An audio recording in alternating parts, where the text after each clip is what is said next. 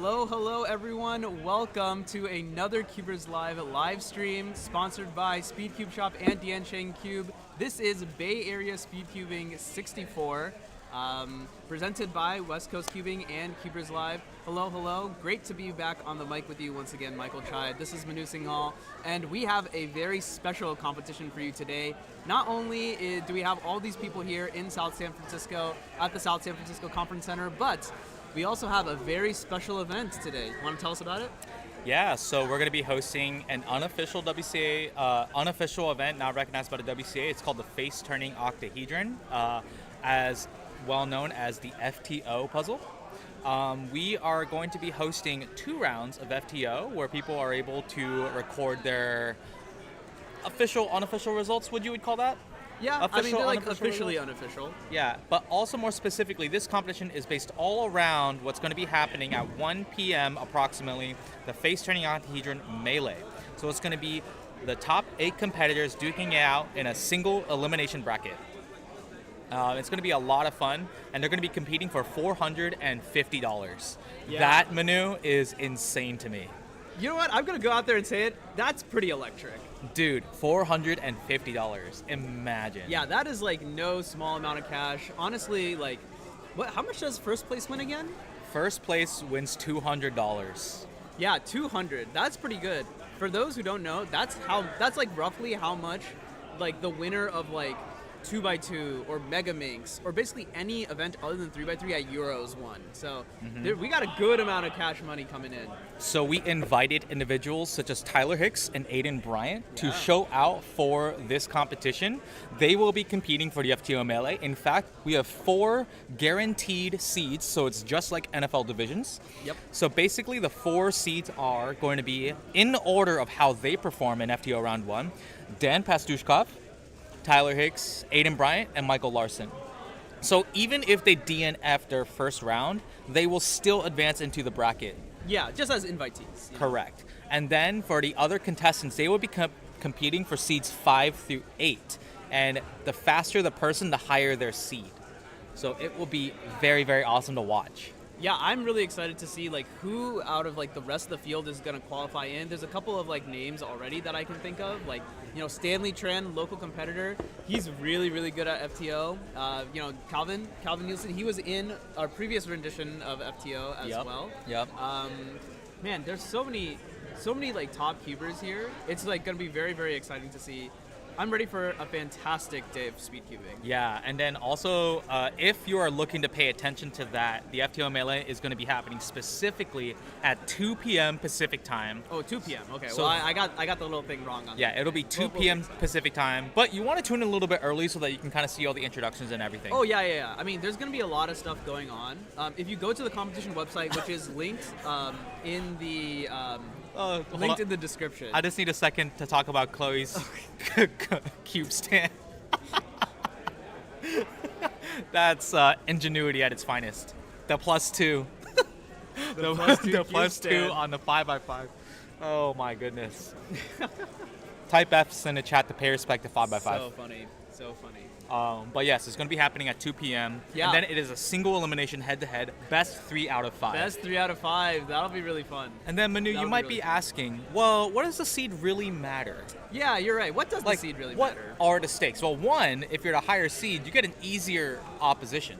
That's the first one. But the second one, and most importantly, you get to select who solves first in our snake-solving format. Yeah, I think that'll be really interesting because we've tried it before, and you've actually seen it at other like online competitions as well. If anyone remembers Cubing at Home back in like 2020, yeah, great series of competitions, by the way. Yeah, it's the snake solve format.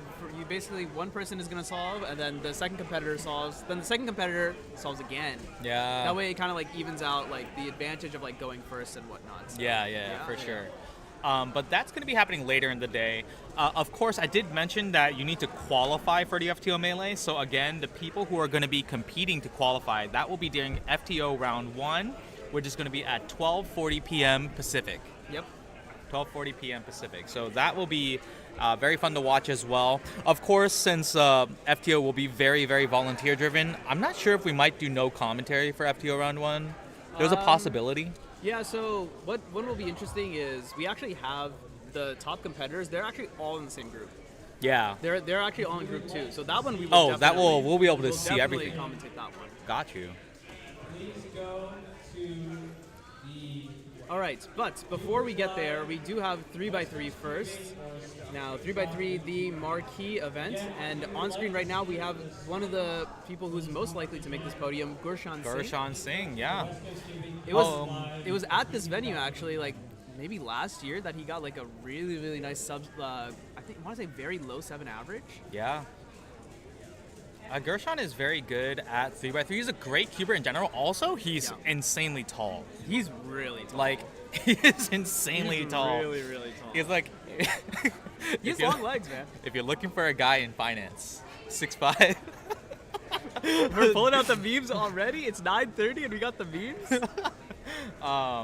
Yes, so Gurshan will be one of our top players. Of course, you might be asking, well, what are the other people competing for? This competition specifically, if you're here, if you compete in 3x3 round 1, you automatically qualify for an FTO giveaway. We have like up to 20 FTOs. Yeah. Now we got a lot. We gave one to our event coordinator, so technically we only have 19. But yes, you are able to qualify for an FTO giveaway if you compete in 3x3 round 1. Also, if you podium second place and first place for any of the 5 events we're hosting today, including FTO, you get to win a Diancheng 9x9 and a Diancheng Gigaminx, one each so I believe the 9x9 will be first place and the Gigaminx will be second place. And then also, again, this competition is sponsored by SpeedCubeShop, so of course the podium placers will all receive generous gift card packages. Yeah, so we got a bunch of sponsors in it, and that just means a lot of cash to be thrown around, a lot of cool stuff for all the competitors, whether you're good at FTO or not. But yeah, I mean, one of the major reasons we wanted to host this, Mr. Chai, is mainly because we love FTO. Yeah. We, like, both of us, like, we've done FTO for like many years at this point. You know, we were the ones to put on the original FTO Melee. We were, yes. Back in 2020. You can actually find some of that footage sitting around on the CubersLive channel. We recently got some found footage of the final that was live streamed only. So you can go take a look at that too. So, you know, we're big fans of FTO, and we definitely wanted to showcase what FTO is like to the rest of the cubing community. Yeah, exactly. So if you're interested in doing FTO, like, you know, you can take a look here. You're gonna see like the best people in the world compete, and if it's a puzzle you like, you can pick it up. It's a pretty cheap puzzle. The Diancheng puzzle is very good and very cheap. What was it? $17.99? That sounds right to me. Yes, very good. You also see Dan Pushkov in the background there. He is at least our top 2 player here for FTO. Also very good at 3x3 and 4x4. Yeah. Did you know he's like top 2,000, or he's top 1,000 for 3x3? I'm not surprised by that. I actually didn't know that. I mean, 3x3 when you get to the highest level is extremely competitive. So like, if you shave like 0.2 seconds, you jump the ranking significantly. That's a good point. But yeah, Dan definitely just a top competitor all around. You'll see it when I pull up his card later when he shows up on the stream, but also the North American champion. Yes. Yeah. Gurshan's 3x3 solves have been a little bit shaky thus far. Mm-hmm. You can definitely see his hands also twitching a little bit. Is that Felix Lee on the other? That is. Wow, that guy. That is. He has one of the oldest IDs of active cubers, I think. Yeah, what is his ID? I think it's 2008, which it's not the oldest, but he is up there. Yeah. So if you're also tuning in to South San Francisco for the first time, we've done a series of experimental competitions, and it's quite fun because a lot of the OGs come to this competition, and you know, it's a friendly reminder that the Bay Area is really where everything started. Yeah. You know. Yeah, definitely. So shout out to our OGs. We love to pay respects. They're still alive, thankfully. Yes, they are. They're alive and well. It's good to see that, Yeah. you know, it's good to see like the OGs and people who were like kind of in it since the beginning still participate in speedcubing. Yeah, correct. You know, even though we've seen year after year, the average competitor just gets younger, right? All right. But also, shout out to Ben Puzzles, who will be a part of our commentary today. So we are going to be inviting Ben Puzzles to do special analysis for after every round of the FTO Melee. Yeah, which will be super, super fun. I'm looking forward to it. Ben will be commentating from Montana, So it's cool. We're gonna have like a take it to New York moment. Whoa, whoa, whoa! Don't get too specific now. Let's not dox him. He might be anywhere between this the coordinate and that coordinate. Fair enough. All right. So Dan has also been announced to have been sponsored by Dan Cheng Puzzles. Yeah, which is pretty cool. I was very excited to hear that. An 896 to start off for him. Well, that looks like he's actually into solve 3 now, based on the scorecard. That is not Dan's best work. No. What I will say is, if you're looking to improve on 3x3, watching that solve was a good example of what you would not want to do. So he was definitely looking on the back side of his puzzle, pausing a lot, just rotating the puzzle a lot, and that's not something you want. Yeah. You want to have fluid turning. Yeah, not the best work from him, but then again, it's important to remember it is only round 1. Yeah. These results don't really matter that much. Of course, like if you get like a personal record or something, that will still count. But you know, in terms of like getting the podium placement at the end, it doesn't really matter. Gershon with that good looking F2L to start off here, kind of shaky turning, still ended up getting a 7. Very interesting. OLL. I do not like that OLL. It's something with the M move into a soon and then finish. Yeah, as we watch Felix back on the stream now. Man, dude, I love live streaming competitions. It's always just back to back action. It's a lot of energy. Yeah. We always love the energy at live stream competitions. Get to really show you the community that exists at the local level, right? Yeah, of course. And one of the things I love doing is, one of the reasons we love to stream the competitions is to just share with everyone else. Like, this is like, you are now part of our community now in the Bay Area, whether you like it or not. Well, I guess if they don't like it, they don't tune in. I guess that's true. But why would you want to tune in? Like, we got Michael Larson on the stream right now. He's gonna show up to do FTO later. Great delegate from Reno, Nevada. Yeah, we just got some awesome guys around, so certainly is very fun. Good solve. 7.56 from him. Yeah. I feel like one major pause. I saw one major pause and maybe slightly sloppy turning. The PLL could have been better because it was an A perm. Yeah. He could have executed that much faster. But the OLL, great execution. Yeah. And I feel like something that we're going to see a lot of in Cubers going forward is improved efficiency. Yeah, I feel like nowadays Cubers are like focusing a lot on efficiency, which is good. It's tough to focus on efficiency. It's very easy to think that, oh, I'll just like turn fast and it'll be fine, but it's a bit of a trap to turn fast, I think. It's a bit of a trap to turn fast, but then again, like the best cubers in the world, they're learning to turn fast and look ahead at the same time. Exactly. It's pretty nuts. Yeah, I guess you're right. I needed to caveat that a little bit. Obviously, like, ideally you want to turn fast. Yeah. But you need to be able to turn fast and not pause. Yeah. And then the meta right now has really been, I mean, the Chinese cubers have really set the precedent for the 3x3 meta. Yeah. With a combination of ZBLS and ZBLL. Yeah. Xuanyi in particular has been very, very impressive as of recently. Yeah. So if you're looking to improve on 3x3 and you're young, you know, capitalizing on ZBLL might not be a bad idea for you. Maybe. Yeah, I mean, at this point. A lot of Alex. A lot of Alex. I mean, we cannot stress how many Alex. 400? 470 some? Yeah. 476, I want to say. I will say, though, ZBLL, there's a lot to say for ZBLL because some of those Alex are tremendously fast. Yeah, there's a lot of really, really, really good Alex. Yeah, some of those Alex are tremendously fast. So, I mean, all of our issues have never been the Alex execution. It's always been the recognition time. Recognition is tough. And I guess if you train at a young age, it's definitely possible. Yeah, but there's a lot of training that goes into it. Oh, you know, yeah. Dylan Miller and I, we were talking about this during the GAN SSL stream. A lot of people were like, oh, Yiheng should just learn ZBLL. Yeah. It's just easy, right? And then Dylan made it like I thought it was a very smart point. He's like, it's not that easy. You can't just say learn ZBLL.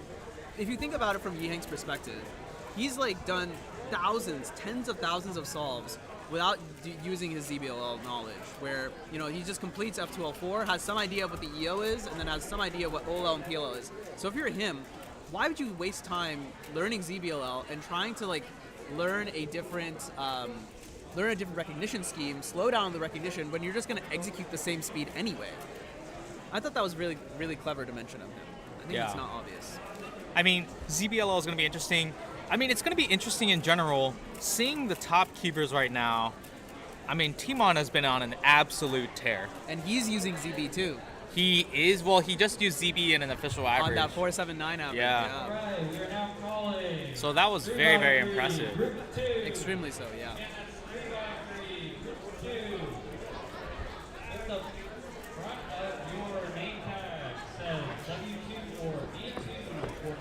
All right, 683 for Gershon here. Wow, great finish. Yeah, good. Some pretty good solving for him. I think he is wrapped up with his average. As you may have been able to hear from the announcements, we are going to be moving into 3x3 Group 2 now. Yep. We're going to take this opportunity to play a short ad. We're also going to switch around some commentators a little bit. And yeah, we'll see you all on the other side. Stay tuned. Hey, we are SpeedCubeShop. We are your one-stop shop for anything cubing or puzzle related and have something for everyone, beginner or pro. If you want the best of the best, allow us to lend you our years of experience and consider one of our premium setup speed cubes. Our team of experts will dial in your speed cube by applying lubricants and adjusting the settings so that when your cube arrives, you're ready to start crushing your PBs. Have any questions? Our team is available via phone, live chat, or email to help get you on track. Tap the link to find your next challenge or upgrade and enjoy what we and many others consider to be the best shopping experience around.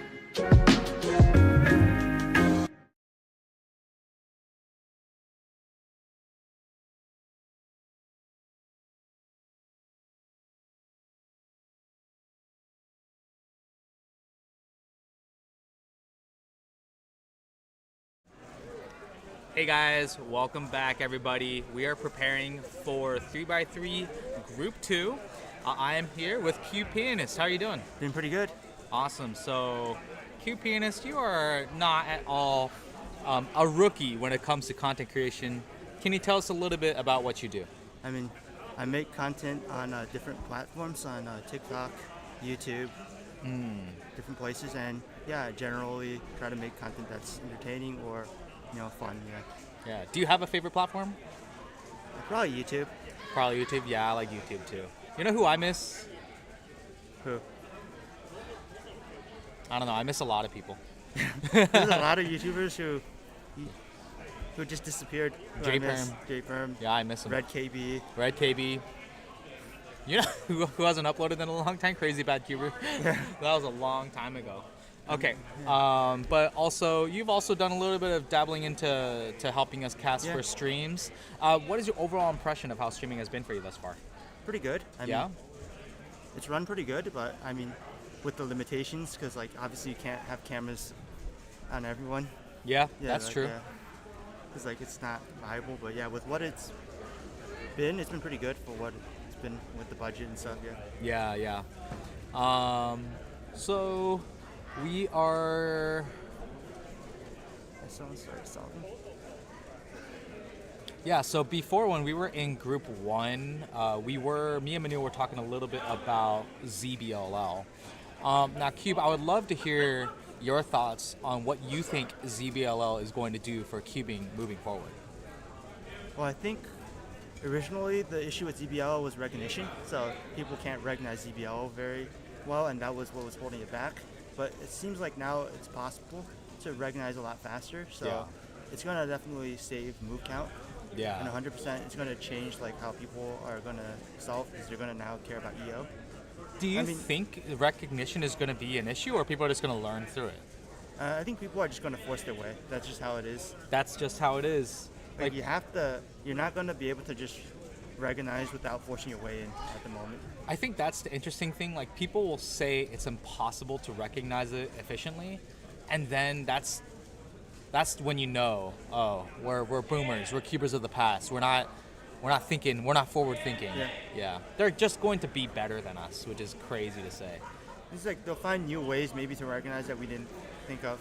Yeah. Like there's gonna be like, oh yeah, this piece you could look for these patterns, which yeah, that's honestly and also wild. because now it's a lot of white cross solving, so it's going to be easier for recognition when you have one color. When you don't have to deal with as many colors with color neutrality when it comes to the last layer. Yeah. So we're actually watching this competitor here. He's actually using beginner's method. So, which we wanted to highlight because we want to encourage people, no matter what skill level you are at, to go to a competition. Like, what do you have to say about that? What would be your biggest piece of advice to people who are learning how to solve the cube? I think, as you stated, competitions are for everyone. I think it's really important to know that, like, even when I went to my first competition, I think I had like a 30-something average. Yeah. Yeah, it was like, yeah. I mean, it was okay, yeah. So there's a lot of different types of people who go to competitions at different speeds. Just realize that it's about like beating your own personal best. It's not necessarily about like beating Max Park or beating like Yi Heng Wang. You know, like they're the best in the world, but you don't have to like always race against them. It's about racing yourself, being your own personal best. Yeah. And that mentality is exactly how they became the best, because let's be honest, they all started from here. Yeah. They all started from somewhere, right? Like, they weren't the world best after their first competition.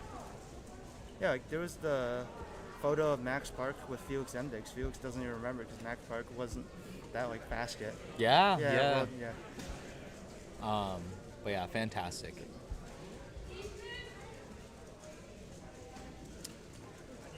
competitors. 30.09, not bad. He does not like the time though. Yeah, I mean, I understand. Everyone, it's their own standards. Yeah. You know, it's like, well, that's the whole thing about racing yourself, right? yeah. Yeah, that's the beauty of it. It's like track and field a little bit.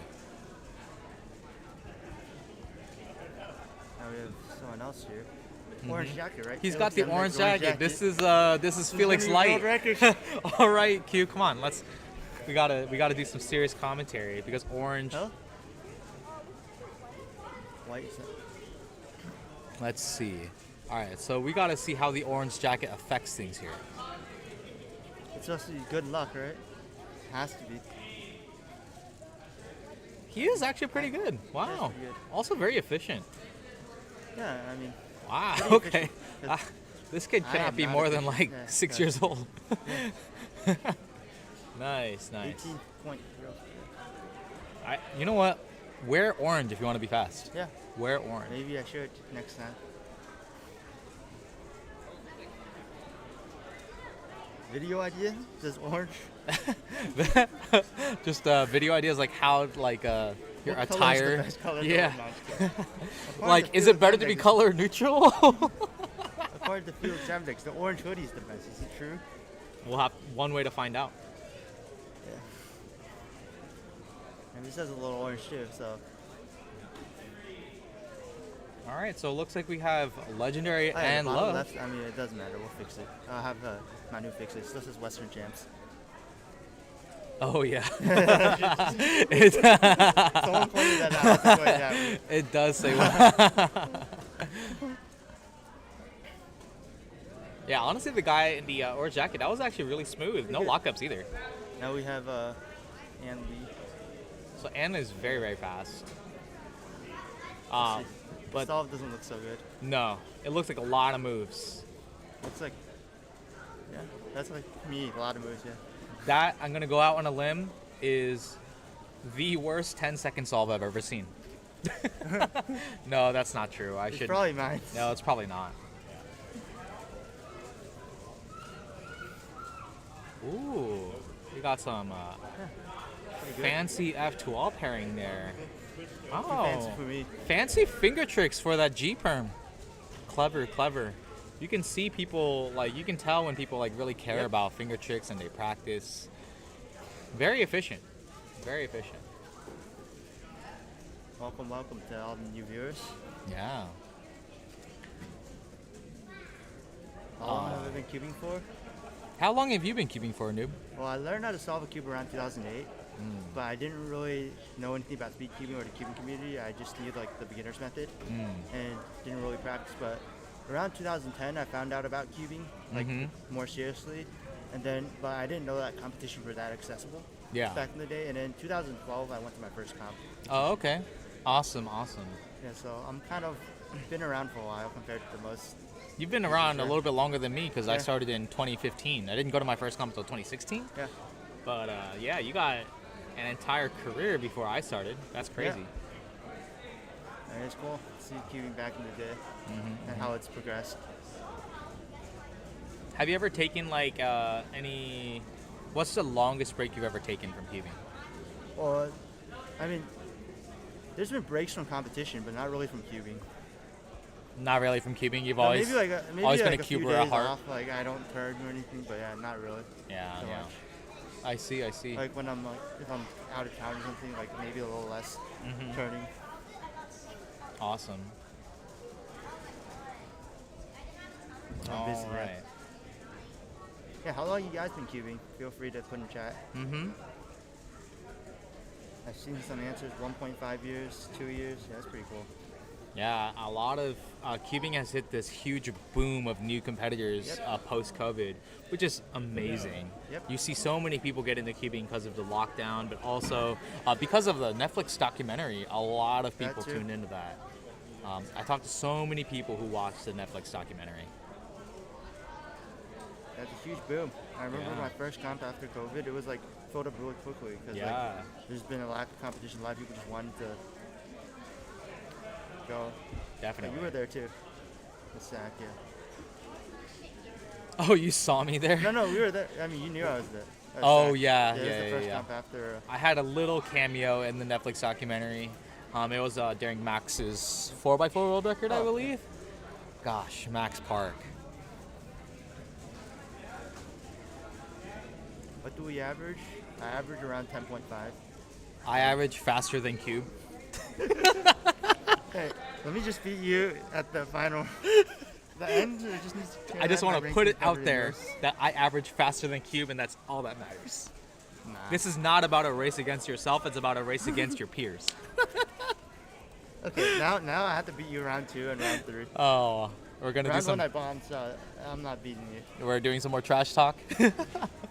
Oh man. All right, so we got our producer, Manu. director of CubersLive. Legend. Oh wow. No lockups so far. Kabir Patel, please come to the data table. Kabir Patel, please come to the data table. You know, for someone who 11.49, pretty good. orients edges, he should know that ZB. But he doesn't, so.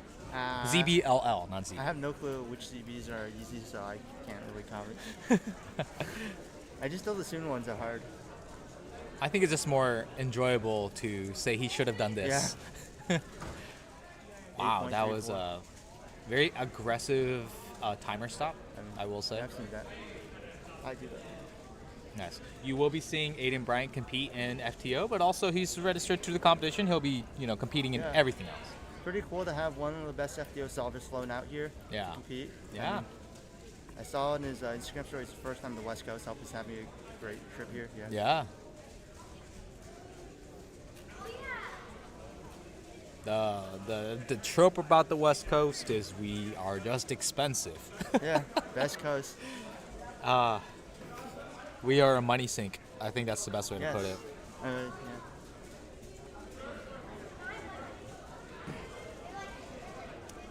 This might be the first time I've ever seen a CCFF00 Polo.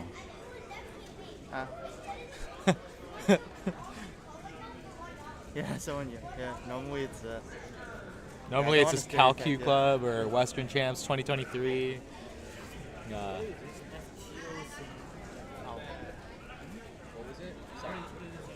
oh, it's an unofficial puzzle. It's a head-to-head against me. So it's really fun to watch this stuff. It's just unofficially. Yeah, so someone's asking about FTO and what it is. So later, just to might as well talk about it, later we'll have what's called an FTO Melee, along with 2 rounds of FTO. Yeah. So the FTO Melee is actually a head-to-head for the world's fastest FTO solvers that have been flown out to compete. And with other 4 force people FTO. to qualify. Compete against 4 people who will qualify. Yeah, That's yeah. all I say. It'll be a lot of fun. I think this is just a really fun event to hold, and I don't know. It's just I feel like this type of formatting is just a way to celebrate FTO. You know.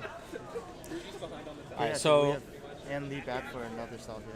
yeah, we have Ann coming back. I think after this solve, they're going to be wrapping, so we will be going to a quick commercial break. But we'll just see Ann finish up this solve here. How'd you? Yeah. Are you in this group? I'm in group 3, so, Yeah, so you're in the I'll next be group. up That's next what for I you. mean,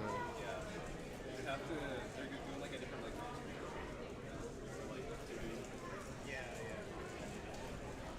All right, so and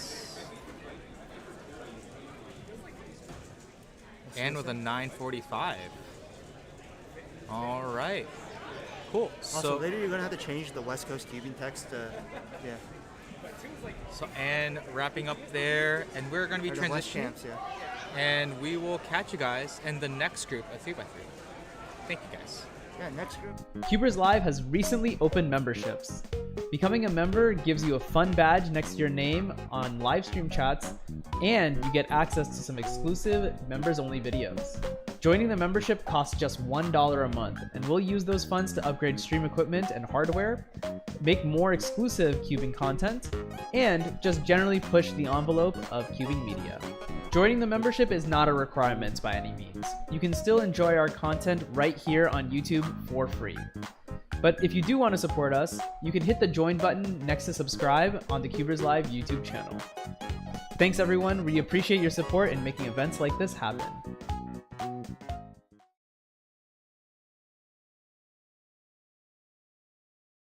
Just do it. Hello everyone. Hope you enjoyed the CubersLive ad. I made that ad like yesterday. So, no, actually it was Friday. I made that ad on Friday. I mean, So I didn't really get to listen to the ad, but it must have been good. It was a really good ad. Trust me. It was a really good ad. I don't make bad ads. All right. Actually, it was like extremely mediocre, but it's fine. But yeah, I mean, memberships are now open on the CubersLive channel. If you want, it's like $1. So it's Help support the content and as well as Yeah. CubersLive. Yeah, we do. The We do a camera. lot of stuff. So Yeah, probably want to tell people not to move the camera. yeah, I'll go move the camera back. But yeah, it looks like Ann had that last solve.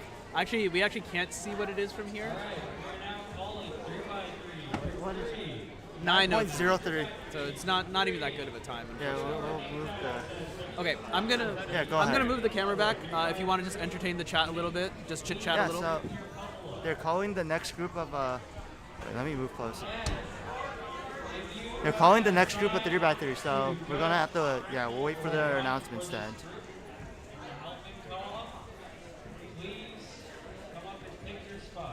You can talk to the chat. Yeah, I know. I'm just waiting for them to finish announcing.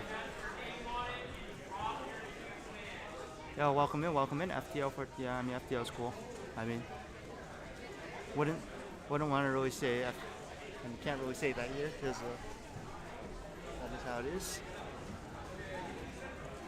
Yeah, so we're getting started soon, again with group 3 of 3x3.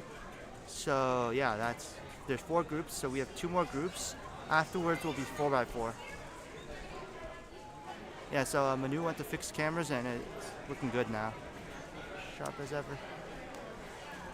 Yeah, so we have, who's in this group? Stanley, Tran, Michael, Chad. Yeah, I can see a couple of them. We have a couple of the hooligans in the background. the WCA board member. Yeah. Yeah. Yeah, I hope you all enjoyed my 11 on stream. That was a pretty decent solve. What did you guys say? Did you commentate? Did you commentate my solve? I mean, it was pretty good. Was I mean, someone more interesting? he was on? roasting. Michael was roasting you for not knowing that ZBL. Wait, which one was it? I don't remember, but I think he's kind of jokingly roasting you. Yeah, but, because I don't know many of them. I don't know any. I know, so I like- can't tell which ones are hard. or I know easy. like maybe 40 ZBs. No, that's not true. I know. Actually, that's probably true. I probably know about 40. Yeah, because everyone knows the default walls. They're technically some Yeah. walls are default ZBs. Yeah. Yeah, So, so, like, you everyone always- knows like 7 of them. Yeah. And then I know COLO also. So I know Yes. about 40 COLOs, but I can't recognize all of them. So Okay, that's so why I still estimate around 40. now we have people starting to compete. Yeah. I'm realizing we never explained what ZBLL was to like the rest of the audience. Basically, like the way that ZBLL works is it's a sub-step of the method called CFOP. It's basically it's kind of like a layer by layer method. Yeah, it's where- advanced. where you build like the first 2 layers. Then what happens is that on the last layer, if you get all edges oriented, so that's where you have like all of the top layer stickers pointing up. If that's the case, then you can do what is called the ZBLL, and you basically just solve the rest of the cube. So you orient the remaining corners, and you permute all the corners and edges together to just solve the rest of the cube. Yeah. One other thing to note, a lot of cubers, some cubers, or I shouldn't say a lot, but some cubers who do ZB, they're able to sometimes do edge orientation, and that will allow for them to automatically get a ZB case for the last layer. Which is basically what I do. Yeah. Except I don't know ZB. I just do edge orientation because I don't know OLL. Yeah. But yeah, so that's what a ZBLL is. You'll see some competitors today using some ZB, but overall it's a pretty advanced method. It consists of like 400 plus algorithms, so it's not easy. A lot of algorithms, very few people know all of the cases. Yeah, very, very, very few people know all of the cases. I mean, there was a time where like, I think there was like only Jabari and Anthony Brooks. Yeah. I feel like they were like the two biggest users of ZBLL back in the day. Yes. Now, like, you know, a lot of top competitors know a lot of ZB. But I think knowing full ZB is still relative. Still relative, yeah. A lot of cubers might opt in to actually learn the easy ZBs. There are a lot of easy ZBs. Some skipping just the harder ZBs. Yeah. There's also the other way, yeah. So there's both ways, and that's how it works. Exactly. Because sometimes it just isn't worth it. For example, like if you have a Soon, right? Sometimes it's just faster to do the Soon and get a J-perm than to try and like execute and recognize a complex. Yeah, because the Soon is so easy to recognize or execute too, and then you just have to recognize the PLL. Yeah. But so some people would opt to not do it yet. 9.63 from. Yeah, it's kind of not a great solve for Nico, yeah, but I feel like that's kind of what we're seeing here. Like, people aren't getting like the greatest of solves so far. They're just kind of getting like okay solves. Harvard. It is what it is. Yeah, this person has a Harvard hat. Dude, the bucket hat is so popular now. Like, yeah, I know. When I went to Hawaii, I had to buy a bucket hat. The only reason I bought a bucket hat is because both Timofey and Theodore at Euros were wearing bucket hats, and they like killed it. Yeah. And I was like, okay, you know, I gotta get a bucket hat myself. As we watch Caleb Suh on the white stage. Where is this comp? This competition is in South San Francisco. Yes, South San Francisco. We're just next to the San Francisco airport. The international airport, yes. Yeah, you guys might be able to hear some planes and stuff. So yeah, if in the future, if you ever want to come to this comp, it's usually very convenient because it's right next to the airport for anyone. Yeah. Yeah, you just. I think there's actually a shuttle from the airport to here even. I'm not too sure, but yeah. I mean, it's not. Yeah, it's so not bad. yeah, and it's a fun little series of competitions that we've had since last year. Live stream competitions. Yeah, so if you ever want to appear on live stream. Yeah. This is a good opportunity. You have a place good, to show yeah. up. All right, looks like Nico is gonna get back onto the stream, and as he does, I got a little card to bring up for you, just so you all know who he is. So that's when we say, oh, he got a 9, it's not very good. We're not dissing him. It's just based on his official average. It's kind of okay. Luckily, that's why the overhead cams are OP. Yeah, it's so much easier to see what's going on with an overhead Yeah, cam. people have the. Oh, that's a DNF. He did DNF. Yeah. Can't see it from this angle, but from here you can see, as fellow delegate Chris Martin was explaining during the tutorial, if you are off by an M move slice, where usually a lot of times we just like can flick the middle layer, and it looks like one move, but it's actually 2 moves. Yeah. Because we only count the outer moves. Yeah, slice moves do not count. Also, a double moves count as 1 move. Yeah. Just like a just U2 for for reference. example. Yeah, DNFing is not cool. I mean, I did that too. Yeah, DNFing is unfortunate. What happened for you? I DNF'd one of my solves today because I did the wrong A-perm, and I stopped the timer. Nice sub 1 solve by this person. Just barely sub 1. So well done. that's pretty cool, yeah. Usually it's nice when you're right in front of like 1 minute or any barrier. Yeah. Like right under 20, right under 10, anything. Yeah, exactly. But, And just that also goes to show, I get a lot of people who say like, oh, I want to go to a competition, but I don't think I'm like fast enough. Like I don't qualify. And there's no qualification. Yeah. You can just show up.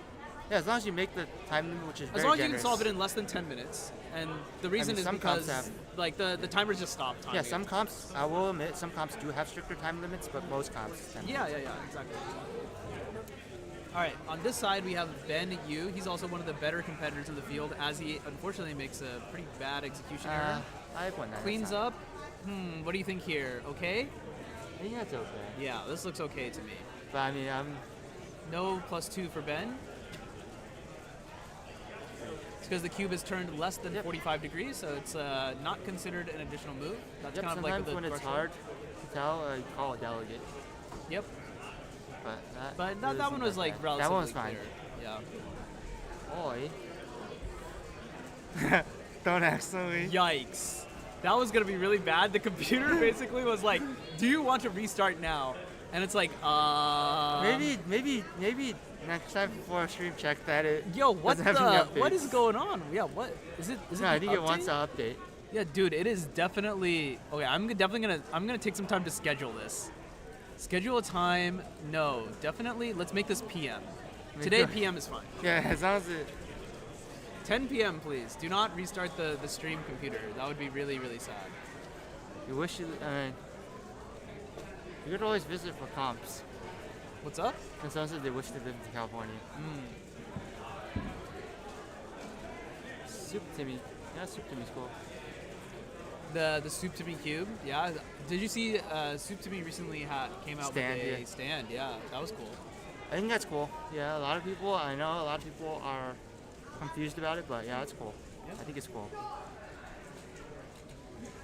I think it's cool that cubers are starting to get stuff like that. Like Yeah. that just shows that cubing is growing. Cause like Yeah. you have to be big enough for that, right? Yeah. Yeah, totally. I think it's fun to see like cubing kind of break out of like kind of like the kind of outside of like just a small niche that it was in, you know. It's like it's bigger than that now. There's Yeah. like there are like more eyes on cubing than have ever been. So yeah, it's really cool. Yep. So now I think just continuing this group. Yeah, I think we're on the tail end of this group.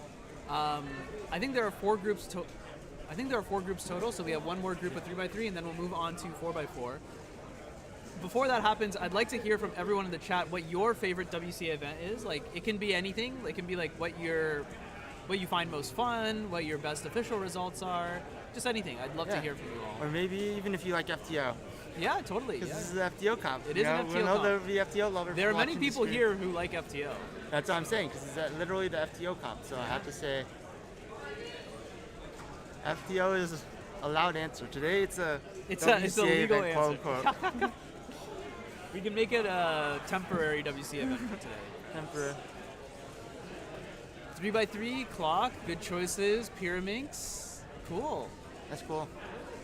Yeah, I'm a big fan of 3x3 as well. I think 3x3 is a really fun puzzle.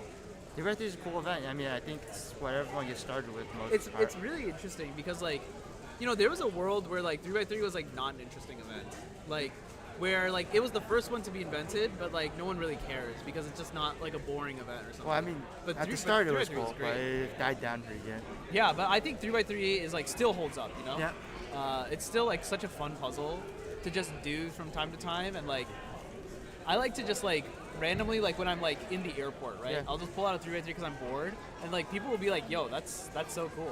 Yep. I think the other thing is like a lot of things are like fads or stuff. Like the Matthew's been around for so Right. long, and it's still the It's most held the popular test of event. time, right? Yeah. Even with other events being added, and other events even got maybe removed. Yeah. It's held the test. Yeah, 3x3 is great choice. Yeah, it's also I think a great length event. You know, Yeah, like, that's true. It's like just enough that like it's like interesting but not like too short. nah. Unless you're watching Timo and man, dude, that guy. Unless you're- Sometimes his solves just end instantly, and it's just like, all right, Yeah, you know. you did cross, and then the rest of the cube was solved. Sure, works for me, I guess. Can't wait for the days people do one look or not like one. What would you even call it? Just the optimize every. Yeah, I mean, like No cross, like skip Chai and everything, I just said, everything it's not that far to where people are eventually gonna get to like even like two looking is not super far away. It seems. Yeah. Seems like it'll come up soon enough.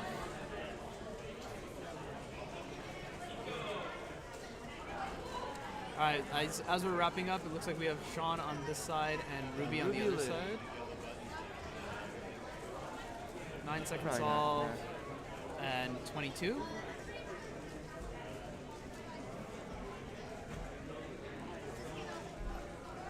Yeah, we'll see how this. Yeah, later we'll probably want to pull out. Later we'll probably want to pull up WCA Live. Yeah. As results get entered. Yep. I mean, I kind of want to pull it up myself too. Okay, just for sure. later purposes. Yeah. So what he's talking about is there's this website called WCA Live. That's where we put all of the live data entry results. You can actually find that in the description of this video wherever you're watching it. Yeah, it's in the description. You can go there and you can see all the results from all the competitors today, which is pretty fun. It does take us some time to enter it because we do have to do it manually. We can only do it once all 5 times are put in. Yeah, and then not only that, like afterwards, we'll have to go to data entry, though. There will be a little bit of a backlog. Yeah. There's a little bit of like validation that needs to Yeah, happen to make sure sure that the times are written down correctly, that there are no other mistakes or errors.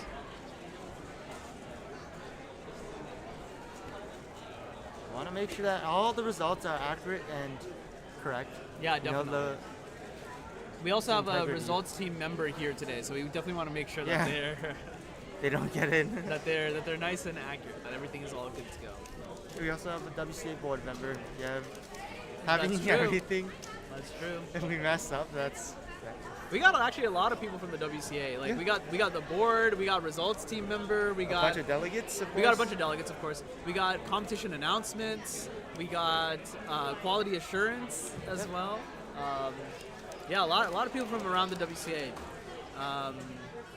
at this competition, which is really fun. Yeah, it's pretty cool. I think that's like one of the fun things about California comps. There's just so many competitors, and like the competitors are all like unique in their own way. Yeah, which it's I think very is really diverse. fun. People with different Very speeds. diverse. Yeah. People with different events they specialize in. Yeah. People of all ages also. Yep. We were mentioning Felix earlier, Felix Lee. He's actually standing right over there, by the way. Yep. Yeah, he's like one of the older competitors in the field. We actually have someone who competed in 2004. Thomas Rond is also here. Yep. I saw there's another 2006 ID. Yeah, which is I pretty saw cool. it, yeah. Pretty cool, right? And then we have some people who like just competed this year, Yeah. which is really Some really people fun. maybe this is even their first competition. Yeah. There's definitely. Yeah. So totally, there's not like a barrier to entry or anything like that. There's no like age limits per se. As long as you can solve a cube under 10 minutes, then you're good to good to go. As long as you register, just register. You can cop. Yeah, to any cop. Yo, it's Ed. Hello, my friend. Good to see you tune in. Yo, what time is it for you? It's like probably. Oh, Welcome. actually, it's like 5 or something, right? You're here for FTO, right? Yeah, I know he's here for totally. FTO. Oh, totally. Oh, Yeah. dude, yeah, that'll be so hype. That'll be so hype. Wish we could have you here, Ed. Yeah, there's a lot of people we wish could be here. Yeah, that's true. Especially with the FTO. Yeah, I mean, FTO is so fun, and That's it's so fun. great to see it like expand, and like the popularity is growing. Dan Chang has put out like a good puzzle. Yep. It's easy to get your hands on now. It's not very expensive either. It's not a super hard puzzle either. It's pretty easy to learn. FTO is this puzzle, by the way. Great guy. It turns very differently. You would think that like kind of turns like a pyramid, where it turns on its tips. It actually doesn't turn on the tips. It actually turns on the faces like this. Kind of weird. Yep. Very interesting little puzzle. Wait. I was like, they messed A up. little I bit was of an like, error they there. missed the whole group. We just skipped Come on, all John. of 2x3. Just smart. Hello, everyone. So yeah, we're going to start group 4 of 3x3. Yeah. I think what we'll do is we'll run it into quick breaks, switch out some commentators. Actually, you've been here for a while, so you should get some water. Just in general, chill. We'll be back with more action from Bay Area Speedcubing 64. CubersLive is your home. for all things speedcubing. From exclusive interviews with top cubers and personalities, Dylan Miller, Maddy Inaba, Tommy Cherry, to highlights from major competitions such as US Nationals, North American Championships, and the WCA World Championship, to podcasts you can listen to while commuting, studying, or even cubing, and of course, live streams from all around the Western region. If you'd like to support our efforts to make speedcubing exciting and accessible like never before, consider subscribing to our YouTube channel. Thanks, and enjoy the rest of the broadcast.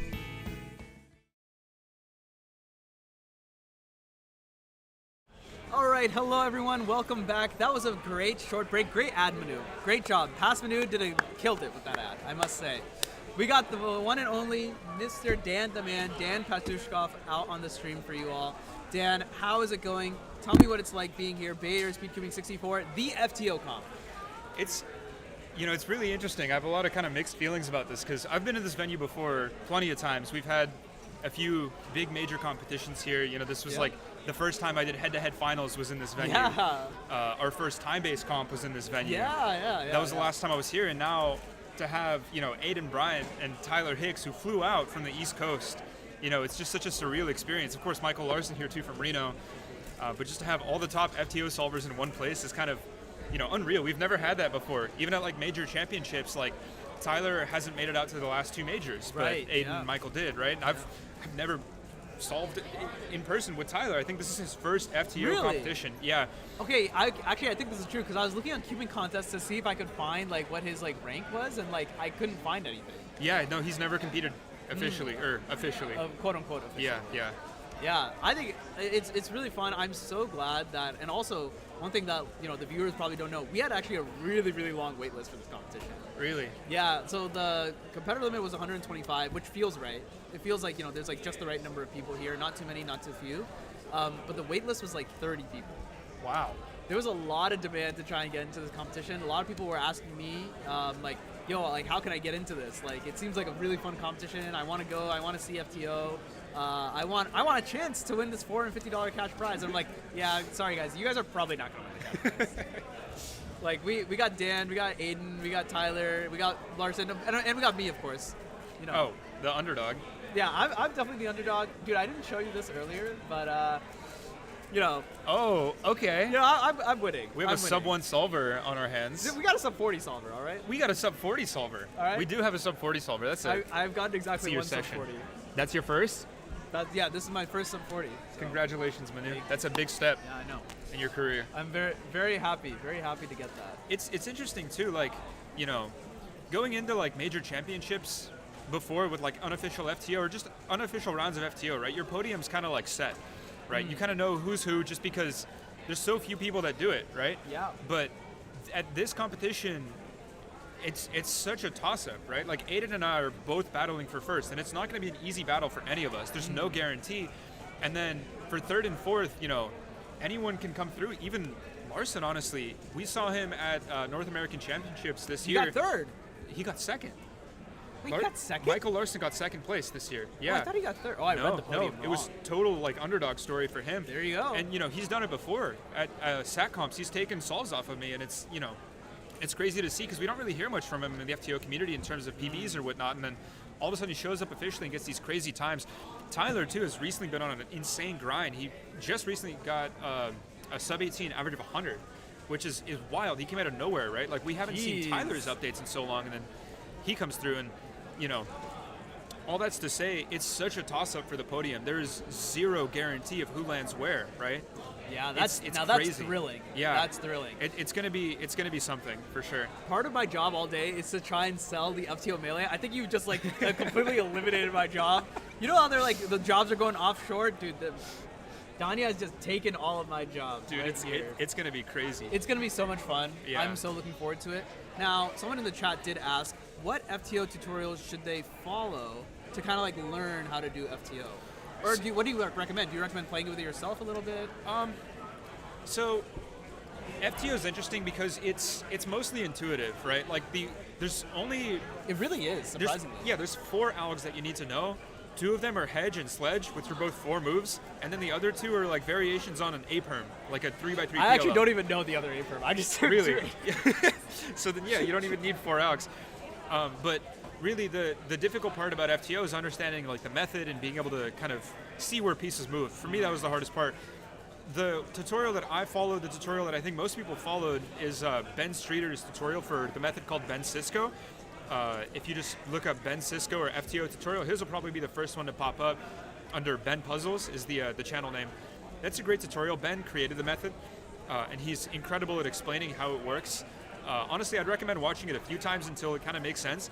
Personally, so Ben taught me in person on how to solve the FTO, and he just kind of showed me what the step is, and then I just sat there for like 20 minutes until I figured out how to do that one step and just kind of worked through it that way. And to me, that was a lot of fun, just because you can figure all of it out yourself, you know, just kind of looking at what it is, you figure out what needs to happen and just mess around until you make it work. And that helped me understand a lot about it and just kind of build off of that. But Ben's tutorial is probably the best one that I've personally seen. There's some other ones out there, but I personally like Ben's a lot.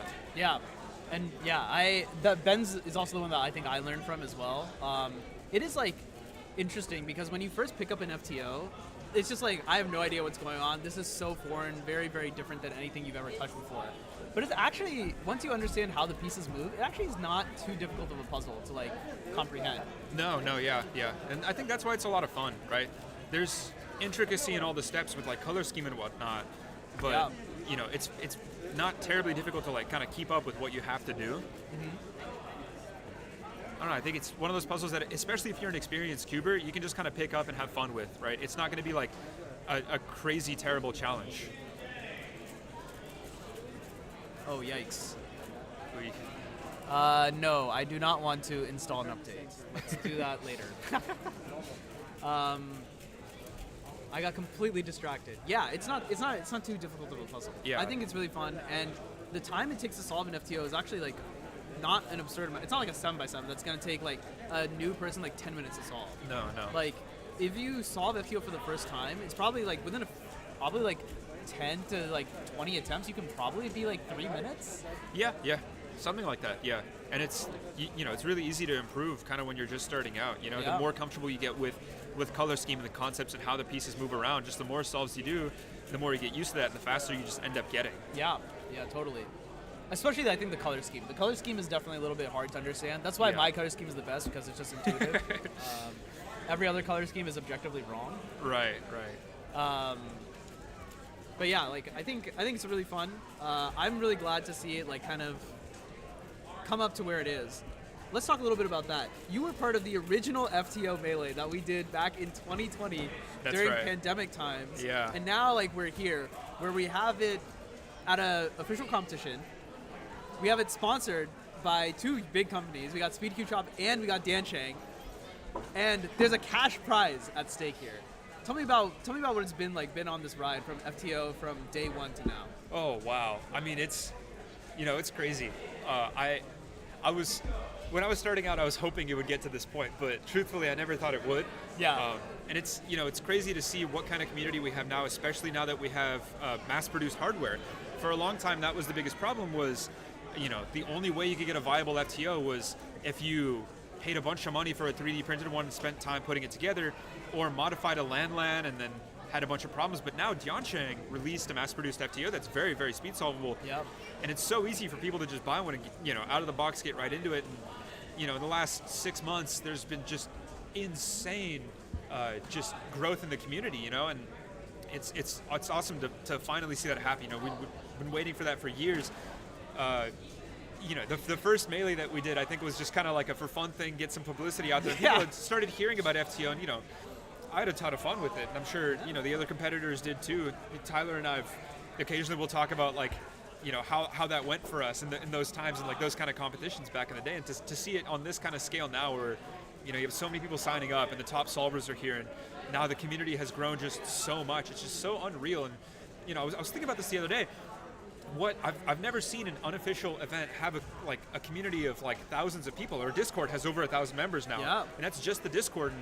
And Aiden and I now both being sponsored by Dansheng. Yeah, it's so cool. Maybe I'm wrong, but I've never seen anyone get sponsored for an unofficial event like this, and it's kind of unreal.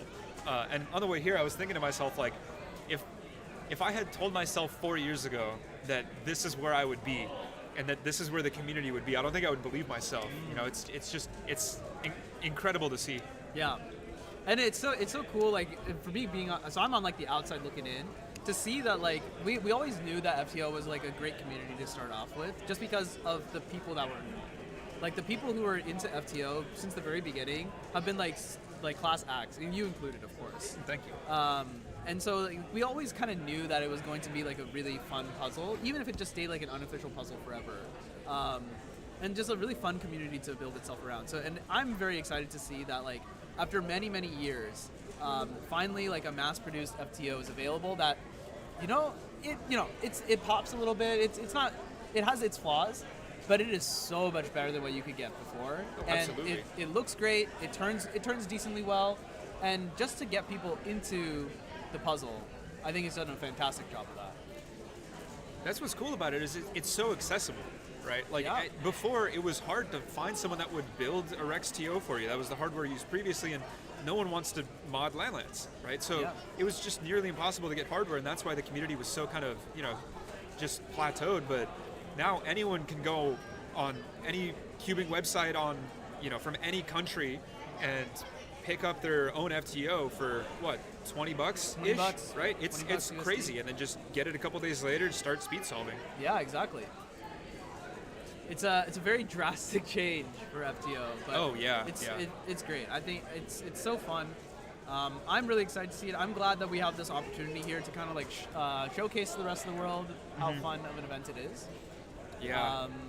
And I think it's just all great. It's just good for the community as a whole, for FTO and for cubing. Oh, absolutely. I agree. I think it'll be interesting to see what kind of the next 6 months to year is going to look like.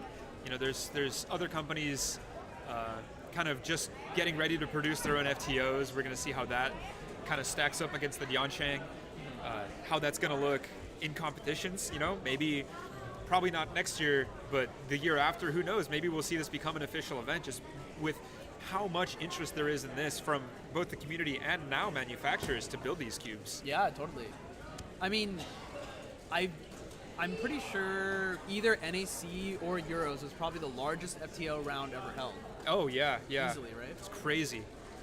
And especially NAC was like very competitive too. Yeah. It was close. I was really nervous. There was a good chance, or the first and second was really a toss-up between Aiden and I. We were both seated first and second respectively, and then just I guess nerves got the better of Aiden. I happened to do decent, and then Michael Larson out of nowhere getting that second place. But it was such a toss-up. I don't think anyone could have really predicted that podium. It's so crazy to like actually have that kind of competition, or that level of competition right now on such a major scale too. And it's definitely going to be interesting today, because that's those same competitors Exactly. and Tyler Hicks are going to be here. So no real predictions. So let's talk a little bit about the format.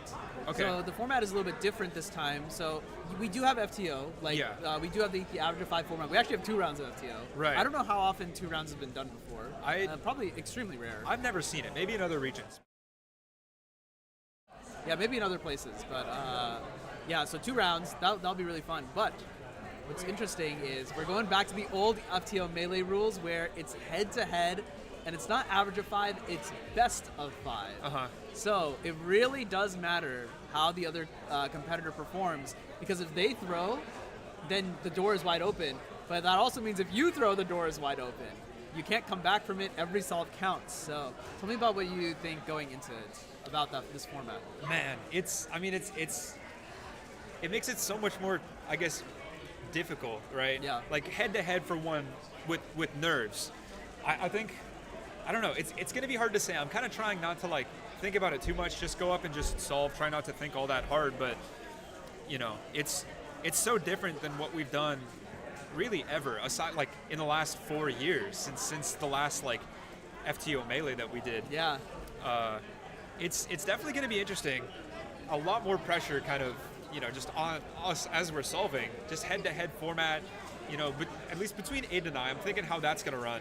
Yeah. Where we're both like, Aiden on average is a little bit faster than me, but I tend to pull out quicker singles. So there you typically. go. That's like Yeah. the perfect recipe. That's the thing. That's why like I'm a little stressed out about it, but like I said, I'm trying not to think about it too much, just because I know it's such a toss-up, and if I get in my own head, it's just going to cause problems for me, you know.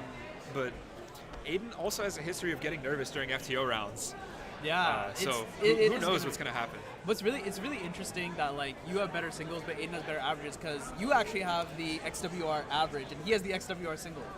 Yeah, that's right. That's right. Yeah, really curious. Yeah, it's oh man, and we've both been grinding. Aiden just recently broke all the world records again, and then I came through with average last week. So we have almost the same single. Yeah, I had 1056, and then Aiden a few weeks later got 1054. So we're really neck and neck on single. My average I think is just a little bit faster. It's like 14.4 versus a 14.5 or something, and then average of 12 I had for a while. Aiden just beat it. Average of 100, he crushes me. So it's really going to be interesting. Zero guarantees today. It's just going to be so fun.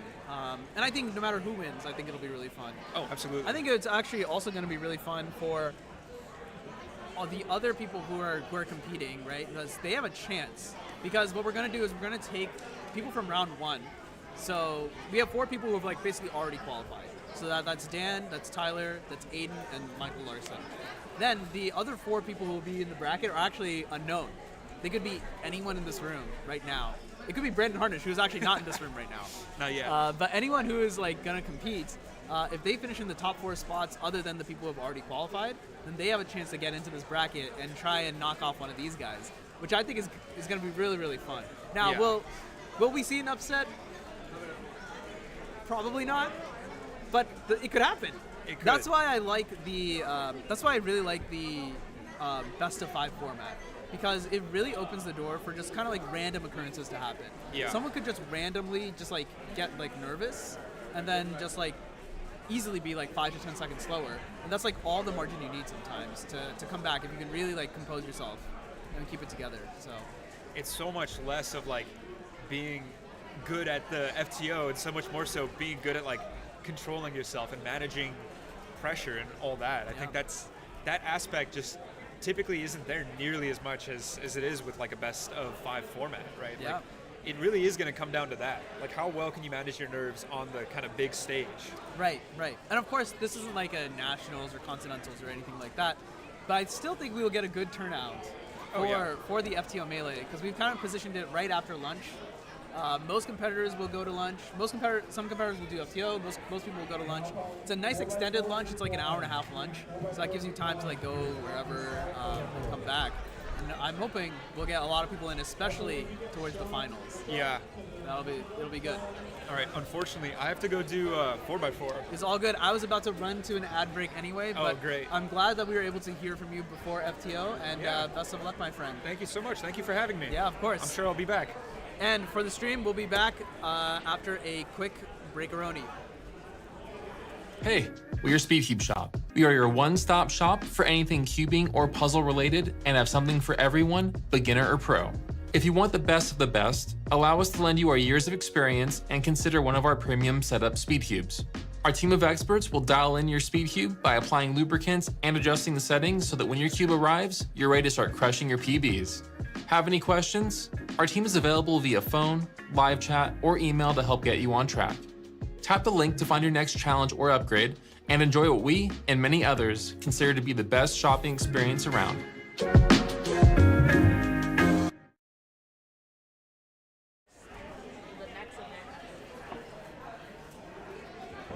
2x2? After 4x4 is 2x2. Then comes FTO.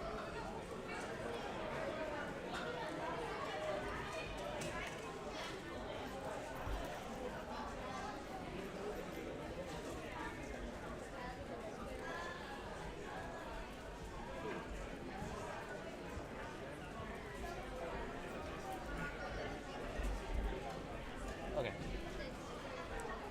Whenever you're ready. Yeah. Welcome back, everyone. We got Mr. Michael Chai on the mic now. We just spent some time talking to Dan about FTO, like the history of FTO and how FTO has gone for him personally and what he thinks the FTO Melee is going to turn out like. And his answer in a word, he's nervous. Is he? Yeah. Oh, It's okay. he thinks it's gonna go really, really back and forth. Kind of anyone can win. I'm looking forward to that. That sounds hype to me. Does that sound hype to you? It does sound really hype. Here's one thing. If I know Dan as an individual, Dan loves to put on a show. He does. He loves That to put on a show. He understands the beauty of pressure. He accepts the pressure, and I think he's going to do very, very well. Yeah, totally. All right, so we're doing 4x4. And Manu, I've said this many, many times, 4x4 is my favorite event to spectate. It's a great event. It's so much fun to watch. A lot of people are like, oh, but 3x3 is the best event. Sure, yeah, it makes sense. 3x3 is the OG event. But Yeah. I just think for the amount of time it takes, 4x4, you can really get into the weeds and go into each individual solve, kind of dissect it, Yeah. and see where exactly each solve is going. Stanley here, he's very solidly into some edge pairing, wrapping that up, going into 3x3 stage now. Very good. We're going to see if he He's gets gonna an get a Olo parody, parody, yeah. And that's the other reason I love 4x4. The competitors hate it. I love seeing parody because Exactly. it's a wild card. It is. Anything can happen. You could have two world-class competitors go head-to-head against each other. They're both on pace. They're both going to get an 18. One person gets an OLL parody. The solve completely changes. The other person gets PLL parody, Yeah. and they're back in it. Yeah, it's a level. It's a I don't know how to the best describe it. It's a way to level the playing field. Exactly. Yeah. Actually, if you're not familiar too much with FTO solving, FTO does not have parity per se, but it does have some very, very complicated last three triples cases, which might as well equate to that. Yeah, kind of. For some sort of- I guess if you get like one flip or something. Playfield leveler, leveler. Yeah. So we got one of the legends, Richard J.S. Apigar.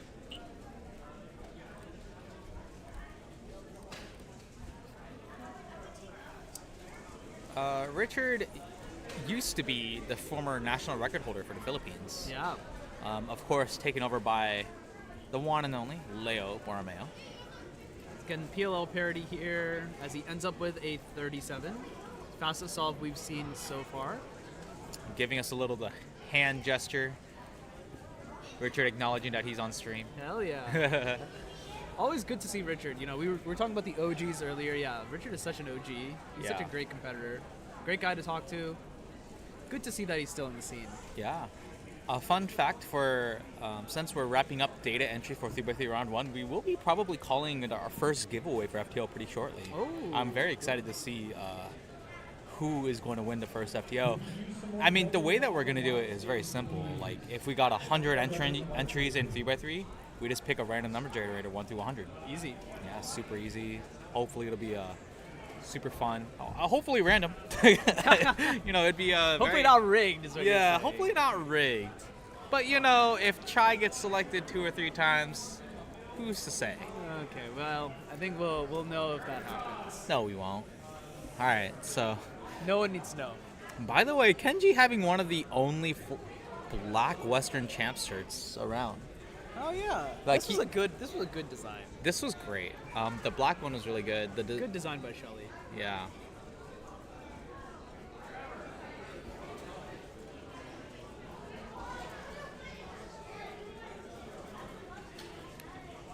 So some of the cubers that we've seen in 4x4 are Stanley Tran, Richard J.S. Apigar. Yep.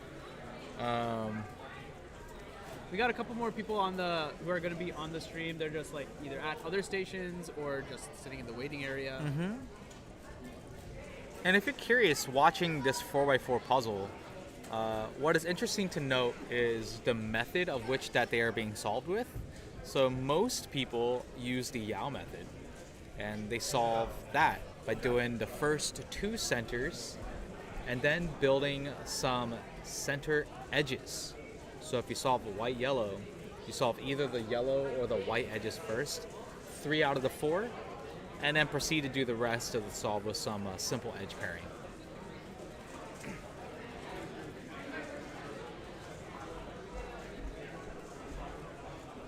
Alright, so looks like he got all parity. All parity, a lot of people hate on all parity, but the other thing is when you're improving as a cuber, OLL parody unironically teaches you how to double flick. If you're not very good at double flicking, you should practice OLL parody. I used to not be very good at double flicking with both of my hands, but after forcing myself to practice double flicks and OLL parody, I got a lot better and I don't have that issue anymore. I really need to practice OLL parody. It's really funny watching Max Park do OLL parody with his flick. Yeah, because he can't double flick. And it's just like, man, I feel so outclassed in so many ways by watching him. You know, one thing that was actually kind of fun?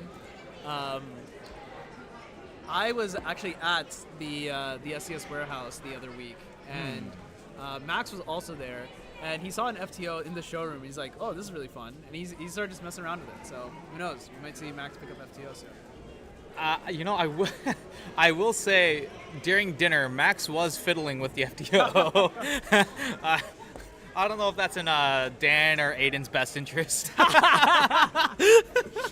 We might hope that it were not the case, perhaps. Yeah, well, actually, you could argue it's for their best interest, too. Perhaps, yeah. You guys got a small screwdriver handy anywhere? Yeah. All right, as we have Kenji on the stream here. You know, Kenji, one of the, one in, probably 150 people in the world to get a 4-second 3x3 solve. Yeah, he was talking to me not too long ago about now he can no longer chase PRs. Because he really can't beat 4.8. Dude, who was I? There was someone else who was mentioning this. Oh, I don't remember when or where. Wow, he actually accidentally gave himself diag. Yeah, looks like it. Which was kind of sad. He made a facial expression which you couldn't see on the stream, but yeah, he did not like it.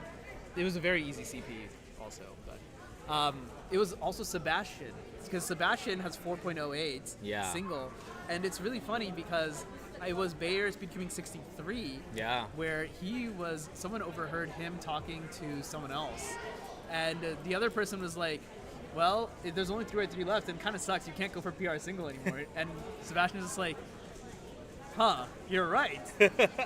Yeah, like they kind of gave up. It's kind of like they lost a little bit of their spark. It's a little tough. It's very sad. Oh, we got Dan. Yeah, Dan on the stream. Oh, whoops! I forgot to switch to Gershon's time. Gershon got a 33, by the way. Good solve. That's definitely going to be competitive in this field. Dan, one of the top competitors in 4x4 as well. We might want to look out for Dan and potentially getting a sub 30 here. We did see Richard get a sub 30 earlier.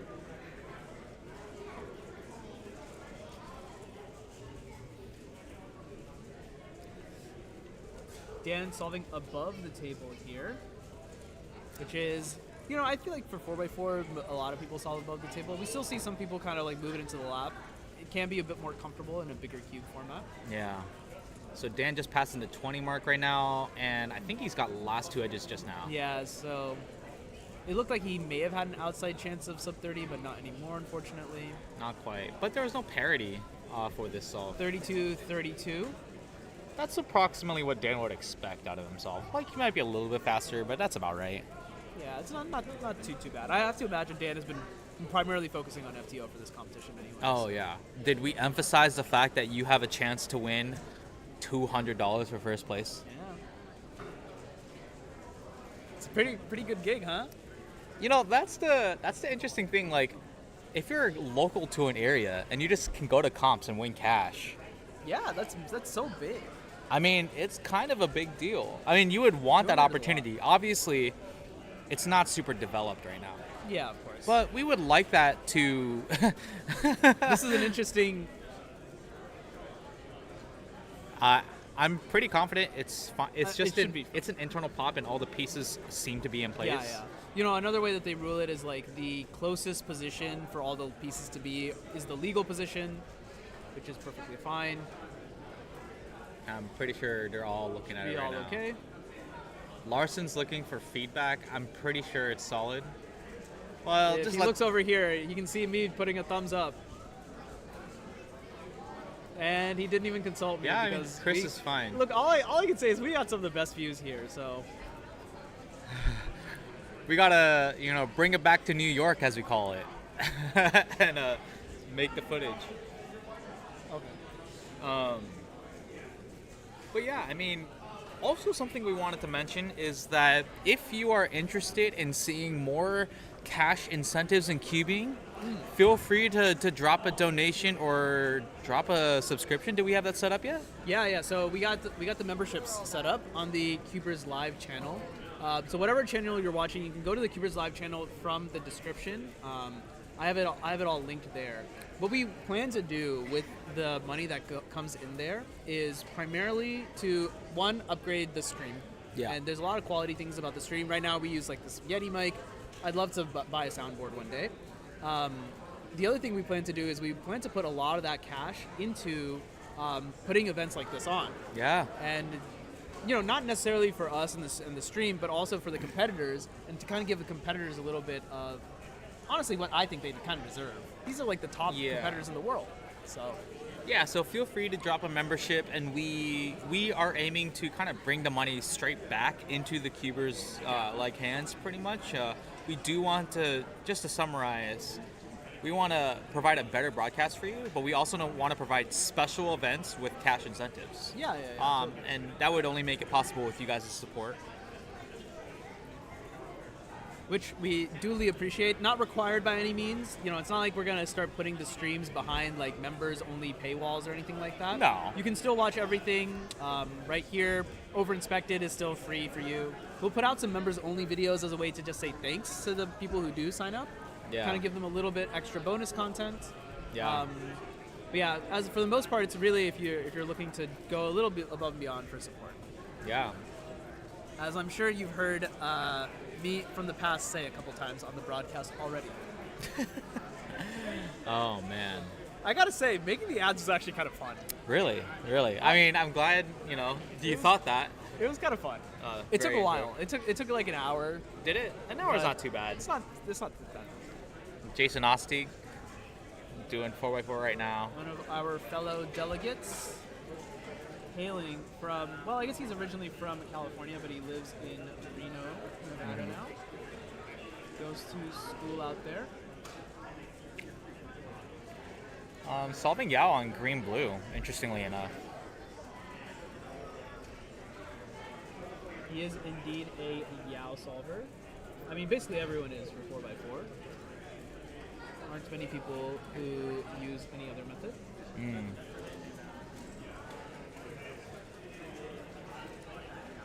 Go wrapping up with a 35-second solve. Not too bad. Pretty good. Not too bad. A little bit off pace of what he has as an official average, but he gets the job done. Can't get PR average every comp, though. No, you can't. I think that's exactly how Kenji and Sebastian feel.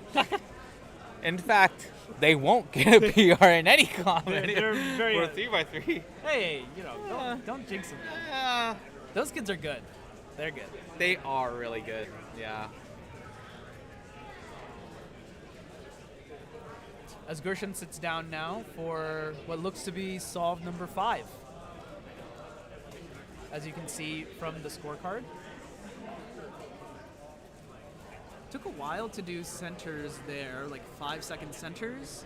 Moving into the next phase of Yao, building those cross edges, and now going into the remaining centers. Centers are fully built. You can see that yellow side is on top. That means he's going into edge pairing, putting all the edges together, turning it into the 3x3 stage. At that point, well, you just have a 3x3 left with a couple of parodies to fix. Like, looks like he's gonna get one here. Yeah, interesting. Gershon being very, very particular with his turning during edge pairing. Yeah. Not moving particularly fast. In fact, a lot of pauses. But did not seem like a lot of wasted moves there. I didn't watch that too carefully, but he did get pure parody. Did he solve pure parody? He had pure all parody. I wasn't paying attention I did not pay attention if he did an extra all. Yeah. But basically, when you see all parody and the corners are all solved and there's just one flipped edge pair, you can basically do an R prime into one of the all parodies and solve the entire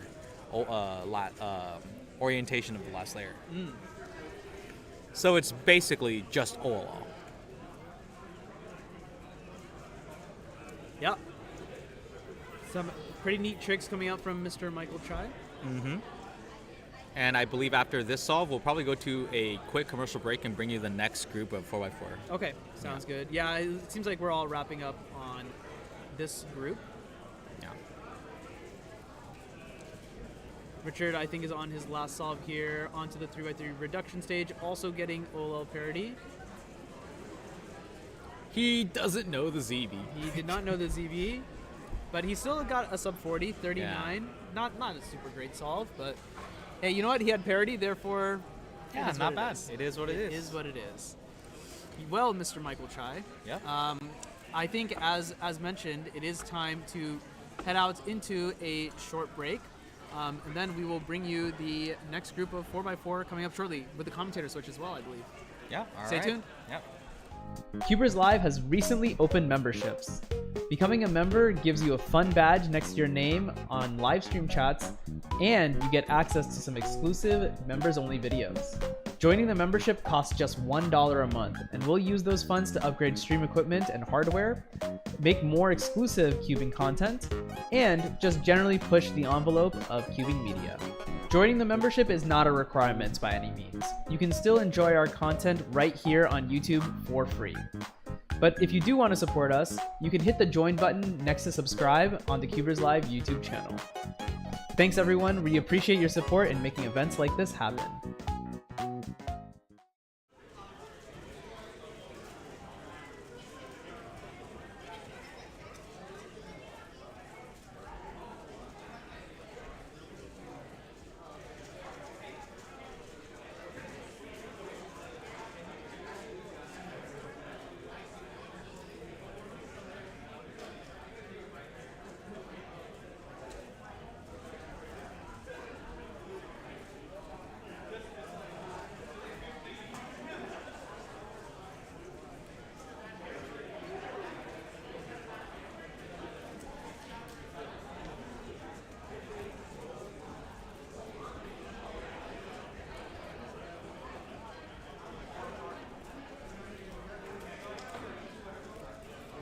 Okay, before we get started with the next group of 4x4, I wanted to announce the first winner of our FTO giveaway, sponsored by Dancing. Can I get a round of applause here real quick?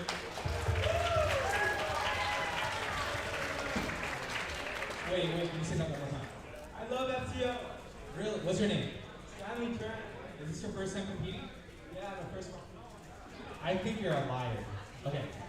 So, the winner of the first FTO out of at least 15 is probably my guess here. I have not determined that yet.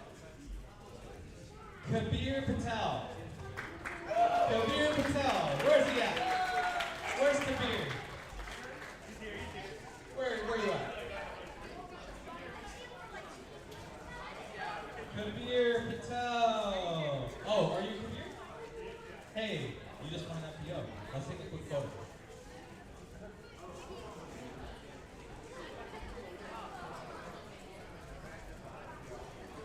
All right, one more? Okay. This is a nice little photo op today. We're going to be starting with the next group really shortly in 1 second. We will just be doing a ton of giveaways, so the entire comp, stay tuned.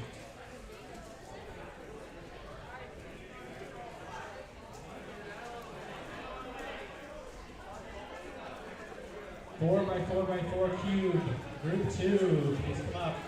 If you have B2 or W2 next to 4x4, you are now competing. We could also use a lot of help with judging on both stages. If you are assigned to judge, if you have B2 or W, or if you have J2 and your helping column, you are now judging.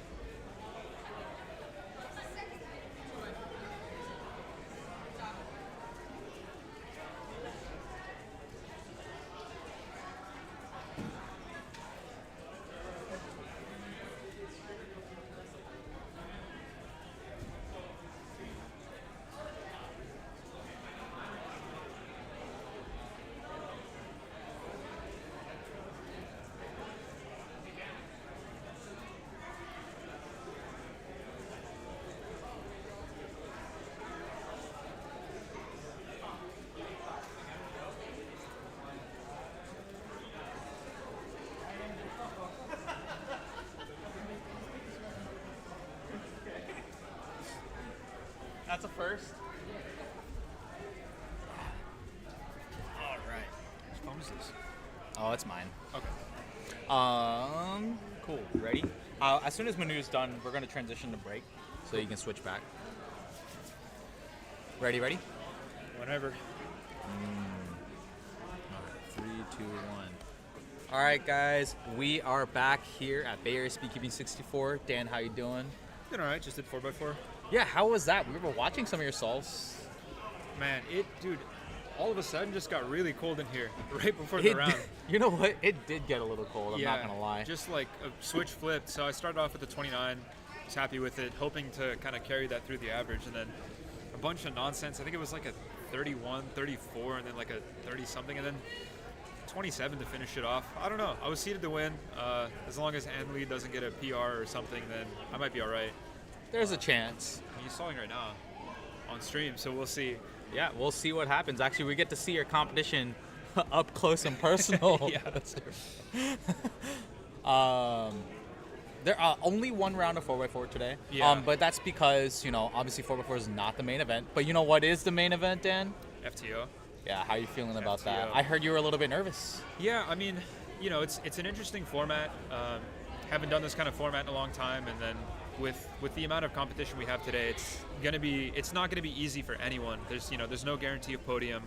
Every single place is a toss-up, so really just have to kind of push through it and kind of do my best, see what happens. Yeah, we made it intentionally hard for you to win.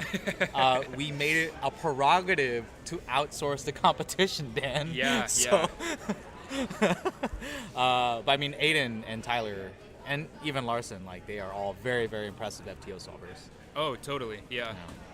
Man. And with a 30-63 to start. Uh-oh. He's not happy with it either. That doesn't look good. And has been practicing a lot of big cubes. That's kind of his forte, at the end of the day. I will say that much. And we also have Michael Larson currently on the stream.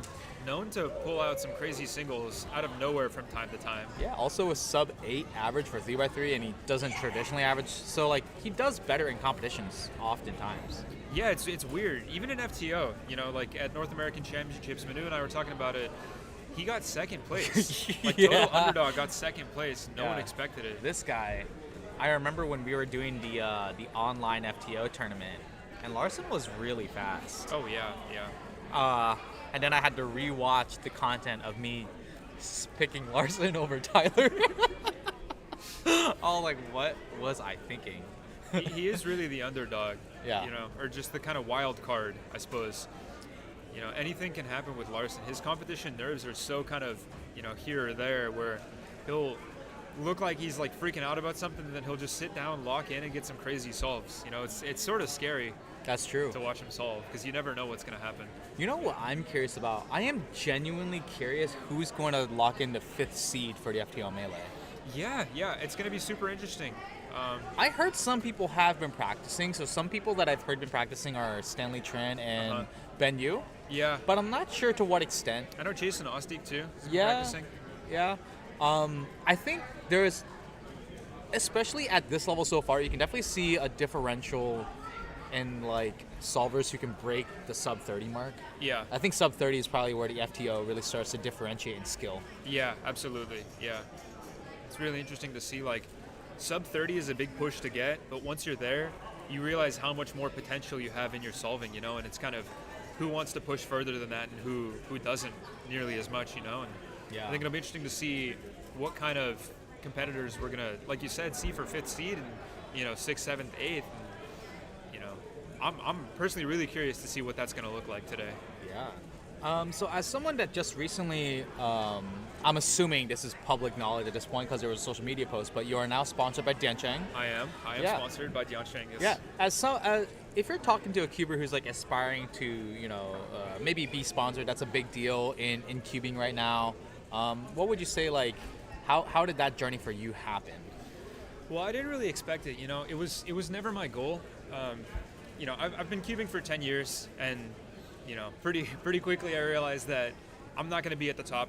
I'm not going to be the next Felix Zemdegs. At the time was the idol, right? And It's definitely a fun goal to have, you know. When I first started like doing YouTube stuff back in the day, it was like, oh, I want to get sponsored by this store, I'll get this store, and you know, it's free cubes and this, and really it's a lot more than that. And I think it's really hard to kind of pick that up if that's your goal, right? Unless you're on track to be one of the best. For me, like FTO was never about being the best, I suppose, or it was just kind of having fun with this event and seeing how far I could push it. Yep. And I guess at that point, one thing led to another, right? It was never one of my goals. It was just kind of one day they reached out to me. Aiden, Bryant as well. We both got reached out to by Diansheng, and you know, now we both took the sponsor.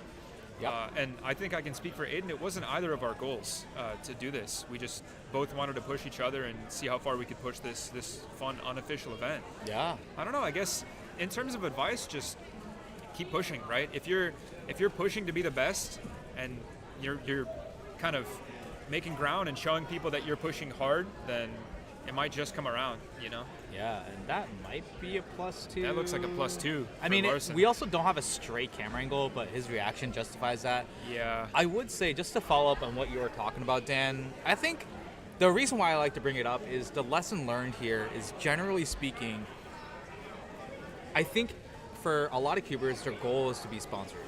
But really what's more important is do what you're passionate about. Yeah.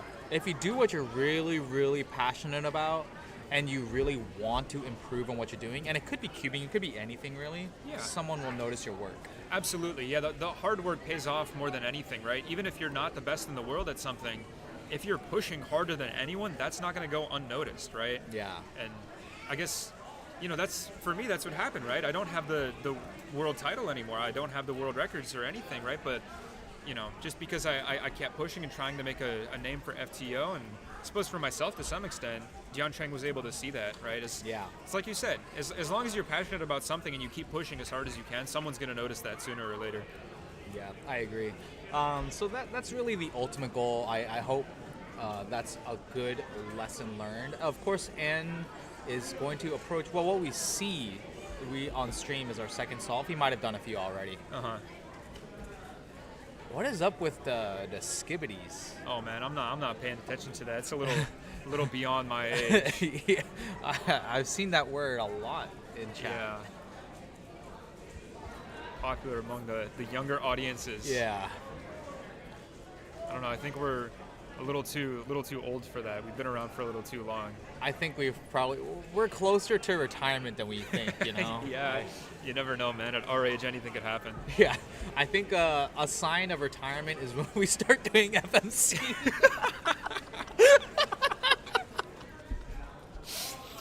Dude, it's inevitable, man. It's gonna happen, man. Every old cuber just realizes they're not gonna be fast anymore. It's like, do the slow events, man. Think harder. Oh man, the strays I just sent out there. Someone will pick it up. Yeah. And with the 35, so that's good for you, Dan. It's good for me. It's not great for Ann. I will say though, I mean, 35 is. What did you get? Like a 32, 33 average? It's probably a high 30 or a low 31. I had a counting 29. Oh, you had a counting 29? Yeah. Oh, yeah. Wow. Okay. So I don't know. We'll see. I see. Okay, that's very, very interesting. I mean, PR is a mid 29. I was really hoping to kind of chase that down. Right, because you got that I want to say within the last year. Yeah, it was. And that was the most recent sat cubing. Yeah. That was a huge goal of yours for a long time. My first sub 30 was last year at Nationals in oh man, where was it? Pittsburgh. Yeah, Pittsburgh. Yeah, Pittsburgh. Yeah. Okay. That was my first sub 30 average, and you know, Yeah. I'd been chasing that forever, and then I hadn't been able to back it up until the last sat cubing. I beat that by a little bit. Ended up winning 4x4 in that, but it was a favorites comp, and none of the fast people showed up, which I was happy about. Yeah. You know, and I couldn't do it today, but still trying to chase it down and get consistent with it. Ed the Rex Man, I come back to the stream and immediately catch a stray. Yeah, that sounds. If you guys don't know who Ed the Rex Man is, one of the, I would call it maybe like what would you call the founding fathers of FTO? Oh, we can have an entire history lesson of FTO. Yeah, man. I mean, it's. Well, we have to have Papa. If we're talking about founding fathers, it's before my time, right? Ben is, you know, obviously the founding father. I think Right. the one of them all. If you were to have to single any one of them out, it's going to be Ben Streeter. Yeah. He's probably done the most for FTO, just single-handedly the most, from method development to hardware improvement. Right before we had anything mass-produced, it was all him. I think Brandon Harnish was one of the old school cubers. I think that did FTO. He was Mm-hmm. solving FTO at the competition that I found out what FTO stood for. Yeah. Yeah. He's been around I forever. remember that we were in Chris's house. That's right. Yeah. That was, and you were just like so enamored by it. Yeah. It's really easy to kind of get that enamored by such an interesting puzzle, especially after cubing for so long. You start to see the same thing over and over again with, unofficials or just any kind of non-WCA puzzles. It's more or less kind of, I guess it's not really copy-paste, but to some extent, right? Yeah. It's just add more layers. It's something else, but this was like, not only is it a fun puzzle to solve just untimed, but there's so much potential in this. Yeah. And I guess it's those founding fathers that really saw that and pushed so hard before anyone else even knew what it was.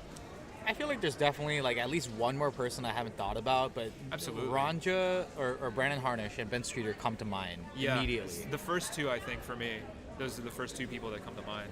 I guess after that, it would have to be some sort of historical lesson on, I guess only Ben would know this, but like where Ben even got the idea to solve an FTO, he must have used a different method. And Yeah, right? that person must have, I wonder who that is. Yeah. I don't know. It's a good question.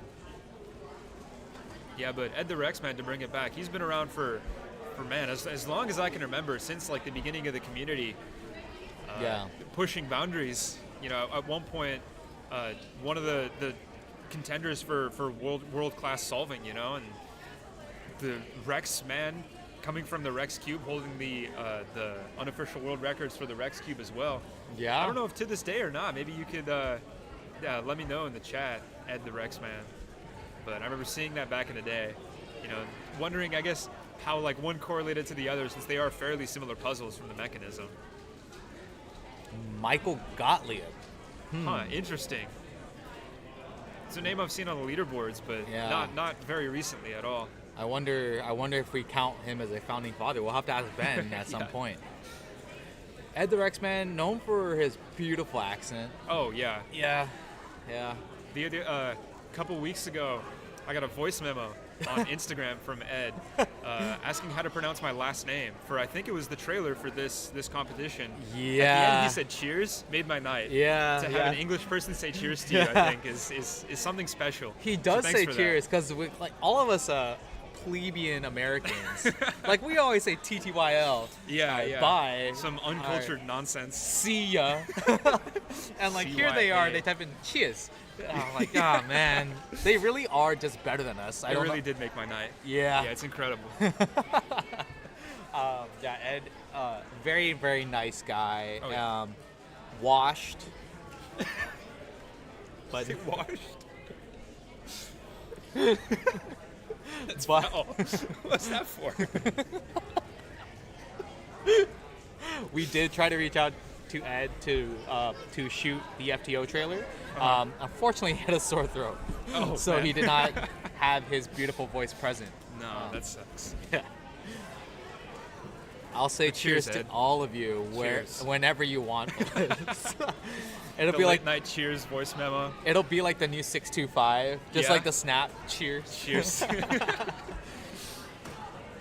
And from what I've seen him get a 33, 35, and a 30 Man. so far. Uh-oh. I think you're on pace so far. Oh, I hope so. That's close, That though. looks like his 4 solve, so we are missing a solve here that Yeah. we haven't seen. Was that solve 4? Yeah, that's gotta be, right? 'Cause he didn't Yeah. take his cube. Yeah, it's solve 4. If you said you got a 31, I am actually curious what you got. Yeah, me too. Honestly, it was so, like, just kind of all over the place.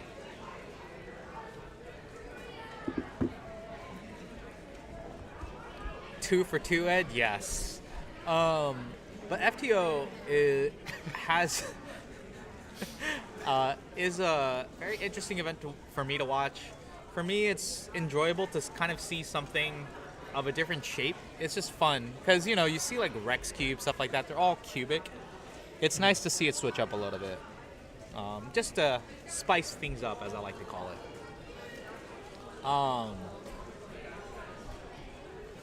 Oh, did it go silent? I don't know. Chat, can you hear us? Chat, are we live? I'm pretty sure we're fine. I mean, maybe he's just trolling. Yeah, so we are wrapping up 4x4 Group 2. There's only 3 groups in this competition, which is a decent amount. You know what's interesting?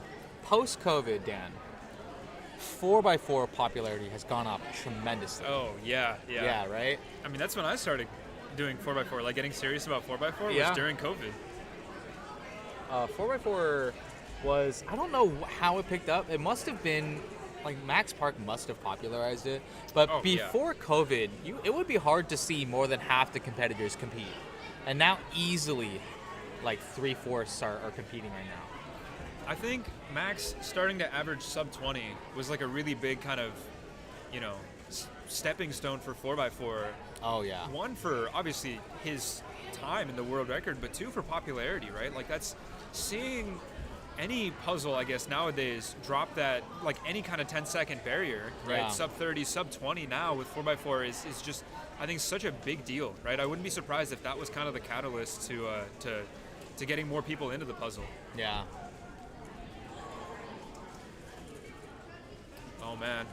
We're not doing too bad. Oh, man. Larson locking up on the PLL parody. Yeah, 33-34. It's all right. A little bit of a lockup.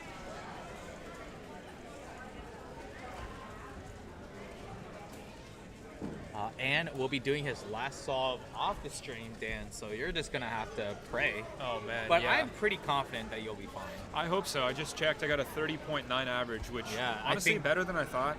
30.9 is definitely probably enough. Yeah, I think that's pretty close to Ant's PR. And as long as he doesn't beat that, should hopefully have it in the bag. Yeah, I would say so. All right, Mr. Mendelson. One of the 2 Mendelsons. Yeah. The 2 brothers. After this solve, we'll be going to a quick commercial break. Yeah, these guys are funny. Ethan and Trevor Mendelson. They're 2 brothers. They always come to competitions together. And what's funny is they average about the same on most puzzles. So they end up racing between themselves quite a lot. And it's all friendly competition, right? They're good friends. It's not like a rivalry or anything, but nice. And he's happy with that with a 48. Nice. He's really happy with that. And it's just a fun family outing, isn't it? Oh, like, totally. If you're their parents, they're like, oh, both of my kids are into the same thing, and they get to like relate with each other. That's the type of environment that we want to cultivate. And they're very helpful as volunteers too. Oh yeah. They're always here. They're always willing to lend a hand wherever it's needed. Yeah. Super cool to see them in the community. All right. Well, we are going to come back in just a minute or 2. Thank you guys. Be right back. CubersLive has recently opened memberships. Becoming a member gives you a fun badge next to your name on live stream chats, and you get access to some exclusive members-only videos. Joining the membership costs just $1 a month, and we'll use those funds to upgrade stream equipment and hardware, make more exclusive cubing content, and just generally push the envelope of cubing media. Joining the membership is not a requirement by any means. You can still enjoy our content right here on YouTube for free. But if you do want to support us, you can hit the join button next to subscribe on the CubersLive YouTube channel. Thanks everyone, we appreciate your support in making events like this happen.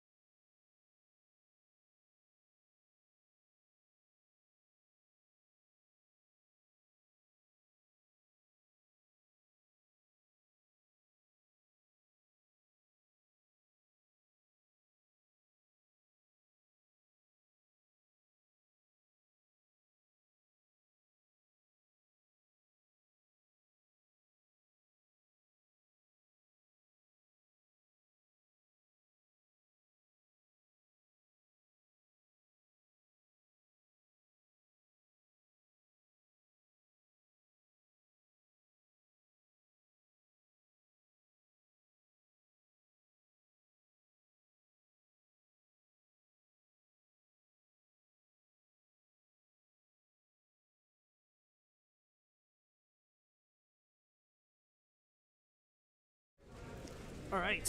Hello, everyone. We're back. I don't know if you can tell from the from like the noise level in the room, but yeah, there's a lot of people have cleared out. 3x3 is like fully ended. So now we are moved on to 4x4. I don't think you all saw me doing 4x4. Honestly, I don't think you would want to see me doing 4x4. It was kind of a disaster. I got like 4 out of 5 OLL parody. And one of the funny things is that like on the broadcast earlier, I'm like, I love 4x4 because parody is so fun to watch because it's like so random. Now I hate parody. Like, so the thing is, everyone else can get parody. I don't want to get parody. Hey, you want everyone else to get parody, slow down their times, and you get no parody, and you get the advantage. Yeah, but dude, I suck. Who cares? Like, I mean, you'll rank higher still. Like, if I get like a 1-minute solve with no parody, like, that's how it is. This is all good, right? Who cares? Just give me no parody. That's all I ask for. I'm not even good. No, I'm not. I get that, like, you know, parody is like a little bit of a leveler for everyone else, but no reason for me to be getting parody. I really don't want parody. Parody is bad, even though I thought it was good. How did you do 4x4? It was so-so. I mean, first off, I plus dude because my cube misaligned. After I was like, yeah, it was aligned, and then it was like mostly aligned, and it was not going to be plus 2, but I dropped and it aligned the wrong way. And then yeah, the other ones were there was some OL parody on like 3 out of 5 solves, and I had a 1 PL parody on 1 solve. Oh, so you actually had like relatively good parody. Yeah, relatively alright. Yeah, that's not too bad. Because yeah, parody, you know, 50% chance you get it. Yep. Depending on 4x4, OLL parody is determined by the number of slices that you do. So like top competitors will do an even number of slices and track the number of slices that they're doing throughout the solve in order to make sure that they don't get OLL parody. Some of them will. That's called OPA, OLL parody avoidance. We saw Ari Randers Pearson use that at Western Champs. Yep. You got a pretty good single with that too. Not everyone uses it. Is this Hoya? That's we have Aiden. Bryant. Yeah, so here's Aiden. I think they're using Hoya. Well, it seemed like it was Hoya because centers were like, it looked like there were only 2 centers not solved, that being the front center and the top center, but like a bunch of other moves were being made. So it's a very, very interesting method. I'll be honest, I don't really know much about Hoya. Or how it works. Yeah, Hoya is like not super used, but I mean, dude, they got a 33. Pretty good. It's pretty good. Helpful. I don't know. Because I don't know what you average for. Let me see what don't want to comment too quickly before it's a bad time for them. Aiden has a 32 average, so it's it's like on pace. And now we have Nico Harper with 36.4, right? Yeah. It's not too bad of a solve from Nico. You all should get familiar with his name because he's gonna show up on a lot of stuff. Yep. A lot of, I think in literally every event, except maybe not 2x2. He's like one of the top players. He is, yeah. He is one of the chance better of winning competitors. a lot of the events here. Yeah. He's a pretty good solver in and of himself. World class in Megaminx. Also, he has like a 4 single on square 1. Which is like, I think, top 100 also. Yeah, just very, very good. He's a very good cuber at different events, like one of the more all-rounded cubers. Yeah, it's as really, opposed to like some of the cubers we see now who are very quick, but they're only good at like one event or 2. Yeah, it's really interesting, like seeing like, because it kind of like makes sense that like some people are like good at like one event, right? But there's like, to be able to be an all-rounder and good at like a lot of different events, I think there's a lot of skill in that. Yeah, it's also a skill to be still like world class in Megamix. Usually, like sometimes when people all around, they're like pretty good at all the events, but to be able to still have 1 or 2 events that you're really good at, that's still really nice. Yeah. So here we're actually going to be able to see like the full of Nico's solve, as it looks like he's done with the Yao step. Yep. Now he's just going on to edge pairing as you would in a normal 4x4 solve if you were using reduction. On to 3x3 stage. He's looking at a sub 30 here, right? Yeah, no parody. Yeah, no parody. So 28.72. Pretty good. Now that's a good comeback from the 36 he had earlier. if you ever watch some of Nico's videos, like he uses the GoPro attached to like the head strap. Yeah. It's such an interesting angle to like watch because like he's like also a competitor who like moves his like head around. So it's kind of curious. He'll like move his head around to like different parts of the cube, and you can kind of like see it happen as he's going through his solves. Very interesting. Different angles from different cubers. I mean, people film themselves differently.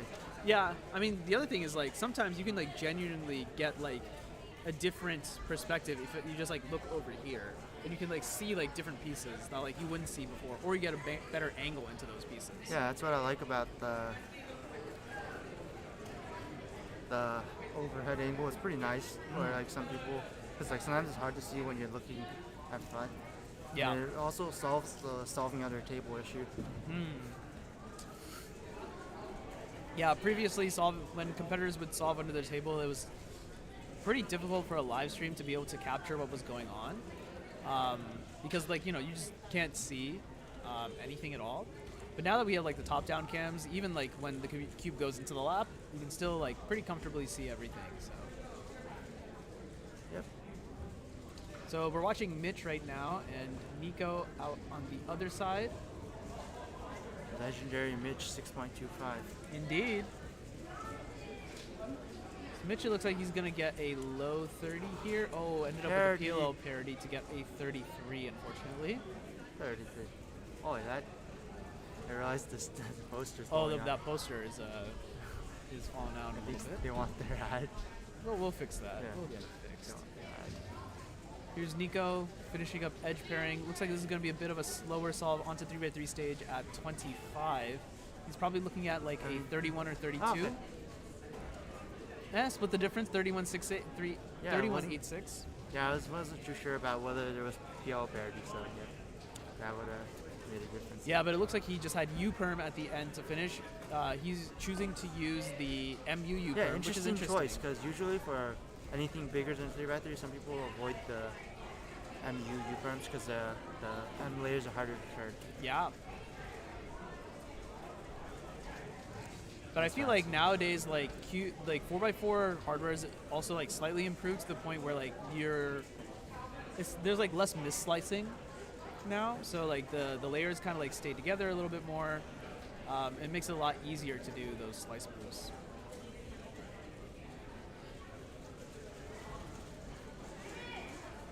I believe this competitor is Jin Woo. He's a local competitor from the South Bay, representing the older cuber population. As I like to say, you're never too old to grab a cube, never too old to solve a cube.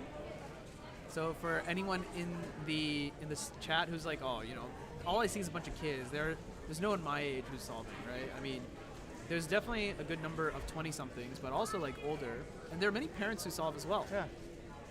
I mean, cubing's for everyone, all ages. There's no restrictions Yeah. on anything, so everyone's welcome to compete. As long as that's stated earlier, as long as you can do it under 10 minutes, you're good. Yeah. Make the time limit, yeah. There we go. Looks like Jin's going to be wrapping up here onto PLL with a Z-perm. RU 108. Z-perm to finish up with 108. Actually, that was pretty good. Yeah. Considering his turn speed, Yeah. that was actually pretty good. That means that he had a pretty efficient solution, not as many mistakes.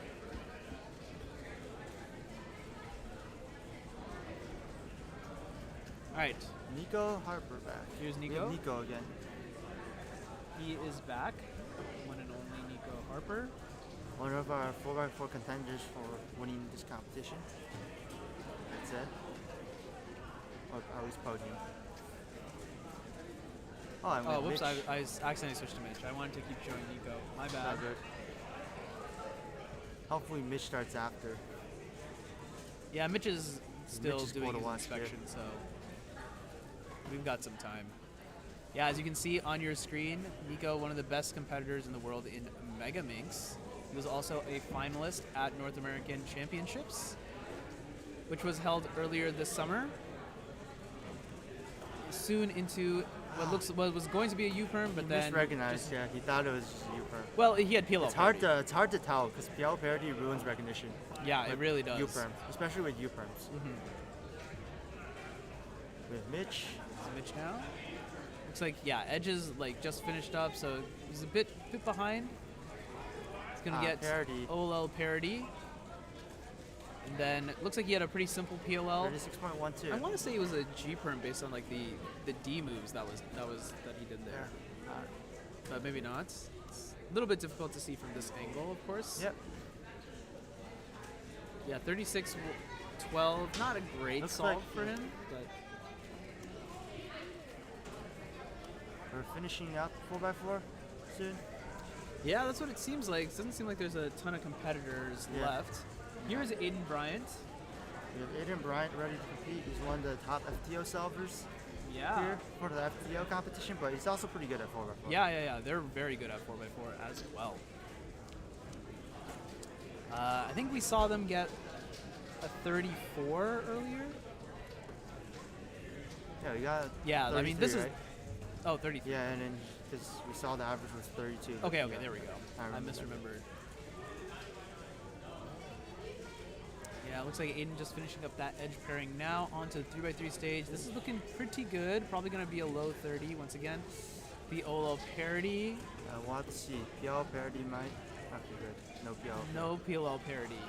When 34. you get both parodies, you can kill a self, like make it a lot slower.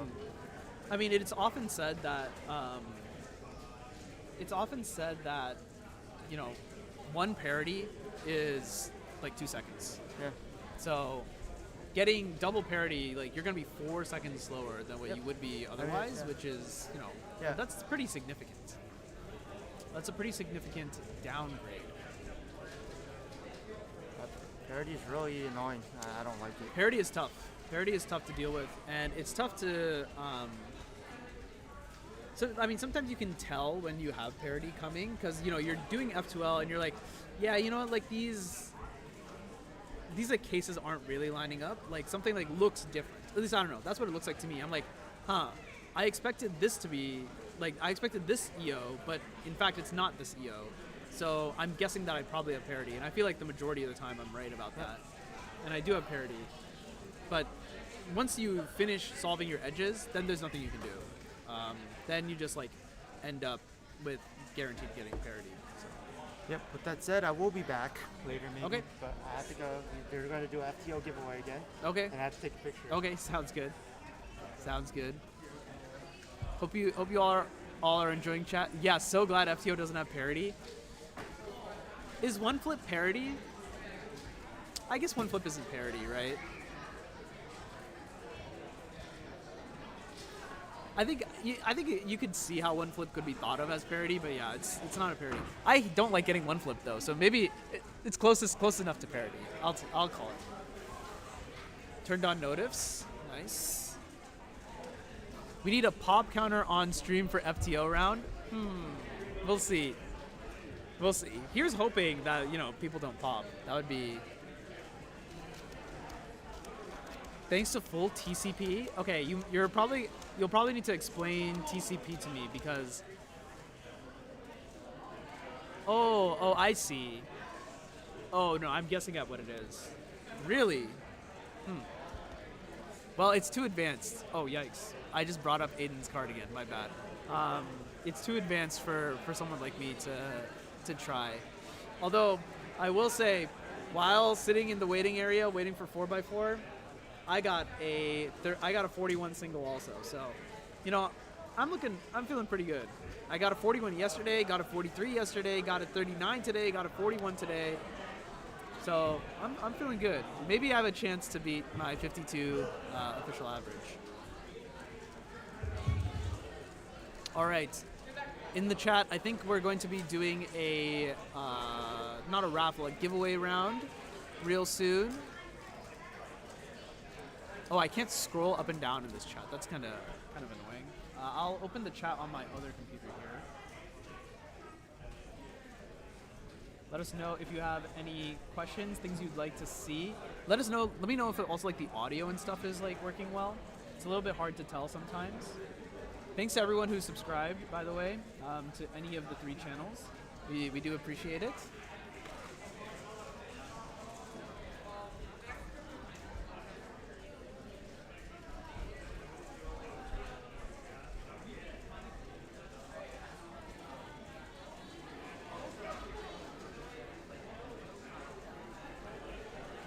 Manu's cooking just like you. You're making dinner. What is my dinner plan for today? I think we're gonna get Korean for dinner today. It'll be good. The plan is just, you know, I think me, Chai, and Dan, we're just gonna go anyway, and I think we're gonna invite Aiden, Tyler, and Larson as well. So it'll be fun. You learn Tulip TCP? Okay, send me an alg sheet. I might fiddle around with it. The next FTO round I have, I think, is at the end of the month, actually, in San Diego.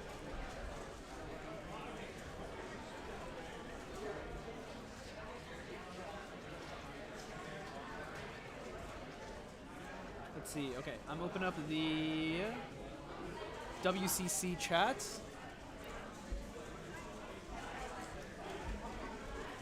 Three people watching on that chat. Hello, welcome. Welcome. How many people from the SpeedCubeShop channel? 15 of you watching on the SpeedCubeShop channel. Hello to you all. Hello. All right, I thought they were going to do this this giveaway a little bit sooner. That's why I don't have anything necessarily planned for right now. I do see a wild Brandon Harnish that I definitely will be bringing onto the stream at some point. Probably for FTO.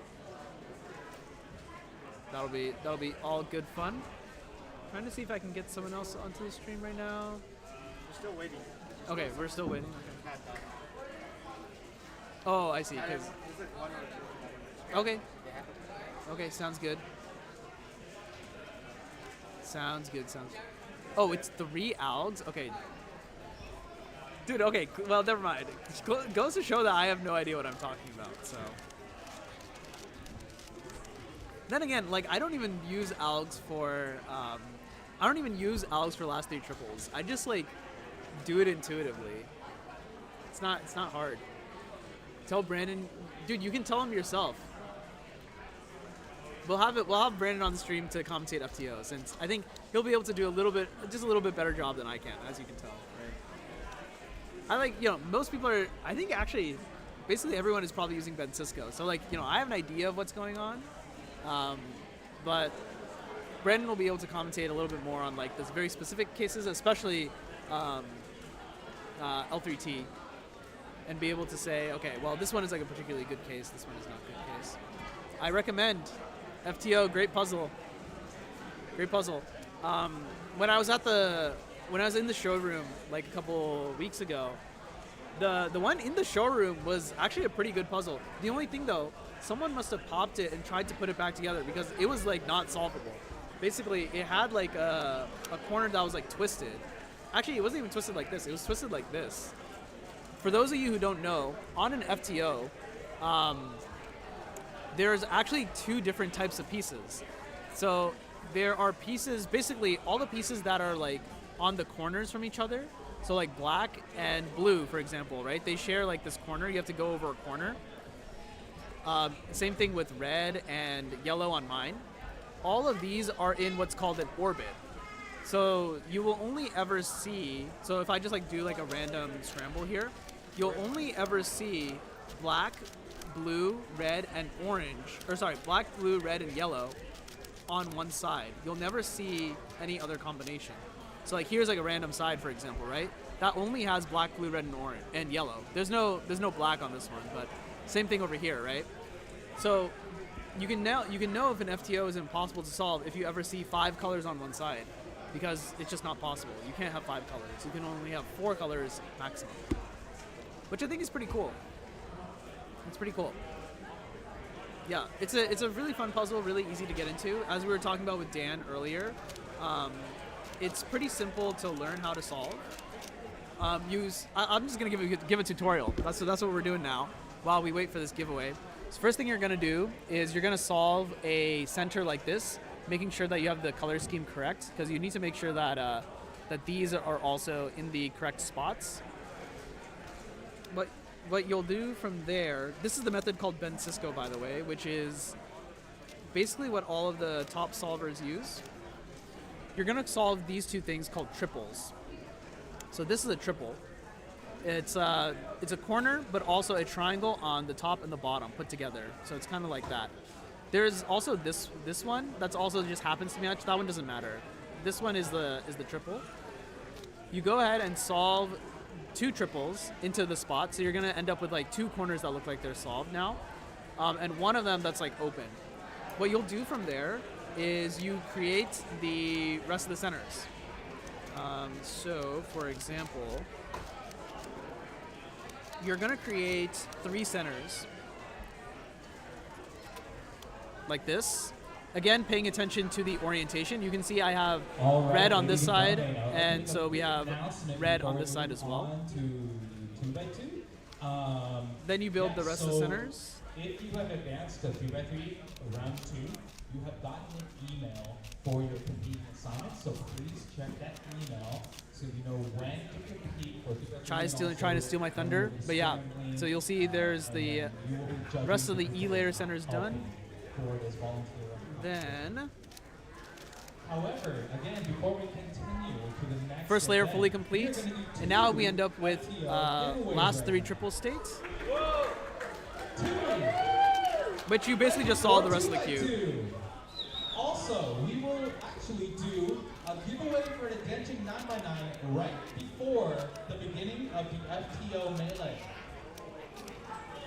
So if you want that 9x9 and you're not here, we're going to call the next name. So I think you should be here.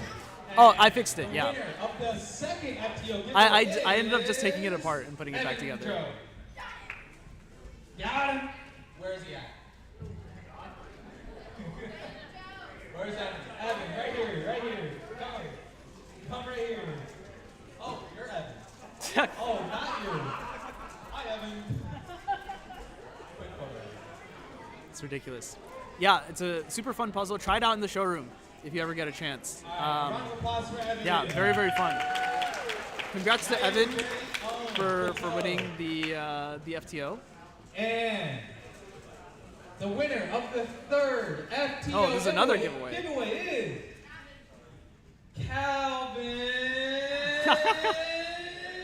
Chen. Oh, nice. That was a nice Calvin? twist up. Calvin, come back. Quick photo. It would have been really funny if Calvin Nielsen had won, because he has like 10 Diansheng FTOs. Thank you. That was good. Good sportsmanship. All right. We will now be calling 2x2 group 1. All right, everyone. We're going to get started with 2x2. What I'm going to do is we're going to go to a short break. I'll run a couple of ads. And what I'm going to do is I'll bring one of the FTO solvers over here, and we'll just get to chit-chat with them a little bit. I'm thinking I'll try and see if Aiden or Tyler, if they're not competing, and I'll bring them on. So, yeah, I'll be back shortly. Just give me a minute. CubersLive is your home for all things speedcubing. From exclusive interviews with top cubers and personalities, Dylan Miller, Maddy Inaba, Tommy Cherry, to highlights from major competitions such as US Nationals, North American Championships, and the WCA World Championship, to podcasts you can listen to while commuting, studying, or even cubing, and of course, live streams from all around the Western region. If you'd like to support our efforts to make speedcubing exciting and accessible like never before, consider subscribing to our YouTube channel. Thanks, and enjoy the rest of the broadcast.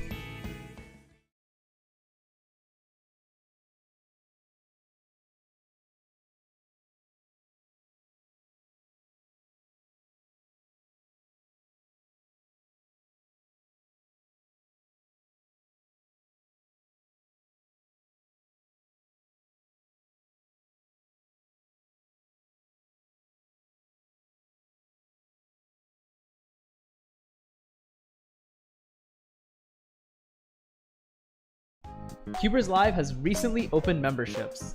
Becoming a member gives you a fun badge next to your name on live stream chats, and you get access to some exclusive members-only videos. Joining the membership costs just $1 a month, and we'll use those funds to upgrade stream equipment and hardware, make more exclusive cubing content, and just generally push the envelope of cubing media. Joining the membership is not a requirement by any means. You can still enjoy our content right here on YouTube for free. But if you do want to support us, you can hit the join button next to subscribe on the CubersLive YouTube channel. Thanks everyone, we appreciate your support in making events like this happen.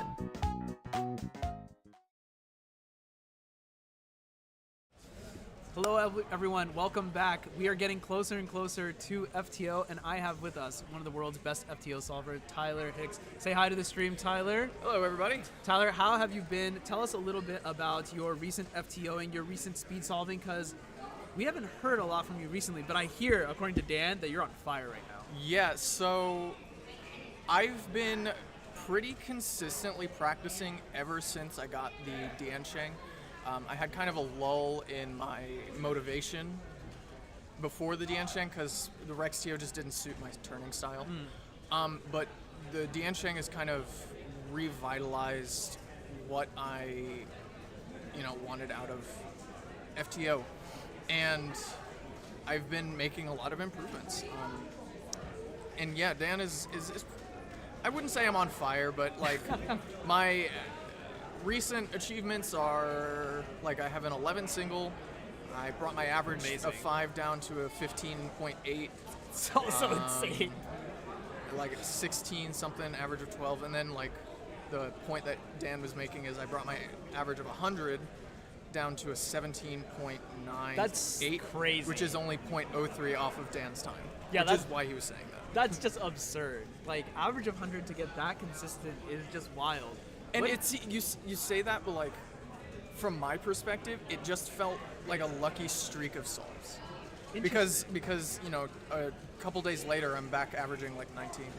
Yeah, but like 100, you can't get lucky 100 times in a row. Right? I guess that's fair. Right? There definitely needs to be, because the one thing is like, I locked in. That's what it was. Yeah, exactly. A, it's not a crime to get lucky, and B, you have to like execute on it, right? And so being able to do that, I think, is like the mark of a great solver. Absolutely. What do you think makes your FTO solving like a little bit different from everyone else's? Like, what do you think gives you an edge? I think and even since 2020, back when I was breaking records over and over again, I've tried to keep it fairly simple. I know there's a lot of fast solvers like Aiden who do incredibly sophisticated solutions. I kind of have taken the same route as Dan, just straightforward, turn fast, look ahead, don't get too fancy. I mean, just differentiate myself from Dan. I do know full TCP, whereas Dan doesn't, but I'm still kind of on the fence on whether or not it's worth it. Obviously, Dan is the perfect showcase of you can get fast even without it. It's crazy because at Cube Camp, right, we had like some downtime, and Dan had his FTO out, and I was just playing around with an FTO. And I was like, Dan, you need to tell me what I suck at and what I need to do better. And he's like, okay, well, let's do a walkthrough solve. You just do a solve and like kind of commentate what you're thinking. I'm like, okay. And I just go through the solve, and he's like, you know what's crazy? I would do almost exactly the same as you do.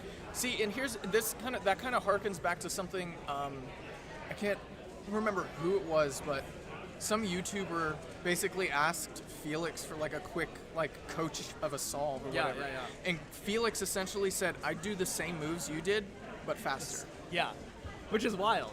Yeah. That's nuts. That's absolutely nuts. We had this conversation, Aiden and I, a little bit ago in like a Let's Cube session. Ben basically invented the perfect method right out the gate. That's crazy. That's crazy. We see these other methods that have come out, like Julian's and Vertigo and these, but they're just not as good as Ben Cisco. Ben Cisco lends itself to finger tricks and look ahead in a way that other methods just don't. And that's I think what I try to take advantage of is turn fast, look ahead. And yeah, my solves themselves, like the solutions, aren't particularly sophisticated. Right. You could find optimizations in them, but Sure, but I mean, I think like you're mentioning, I think this is true for like other events too. Like in 3x3 also, like we see like Timon, who has like really really complex, Right. very very fancy solutions. right. But then, And like Yihang, he's kind of just doing turning fast. He's doing basic CFOP at an incredible speed. Exactly. So it's really interesting to see that there's also this a divide in FTO about that in the same way. Yeah, like Aiden does aero blocks and pseudo triples and Oh my goodness. you know Wait, is pseudo triples the same thing? Where it's like, is it the same thing as offset triples? Because this was something that kind of, yeah. Okay. So you basically solve a triple in its wrong slot with it's kind of like a pseudo aero block. But then you just fix it with 2 moves or 3 moves after the fact. And it can be very efficient, but it also takes a lot of brain power and planning, which is the opposite of what I'm trying to do with my solves. it's kind of reassuring though. I Yeah. think also to the viewers, it's just like, okay, well, it's not just like a mountain to climb. Like you can get like pretty good, well, or like literally be the best in the world in this Absolutely. case, without having to do like something super fancy. Yeah, it's not a difficult puzzle. I'll say that much. It's not a hard puzzle to get fast at. You just have to know what direction you gotta go in. Like, there's a playlist. I think Ed has a playlist on his channel of a bunch of walkthrough solves. And even like my walkthrough solves from 4 years ago will get someone to sub 20 or sub 25 okay, or there you whatever. go. You just need the turning speed and the look ahead. There we go. So that's some advice out there for all the FTO solvers. Go watch Ed's channel. Don't forget. Okay, Ed, what are you talking about? I make mistakes all the time. I think Dan does too. Here's the issue though, like, and this is something that I've been trying to get over. Yeah. FTO is such a wide variance puzzle. Like, Elaborate. the difference in move count between one solve and the next can be like up to 20 or 30 moves. That is a lot. And that can be a 10-second difference. Right.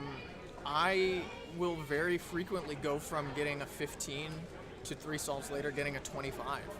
When it's not like I've just made a mistake or whatever, it's just the solution took longer. I got unlucky with a bunch of cases, and even when I do make a mistake, it's the same thing. It adds moves that cost time. Right. Whereas like on 3x3, the difference between a 70 and a 60 move solution is maybe 2 seconds, 3 seconds, whatever. Yeah, maybe like because 3 you can turn it like 6, 7, 8 TPS. Right. FTO TPS has been pretty maxed out at like 4.5 max for the average of a solve. And so when you think about 4.5 TPS, adding 10 moves onto that, that's a significant number of seconds. Yeah, makes sense. That's one thing that I think I particularly really suck at is not making mistakes. Yeah, it's and easy reducing to it's easy to kind of make a decision early on in the solve that you just kind of you see a thing, you solve it. But part of I think what's going to happen towards in a few years when people are starting to optimize really optimize is making decisions that affect the later steps of the solve. Like solving your second center in a way that optimizes your third and fourth centers. Because there's absolutely ways you can solve your second center that will make your third and fourth center just bad. Because you'll lock yourself into a really terrible case. And so what I think is going to start happening is we're going to get to a point where people can start recognizing, okay, this is going to lead to a bad case, let me do something else. That's really interesting. And that's something that's going to turn into, it's going to become a bigger brain event. Whereas Dan and I have pretty simplified solutions, I think we're going to start dropping back and making way for the kinds of solutions that Aiden does, where he's constantly looking ahead forward 2 or 3 steps and thinking about how are the moves that I'm doing now affecting that. Interesting. I mean, that actually sounds. Also, by the way, you just completely like stole the question I was gonna ask. Like you answered it like actually like before I even planted in my head that I should ask it. I think that's really interesting to mention because I think the same thing happens to like a bunch of other puzzles. This puzzle in particular, 2x2, right? Yeah. It's also a pretty simple puzzle. You can solve it using 3x3 methods. But if you're someone like Zayn Kanani, like you just see the puzzle and you solve it. and it's crazy because like he'll talk about like complete like some insane algorithm like TCLL or like I don't even know. Like it's just like alphabet soup at this point. Yeah. And I think that'll probably end up happening with probably actually all puzzles. Probably. I mean, it just depends on how far into the future you want to look. Exactly. I don't know how that kind of thing would work with like Megamix. But FTO, I could see it. FTO is like a good in-between between like 3x3 and 4x4. Yes. Yeah, I agree. It's not as straightforward as 3x3, but not as freeform as 4x4 is. Right. But I think it's going to take a while because we're still trying to push the limits of basic Ben Cisco and TCP. There are a couple of people learning one look last 3 triples, but it hasn't even been shown to be like that much faster. How many than cases what we're is doing. that? I think one look last 3 triples is 180. So Okay, not a so it's big actually not that- not a big alg set as far as like cubing goes. There's Yeah. definitely bigger alg sets. But this is the same kind of thought process that I've been having with TCP. Is it worth it? Like Right. you can learn it for fun and say I know one look last 3 triples, but is it going to make a meaningful difference in the speed of your solves? I don't think so. At least until we get to a point where we can optimize the recognition system. I feel like that's probably the hardest part. Well, yeah. Because can you even like can you do it from just one angle or do you No, have you to have to you have to at least rotate once or do a U something. You have to recognize from at least 2 angles. Yeah. Or here, let me set up a case to. So like you would have to recognize it a sledge in advanced or whatever. Oh, interesting. So like you'd be inserting your last bottom triple, Yeah. and you'd have to look at all of the pieces that are going to end up Oh, my in your last 3 triples and say, okay, this is where I'm at, or at least like narrow it down. Sure. Like you could probably from this point tell, okay, I'm going to get a solve corners, and from there you can narrow down your cases. Sure. But that's going to be so far in the future that I'm not sure if it's going to be worth it. I don't know. Well, I'm like, not the person to like when ask. we get there, I guess. Aiden would be the person to ask about that. Interesting. Or like Chris Troy. Yeah. He's like halfway through learning one look last 3 triples, which is crazy. That's to me. crazy to me. That's crazy. Okay. One thing I'm really curious to ask you about is since you've been around basically since the beginning, and you also participated in the 2020 version of the FTO Melee that Yes, we I had. did. Tell me a little bit about, from your perspective, the growth of FTO in like these like last 4 years. So it's interesting. I personally, the way I've been looking at it, FTO really hasn't grown that much until how long ago was it? 6 months? 7 months? When the Diansheng released. Yeah, I guess that was like 6 months ago. Until then, it was pretty stagnant. Which I guess makes sense because it was just hard to get your hands on like actual hardware that Hardware wasn't accessibility was the main factor. Like you had people who seemed enthusiastic about FTO, but just couldn't get their hands on a good puzzle. They didn't want to spend hours modding a LAN, Yeah. and they couldn't afford to spend $80 on a Rex TO. Yeah. But now, with a $15 puzzle that is good enough for the top solvers to use, you're getting hundreds of people. Like in the last 6 months, the Discord server, which is like the metric I use, has grown by like an order of magnitude. Not actually, but like it's exploded. It's crazy, and we see this. And another thing is we see this resurgence of people who were interested in FTO, Yeah. but like dropped it. and then got back into it because of the Diansheng. Chris Choi is a perfect example of that. He was like a mildly interested solver back in 2022, but then he stopped it. Like he dropped it, and then the Diansheng came out, and now he's like full steam ahead, very close to taking over third place. Oh wow, yeah. So, it's crazy. For many years, we always like thought about like it's kind of a chicken and the egg problem for like a manufacturer's perspective, right? It's like, do we want to release this puzzle if it's not going to have interest? But we also know that releasing the puzzle is going to grow interest. Yeah. So like, which one kind of comes first? I'm really glad that like someone ended up deciding, okay, like this is a puzzle that there's a lot of interest for. Absolutely. And we have the opportunity here to kind of step into a niche where there's no one else really in the space. Exactly. And really grow the puzzle. Diansheng knew that they were going to corner the market when they released the FTO. Yeah. And even in its imperfect state that it's at, like it's not a perfect puzzle. Yeah. But it's better than anything else that we've had. And they knew that, and they were like, let's get in there now. Yeah. And look at what's happened. We've had an explosion of interest. Yeah. Which is great to see. It's Absolutely. great. It's great for FTO, obviously. It's great for all the FTO solvers. I think it's great for cubing in general. Yeah, I think and a lot of people have made this argument for like why FTO should be included as an FTO or a WCA event. Yeah. It's just different. It is an entirely different solving experience from anything else that currently exists. That's true. Very, very true. And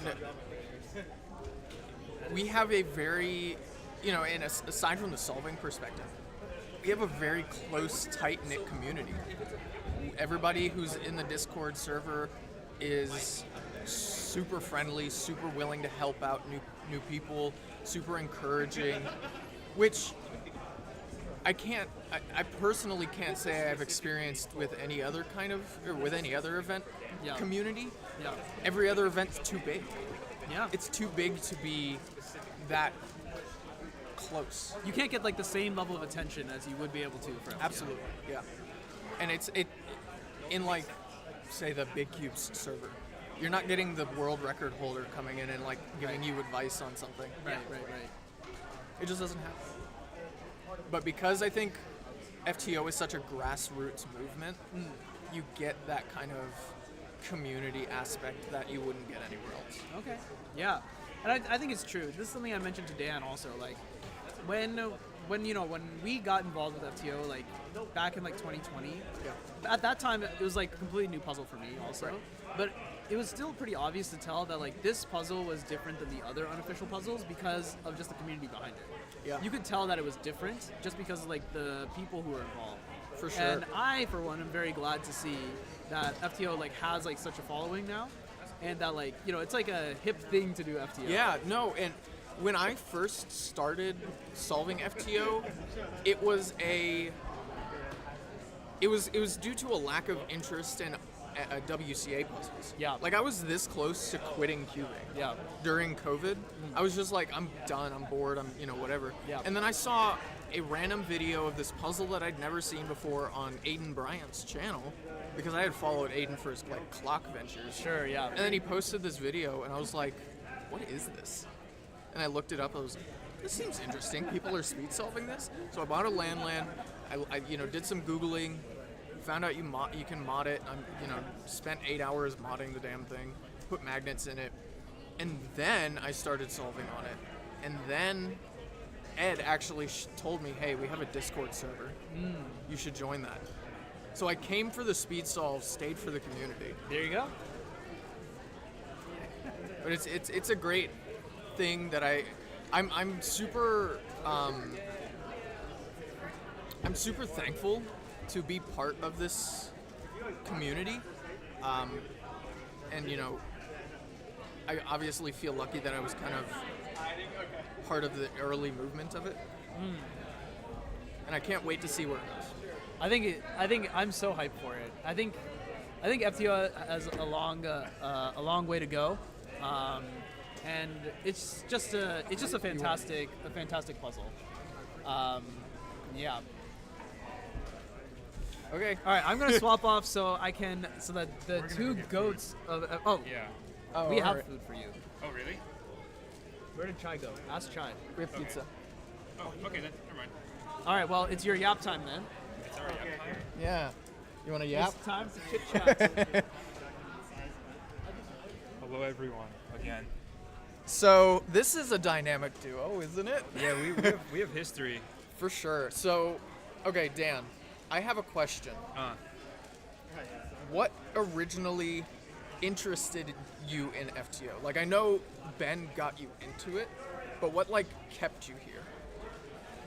I guess I just liked it. I don't know. There's not like one particular thing. I guess it was a SAT comp. I saw Ben and Brandon solving FTO, and I wanted to know what it was. Yeah. Ben taught me. I had a lot of fun. Right. And then I remember telling Ben, but I also told myself like, this can be pushed. Like the limits are so high, and I started just kind of chipping away at it. Right. No, I kind of got that feeling from you, like just interacting with you. You were the hyper competitive one. Like you take everything else away from FTO, he was still here for the speed solve. He was here to push the records, break the barriers, and you did. I mean, I think I don't want to give myself too much credit, but I think I helped motivate you. Absolutely. Yeah.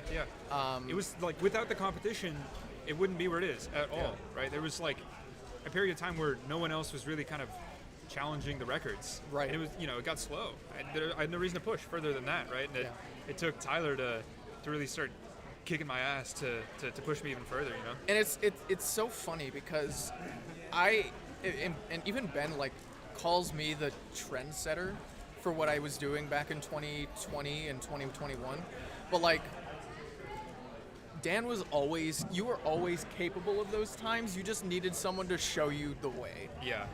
Like in any record I set, you were not that far behind. And it's funny even now. I think you still are capable of it. I mean, just seeing as how you weren't really practicing for a while, and then you come back and get a sub-18 average of 100, which is just nuts. I think if I had been practicing consistently through 2022 and 2022, 2024, if I had been practicing consistently, I'd probably still be in the conversation. Absolutely, yeah. But I didn't, so I I'm think not. you still are, though, is the thing. I think you're not crediting yourself enough. I think, like, really, give it a couple months. If you really grind, you'll be there. I just know that. I mean, sub-18 average of 100 is no joke. Like, if you're doing that, you're definitely in contention. It's a matter of how hard you want to push yourself at that point. Yeah. How much time do you have? Really, right now, it's such an interesting predicament because I don't feel like I can change much with my solutions, or that there is much to change. I just need to turn faster. Yeah. I think FTO is such an interesting puzzle at being at the top level because we adapt so quickly to the hardware. We're already feeling like the Diansheng is holding us back. Like, I know this is a sponsored stream, and Dan is sponsored by Diansheng, but I'm not, so I can say things. I feel like the Diansheng is holding me back already.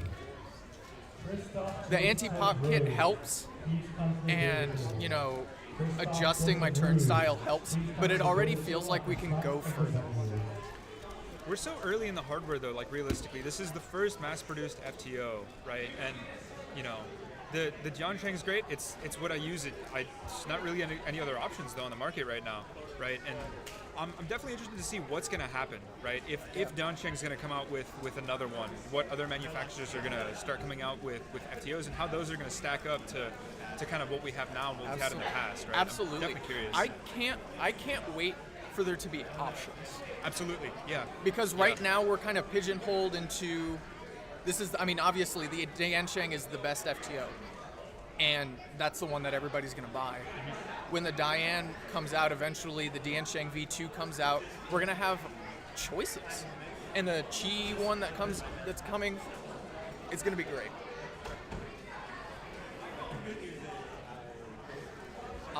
But yeah, I can't wait for there to be options. Looks like we're going to transition over to another giveaway, so we'll be back shortly.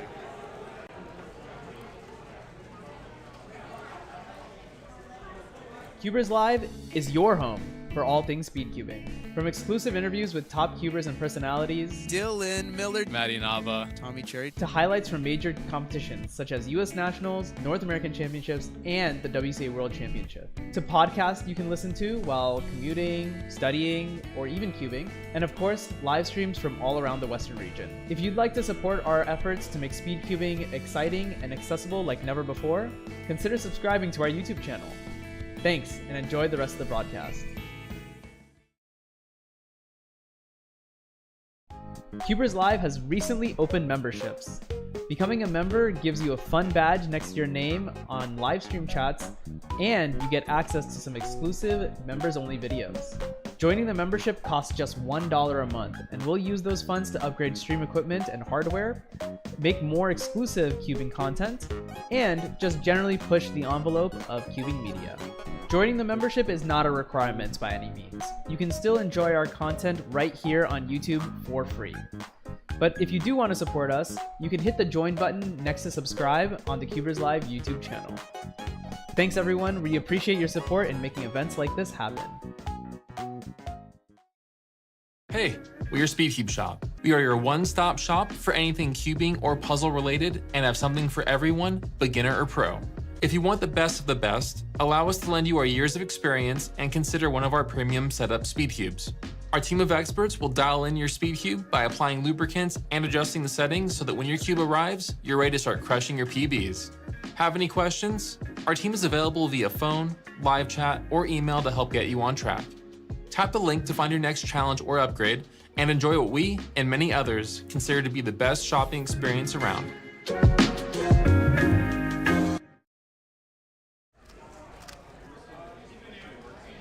Yes. Can you? I'm gonna be the next one, but. Are you skipping? I skip. It's like 2 blocks away from me. Yeah. Can you like follow the path for once? Yeah, I'll skip. I'm in the next Do you have round. people be on stream then? Or do you Yeah. want to bring in someone else? Do you want to talk to Aiden? I don't have many FTO specific. You can talk to me. I think you need someone who actually knows that. Thematically, it makes more sense to keep you on. Okay, fine. Then if you can find me Aiden. Yeah, let me get.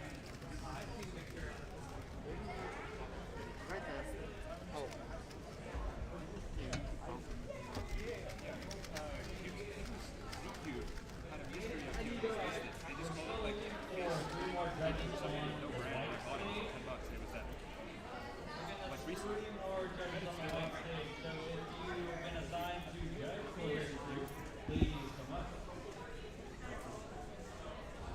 Hello. Yes. We're just in like the ad break right now. I'm just gonna pull up your stuff. Aiden Bryant.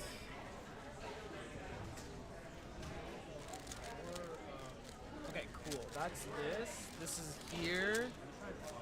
This is there. Okay, I am ready when you are. All right. Okay. Oh, I'm realizing that they can hear us. Whoops. Whatever. Anyway, I guess that was a little bit of a spoiler, but hello. I'm back now with Aiden. How's it going, Aiden? How's your day been going so far? You looks like you had a pretty good 2x2 average too.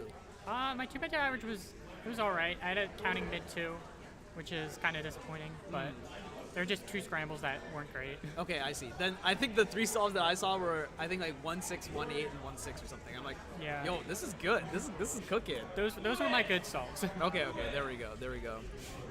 Yeah, no, it's a pleasure to have you on as, you know, the FTO world best holder, also the XWR holder for a single. Yeah. And one of the hottest names in FTO right now, also on the podium for NAC 2024, which was pretty cool. Tell me about like FTO recently and how it's like been for you as like someone who's like at the top.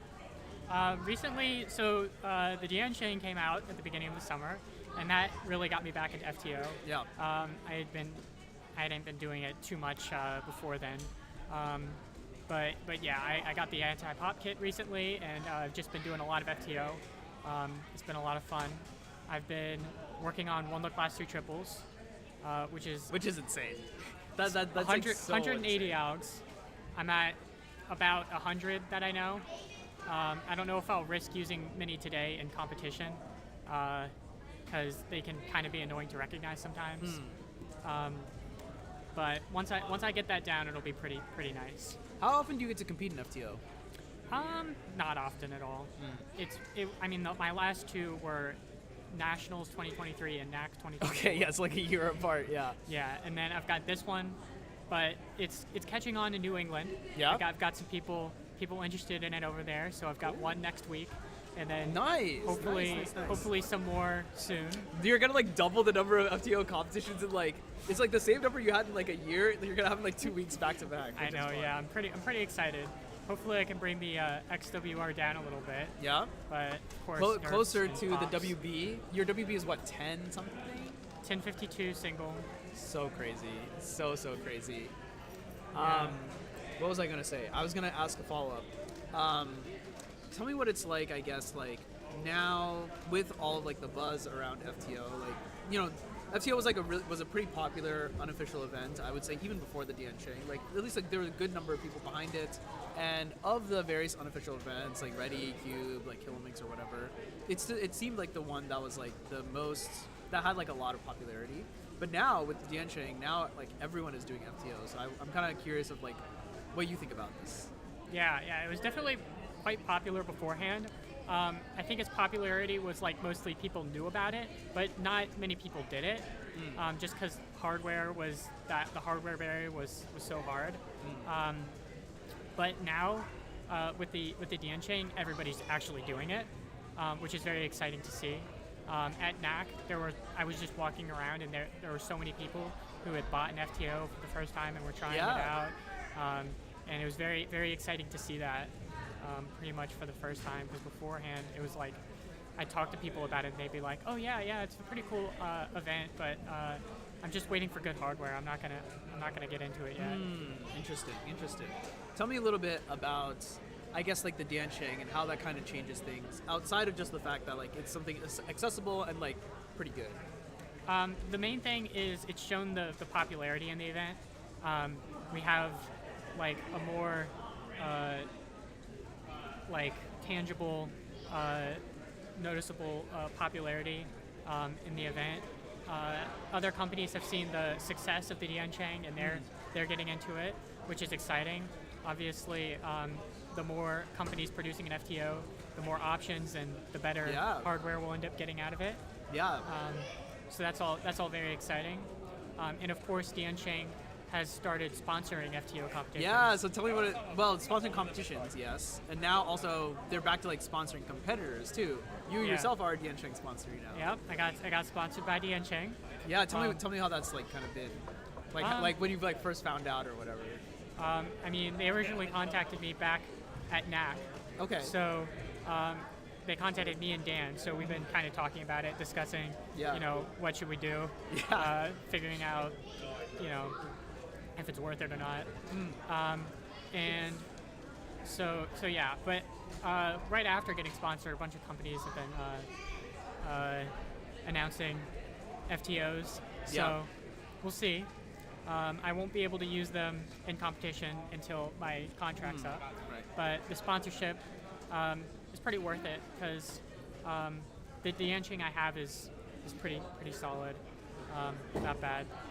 Yeah, plus it's like nice to be able to get like some sort of assurance that like, you spent like a lot of like time and effort onto this puzzle, and it's good to get like some like outside recognition, like you are the best. We'd like to support you and this kind of stuff. So Yeah.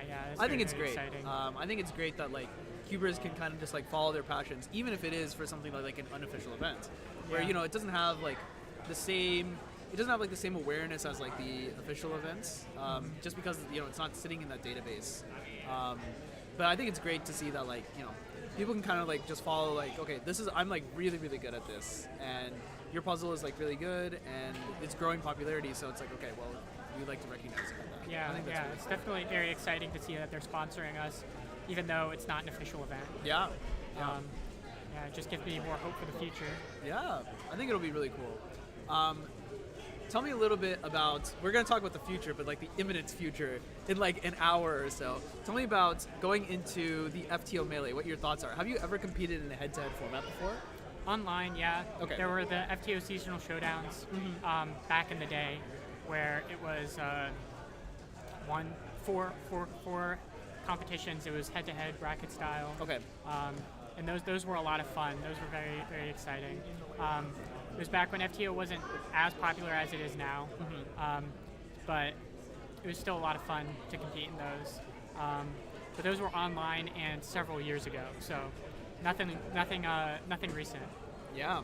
So what are your like nerves looking like going into this head-to-head final, and this one in person too? Yeah. I'm kind of nervous. Yeah. I feel like with look-ahead events like FTO and like 4x4 and stuff like that, my look-ahead in competition is kind of bad. So if I can get in the zone and my look-ahead's all right, I think I can do well. But if I'm just not focused and I can't look ahead, it's not going to be great. Sure. I mean, yeah, I think that's pretty reasonable. I think a lot of people struggle in competition to be able to kind of like calm their nerves down and like look at pieces other than the ones that they're solving. I know this is something, a big problem that I have at least, and it's something that I definitely need to try and remedy. What do you think, I guess, are going to be like the keys to success going into the FTO Melee? What do you think is going to be able to differentiate you from the other competitors? I guess just hopefully getting in the zone, staying relaxed, not getting too nervous, and then of course all my practice leading up to this. Yeah, I've done quite a bit of practice, brought my average of 100 down quite a bit. So hopefully I'll be able to, get times that I get at home. If I can do that, then certainly the XWR is gonna go down quite a bit. Yeah, that would be extremely exciting. I would say if you set XWR, I think China are gonna pop off. I think it'll be very exciting to see. Oh, XWR has got to be broken today by me, Dan, Tyler, all right, and Michael. We all have potential. All right. So, I mean, definitely one of us over 2 rounds has to get it. Okay, there we go. And then we also have a chance for WB as well throughout the course of the FTO Melee itself. We never know. We can see what happens. We never know, but WB is pretty unlikely. Yeah, you don't think so? Sub 10.5? I mean, it's absurd to me, but if there's a really lucky scramble, I'm probably gonna choke it. Fair enough. It is gonna be pretty high tension situation where like all solves are gonna matter. You can't just like drop a solve in the best of 5 format compared to the average of 5 format. So that'll certainly be something that'll be interesting that I'm looking forward to. Tell me about, I guess, like your journey with FTO so far, and like where you think FTO as an event is going to go in the future. In the future, I hope it gets added to the WCA. I do not think there's any chance it's added 2025. 2026, I can see it happening, and if not 2026, I could see 2027. But it's definitely the biggest hurdles with hardware and international interest. I feel are definitely being overcome with the Dancheng, other companies, and those are getting more people into it. I mean, competitions in Europe, competitions in the Philippines, competitions in Australia and New Zealand, all over the place. Yeah. It's very, very exciting to see all of those competitions pop up. Yeah, Euros, I think Euros FTO was like the biggest round of FTO ever. I mean, granted it was done across several days and stuff too. But that I was like really excited to see that like there was like a lot of interest in FTO outside of America. I'm like, okay, well this is great. This is absolutely fantastic. Because that was, I feel like, a major criticism that was made. Like, oh yeah, you can add FTO, but it's just going to be an American sweep. There will only be Americans with like 1 or 2 foreigners. So it's good to see it become more internationalized. Definitely. All the fastest solvers are right now in America, but hopefully that can change soon. Yeah, definitely picking up interest, but all the people, international FTO solvers really haven't been doing it as long as we have, so they have a little bit of catch up to do. Right. But once that happens, it's definitely going to be getting quite competitive. Yeah, I think it'll certainly be very exciting. I think it'll be cool if it gets added as an official event, although I feel like even if it stays at an unofficial level, I think it's still pretty interesting. I think, it has like a lot of... it still has a lot of potential, I think. And I think just the community behind it, I think is just great. Yeah. there was someone in the chat mentioning earlier that like, because Tyler was talking about how like if you join the FTO Discord server, there's like you can literally get like advice from like the top solvers, and someone's like, yeah, Aiden is like the best at this. Like they're always in the Discord like giving like like advice to like people who are like new as well. It's new and stuff too. So Yeah, when I get a chance, I try and help out if I see somebody with a question that I can answer. yeah. Trying to work on resources and stuff for better algs. So yeah. Yeah, I think it's great. I think it's definitely one of the highlights of the community as a whole. And one of the great reasons why I think someone should get into FTO. Now, I guess let's do some live advice. For anyone in the live stream chat who is looking to get into FTO, what advice do you have for them? I guess get the Diancheng. That's by far the best FTO at the moment. Join the FTO Discord server. I recommend the only tutorial that I've really watched is Ben's tutorial, but I know there are definitely some more tutorials out there. But as a beginner, I think learning two-look TCP is a good idea because that's a lot easier to learn and a lot less frustrating than the last year triples method Ben teaches, and that makes it a bit more of an accessible method to learn. Other than that, practicing, making sure you know your color scheme. I know some people out there, when they're first learning, they just build the centers in a random color scheme and then fix it. It's probably best to know your color scheme and make sure you know it well. Color scheme is one of the biggest things with FTO solving.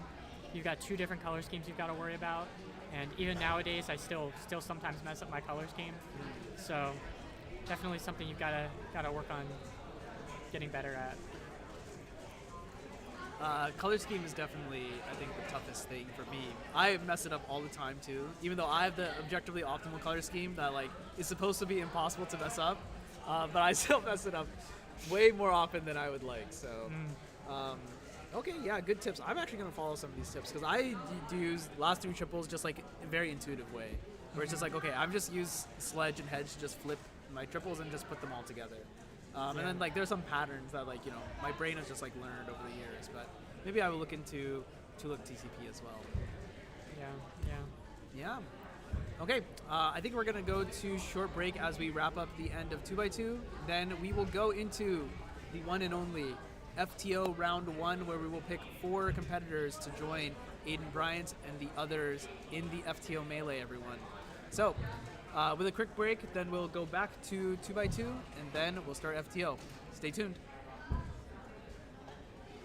Hey, we are SpeedCubeShop. We are your one-stop shop for anything cubing or puzzle related and have something for everyone, beginner or pro. If you want the best of the best, allow us to lend you our years of experience and consider one of our premium setup speed cubes. Our team of experts will dial in your speed cube by applying lubricants and adjusting the settings so that when your cube arrives, you're ready to start crushing your PBs. Have any questions? Our team is available via phone, live chat, or email to help get you on track. Tap the link to find your next challenge or upgrade and enjoy what we and many others consider to be the best shopping experience around.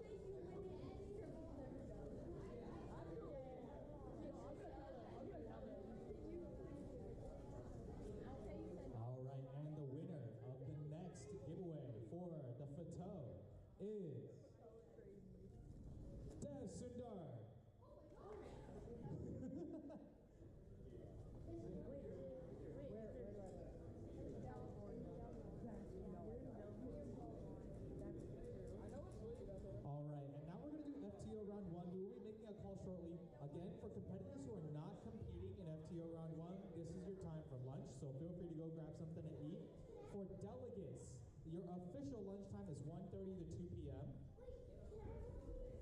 And also, please come back for the FTO Melee at 2 p.m. as we are going to be doing, of course, the Melee, as well as a giveaway for the Diancheng 9x9. Thank you.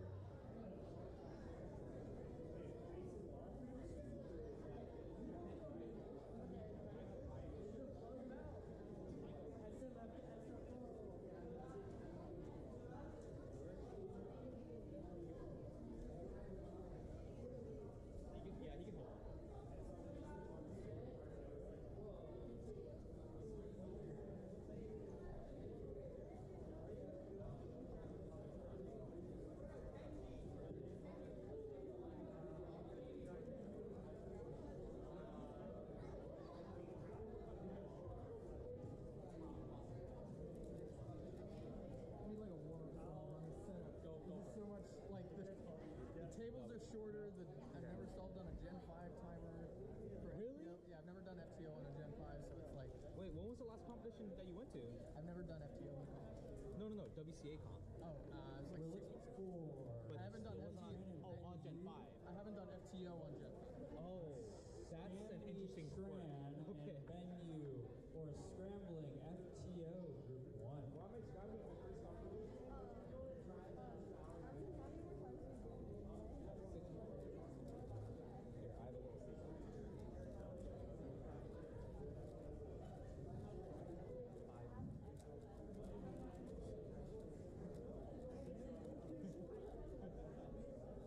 Nah, the only position is the other turn.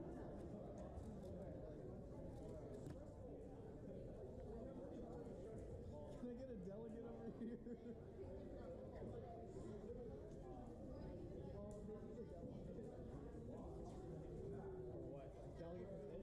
here? What would that be? I think the bottom layer. The bottom layer? I feel like honestly, doesn't the top layer look more sus? Yeah, the top layer looks. I mean, that would probably be a plus. Because it's like it's a plus too because it's no. If it's from the middle layer, Is it from the middle layer? both relative to the middle layer. Oh, so you start relative to the middle. So that would be both. So that would be a plus. Yeah, so this is good and this is a plus. Honestly, I'm pretty sure it's good. It's exactly halfway, isn't it? If it's exactly halfway, you can. No, it's just fine. It's just over. Check this side. It looks exactly the same line. So if you look here, thanks for creating this realistic scenario. This side looks just. It was a warm-up. Like corner. Could happen. I'm looking at that.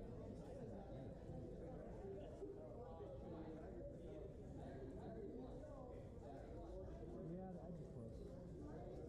But you guys, 2 versus 1 overrule, it's fine. Yeah, it's fine. But it's relative to middle place.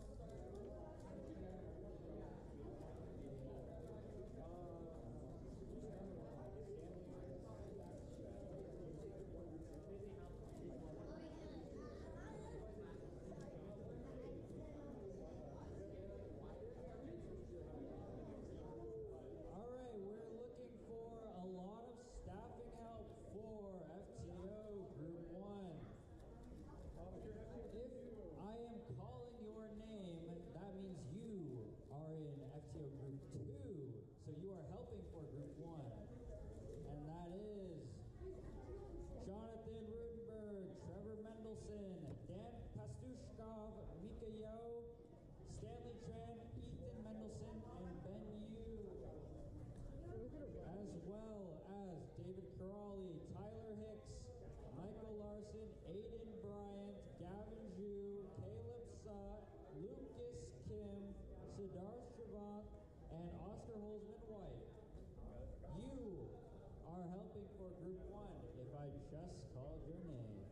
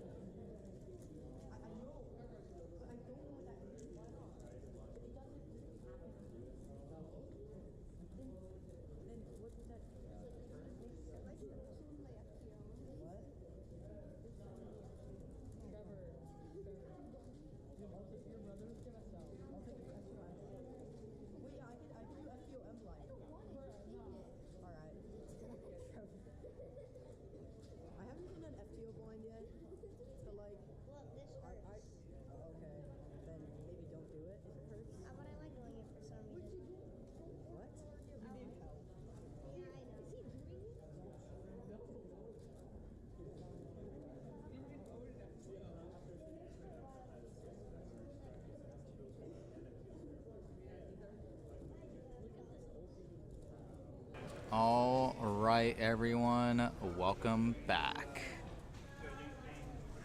We are getting ready to do the FTO melee. But first off, FTO round 1.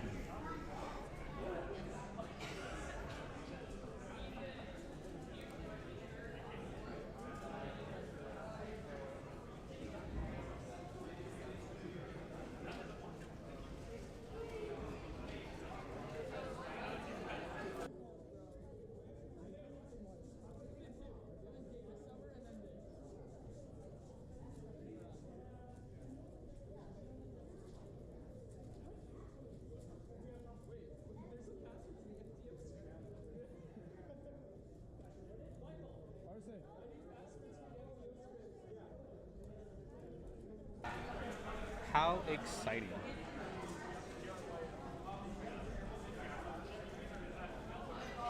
So the FTO melee, the way that we select the competitors who will be competing in the FTO melee as we are ramping up towards it, and we are currently scheduled to be on time, that's going to be starting at 2 p.m., is we have 4 people who are automatically invited to attend our bracket of 8 competitors, and the other 4 competitors will compete as a qualifier in FTO round 1. So if you have the fastest time, not out of the 4 invitees, you will get the 5th seed. So that will be very, very exciting. We also have people that have specifically only came to this competition for FTO and not compete in other events. So a classic example is actually Ranja, or Brandon Harnish, as you might see him sitting over in the stream little corner competitor waiting area talking to one of our OGs, Felix Lee, who is also doing FTO. So it's really, really funny.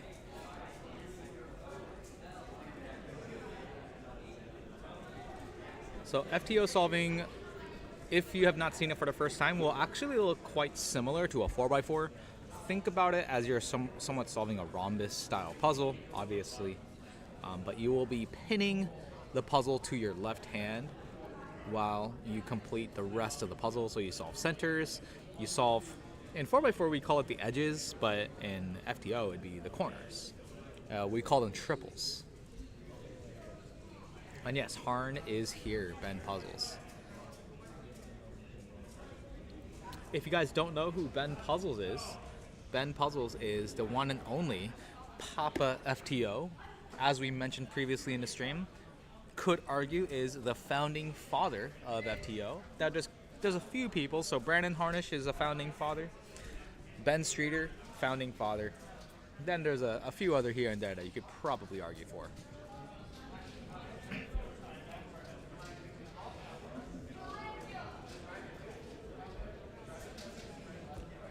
All right. First person on board to solve an FTO will be Mitch Lane. How fitting is this to have Mitch? That is... We get to watch Mitch do a solve. So he solves his white center, as you guys see, and he's looking to complete 2 white colored triples. And I believe he's just done so. And now he's going to be transitioning to solve the remaining centers of the face-turning octahedron. After he's done with those centers, you're going to see him rotate the puzzle and solve the last white triple. So let's see when he does that. I think that's right about now. Yep. All right. Wow. Mitch with the 4019, the very first FTO solve in this competition. Kenji not too far behind. Of course, Kenji right now at 40 seconds. Let's see what stage he's on. Still solving white here. Not white. He's solving the last 3 centers, and if we check on his splits, he's about 50 seconds or so. Remember, if you're competing in Group 2, you are required to be helping right now. You have to help. Thank you. All right. Looks like Kenji is almost done with center. So FTO, one of the hardest steps in FTO, one could argue, is the centers, because it takes a really long time to understand how the puzzle turns. Yep. As I'm here joined with Cube Panis, and we're just going to go straight into the action. Kenji's struggling with the centers, and the reason it's hard to explain, but they don't turn and react the same way that you would a 4x4. So we're going to pan to Wilson Lee, who is one of our head delegates for this competition, a trainee delegate, but is on his way to. He's doing very well at this competition. You can see Wilson has a Rex TO. I don't know if we should. He's got like a fancy color scheme here going on. That's what I like to see. More cool color schemed FTOs. Yep. So at 50 seconds, it looks like Wilson is officially on last 3 triples. And now he's got a couple corners left. Yep. Oh, he's solving FTO with a different method. Yep, there's different ways of solving FTO, just to make clear. Yeah. But, not everyone uses the same method, but most people do use the method. Correct. So Wilson with the 119. Kenji earlier struggling with a 2-minute solve. But Kenji basically got lost. What was happening was the last 2 centers in FTO are actually really hard to insert the center pairing. So you know how 4x4 does a 1x2 and a 1x2? For FTO, you kind of have the same idea, Yeah, I know. but they're not equal. And it makes it really, I have FTO, so I know. It makes it really difficult, especially if it's your first time really doing it, to get used to it. Yep. All right, and we have Felix up on the plate right now. Again, look at that left hand having the white side almost completely solved. And Felix is probably going to start his centers right now, it looks like. Yep, there's other centers. So doing green first. It's interesting to see the meta, to see how color neutral people are going to be with centers, but a lot of people go with a specific order. Yep. At least for me, I have to do a specific order. Wow. Is that last white triple done? Oh. Oh, no. Oh, he's got that really... weird, annoying case. Yeah, he's got that annoying case. It almost looks like it's solved. But it's you have not. to be careful with FTO. Sometimes you might accidentally plus DNF because you accidentally don't realize that 2 sides you can't see aren't solved. So 46-56, Pretty that might be enough to get him in the melee as like an 8 seed. We're gonna have to see. Yeah, This is we actually separated this by fast group, slow group. So there's the next group is the fast group. Just based off what we know, yeah. Based off what we know, again, there's a huge unknown to this. Yeah, it's not an official event, so yeah. You can see Manu in the back shaking his head. Oh, we have the other. We must have the founding father on the stream, Brandon Harnish. Mr. No 2x2. The legend who created the best of 1 2x2. All right, so pay attention. Yeah. We want to see Brandon sub 35 here. That's at least a good hope. All right, Brandon. Pretty good. Solving the white center in just under 4 seconds. And it looks like he's transitioning to centers right now. A little bit of a pause there. Again, we don't know at that skill level if that pause is something that is unusual for him. Yeah. And see, also getting lost in those centers, and something to consider with those centers is you have to orient them correctly, and if you don't, it's a little bit annoying to deal with, and it's a time sink. Yep. I mean, Brandon here. I'll be honest, I'm not too much in tune with like the serious FTO medal, but that looked pretty good. Yeah. So Brandon with a 41, and we're gonna cut to Nico, and Nico looks like he learned FTO, I believe, in Western Champs. Yeah.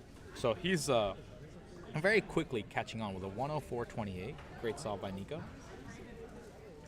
Yep, that's pretty cool. There is a potential, the FTO, since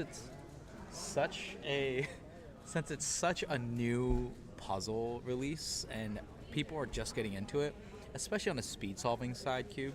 I mean, look, the hardware's not perfect still. It's a huge jump forward, but there is still that potential for popping here and there, but it has significantly reduced, and Diancheng has come out with a puzzle that is speed solvable for anybody. Yep. It's really, really great. It's really cool to see that we have an actual, modern day FTO. Like what they were using before was from way back in the day. Yeah. And no company really had made updated FTO until Diancheng did it. Yeah, Diancheng. Yeah. So very happy to see it. Ed, no problem. I understand you have to go to bed. Ed, the bed man. But feel free, tune in back to our channel. We're gonna post the FTO Melee content on CubersLive, and I think you will be very pleasantly surprised with how it turns out. Yep. Also, I'm pretty sure this live stream will still be watchable afterwards, so you can come back after if you want to see anything from any of the other FTO rounds or. Exactly. Kenji doing much better on centers this time. I think he's done green. No. Oh, he is. I think he's done. He's done with the three centers. The three centers. It's. Oh, Kenji is. I don't think he oriented them correctly. Okay. Yeah, he's doing he's doing the trigger, so it's like a R prime U prime sledge to like orient the centers. Yeah, that's what he was doing. That's where a lot of people get stuck. You'll even solve the centers, but they're misoriented, and it's if you're a noob, it's a nightmare. If you're a top level solver, it's very cumbersome. You basically don't want to force the situation. It's like forcing diag on 3x3 cube.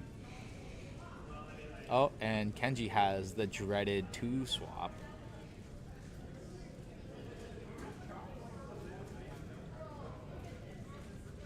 Oh, don't pop it.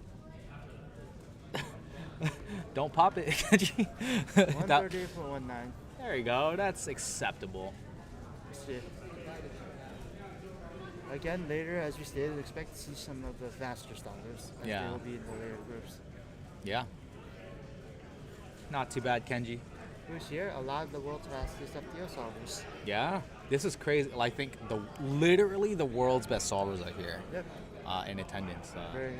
It's always fun to see, pushing the grain of what's possible out here in the West Coast. Yep, they've all been flown in to compete, yeah. Mm-hmm. All right, we have Calvin Nielsen. Delegate. Calvin also potentially going to make the FTO Melee. We want to see a sub 40 here probably, or that's what he's going for at least. He's probably, honestly, comfortably going to be sub 40 is my guess. Again, it's really hard to tell because we don't know who's been practicing really hardcore. Yeah, and also, as stated, this is an official event, meaning that there's not really any official rankings, so some people might not submit even to the unofficial ranking sites. Calvin's already on last 3 triples here. Oh my goodness. Oh, I was quick. Calvin with a 29.77, getting the job done. Also, you see how it's slightly misaligned. It looks like it's totally safe here. So the time should stand. Wow. Yeah, you gotta know FTOs lines a little differently, so they look a little different when it comes to the penalty. I might have not caught this correctly because I'm a novice FTO solver as well, but it looks like he skipped the entire A-perm part of the Ben Cisco method. He just sledged the last 2 triples and solved everything. Possibly. Yeah, so I think that's probably why I don't know if he expected it, but the timer stop was quite funny. All right, let's see. We also got Ranja coming back here again. Founding father. How's it going, Sean? Iconic shirt. Yep. We also have just a quick sneak peek. Again, the person who did the official first solve of FTO was Miche Lene. First official and unofficial. Yeah. It's very important to clarify that so people don't get confused. Official, unofficial. All right, Brandon, a little bit smoother on these centers here. At least he seems less confused. I think he's got the warm-up from the first offs. Yeah, he's already done with the last 2 triples here. Not last 2 triples, the third triple on the bottom. There's All some right. people competing in their very first competition Perfect. for Fatale. Could be interesting. All right, 41-26. So at least Brandon is consistent. We'll give him that We much. can go to Mitch.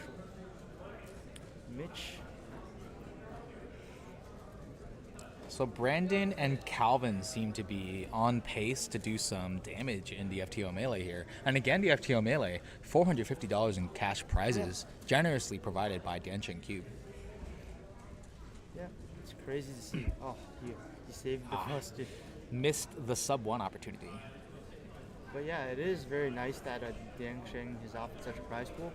And I think it's really great for the growth of FTO itself. Mm-hmm. And cubing as a whole, too. And also, if you're watching on stream, you might not be able to catch this, but we've been periodically doing giveaways. So we've done we're going to be doing 15 to 16 FTO giveaways throughout the entire competition. And we have also decided that we are going to, right before the FTO Melee, give away one of the Dancing 9x9s. Yep. Which I think will be a fantastic gesture for people who want to stay and watch the event live. All right, so Calvin's coming back here. Again, he just came back from a 29.77. So very much so on pace here. So let's see how this goes.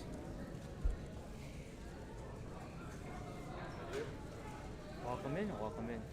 Ben Pausins, welcome. Okay, so Yeah, it's looking pretty good, but I mean, it's hard to tell. yeah, he's almost done. Center's done here, working on the third triple here. And it looks like he's just, wow, all right, almost done again at 26 right now. Oh no, I was like, wait, is that solved or not? No, not quite. Yeah, oh, it wasn't. no! And it's the entire corner. I think that might be a DNF here, because you're not able to determine which color is on which side. Devastating for Calvin. The reason why this is devastating is because if he gets another DNF, he is out of the tournament. Yep. And again, we are following by WCA regs that apply here, just to clarify, even though this is an official event. Yeah. Because we don't want to make things unclear. Because yeah, it's important to know that. That's a possible situation. Yo, so we have quite a bit of people up in here in chat. If you guys love the FTO, comment below saying that you love FTO. And I guess they're about to start Group 2 soon. All right, so Calvin getting a 29.77 on the first one and a DNF on the second one. That is devastating. Yep. Now we have beautiful.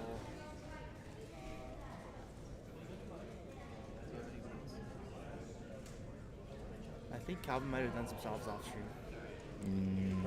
We'll see what happens. Yeah, because like they seem to be slowing down. It also seems like everyone's almost done here.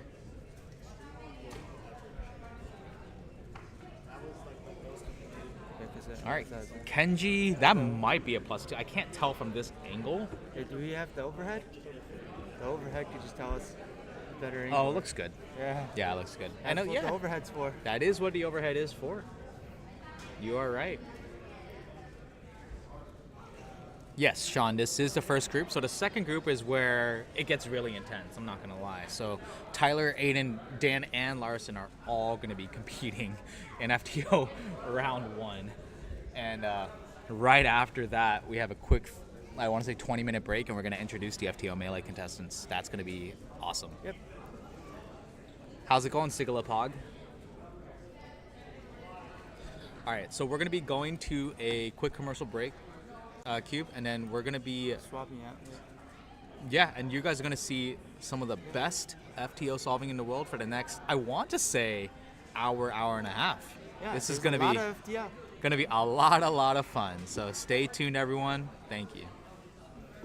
Hey, we are SpeedCubeShop. We are your one-stop shop for anything cubing or puzzle related and have something for everyone, beginner or pro. If you want the best of the best, allow us to lend you our years of experience and consider one of our premium setup speed cubes. Our team of experts will dial in your speed cube by applying lubricants and adjusting the settings so that when your cube arrives, you're ready to start crushing your PBs. Have any questions? Our team is available via phone, live chat, or email to help get you on track. Tap the link to find your next challenge or upgrade and enjoy what we and many others consider to be the best shopping experience around.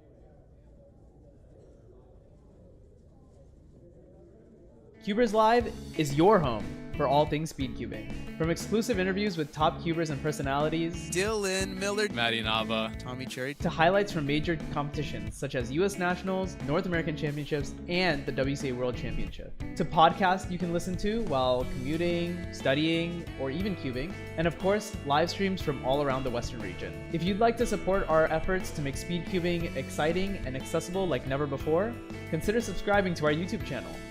Thanks, and enjoy the rest of the broadcast.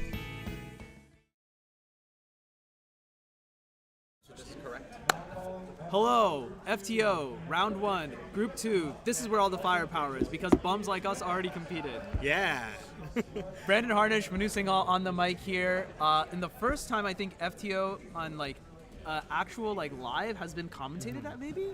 Probably. I don't know if it Isn't was that done at nuts? NAC, but No, it was not. We did not run it at NEC. This is probably and they did it. not run it at Euros either because it was on an unofficial unofficial place. So. Oh, no kidding. Okay, Yeah. well that makes sense. Yeah, because it was off to the side. But here it is still unofficial. But we have commentary for it now. We have someone who actually knows what he's talking about. Brandon Harnish has been doing FTO for a long time. You want to introduce yourself to the lovely folks at home? Yeah, my name is Brandon Harnish. I started organizing the Bay Area Speedcubing competitions in 2013 with a bunch of friends, and now we're at the 64th one, which is crazy Insane. to me. Yeah, so that's I knew I was going to be coming in at the start of 2x2, so I wore a shirt that was commensurate with that from 9 years ago. But I solve FTO. I'm not competing very much anymore officially, but I came by because I knew that the world's best solvers for FTO were all going to be here, and I'm friends with a lot of them.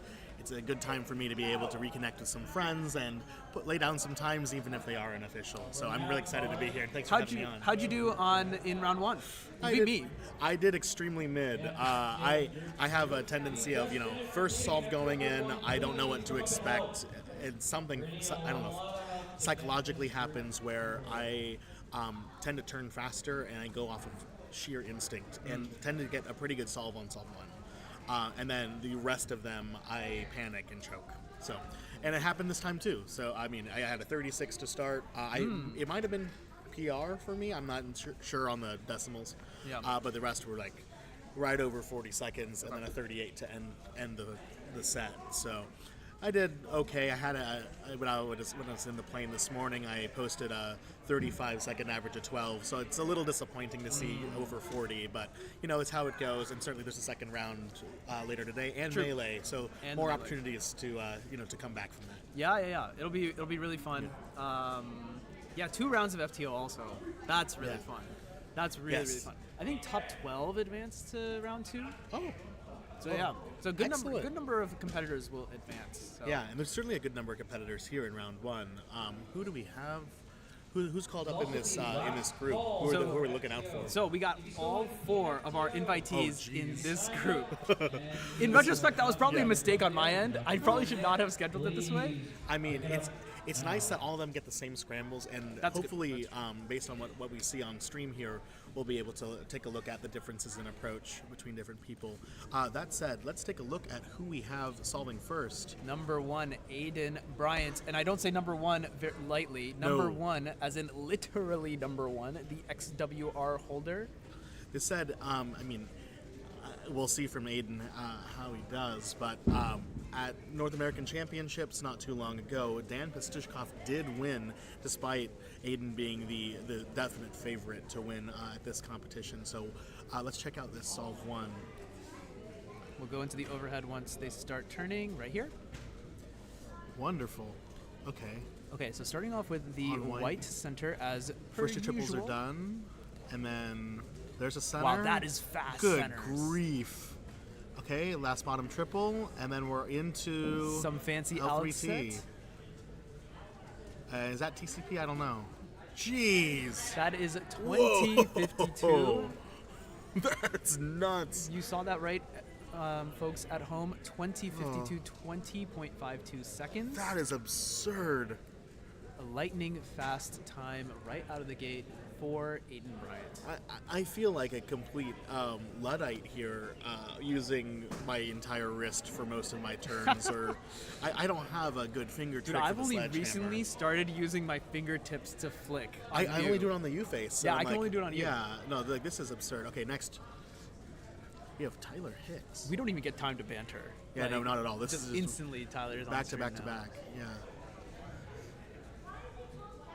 Tyler has notably has never competed in FTO when it's been held as like an unofficial event. So these will be his first results ever. Let's see what he can Yeah, post. look at this debut solve.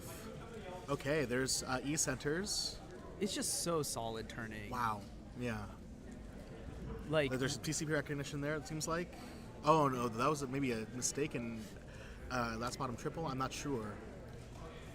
Wow, and that's done. rounded out for 25. a 25.63. Very respectable. Definitely behind his pace. Yeah. But very respectable first result, right? And So, you got 4 more. So, yeah, there's Exactly. definitely room for comeback here. good start off for Tyler Hicks. Now we are waiting for Dan Pushkov and Michael Larson. They are seated off onto the corner on the other stage. I see them. They're peeking over this way. So we'll be able to catch some of their solves later as well. Meanwhile, Aiden Bryant up for their second solve. Let's go. All right, everyone in the chat, I need to know who you are rooting for. Whether you're rooting for Aiden, Tyler, Dan, or Michael. Do let us know. The data looks like it's from the first FTO. Hey, look, dude, let's let the nerves kind of calm in. Let's let everyone settle in. Come on, we're all chill so far. Oh, that's a solved FTO. That's hilarious. Back Oh. to the scrambling table. And we'll switch now to Dan Pushkov. Let's go to Dan. This is interesting. We got the time front and center, but we'll switch to the overhead view since we can see a lot more of what's going on. Shout Thanks, out to the Mitch. judge here, Miche Lene. Anything you see here, Brandon? I see an FTO that's scrambled currently. That's about right to me. Oh, that's a weird first That was center. a weird yeah. Oh, is it not white? I can't tell. Oh, No, that's white. he did do white. Yeah, that There was, was a- strange. there's a- that triangle, right? Yeah, a loose triangle that was promptly dealt with. But instantly now into the. This looks like last three. Ooh, a little shakiness on the L3T recognition. And then A-perm, done.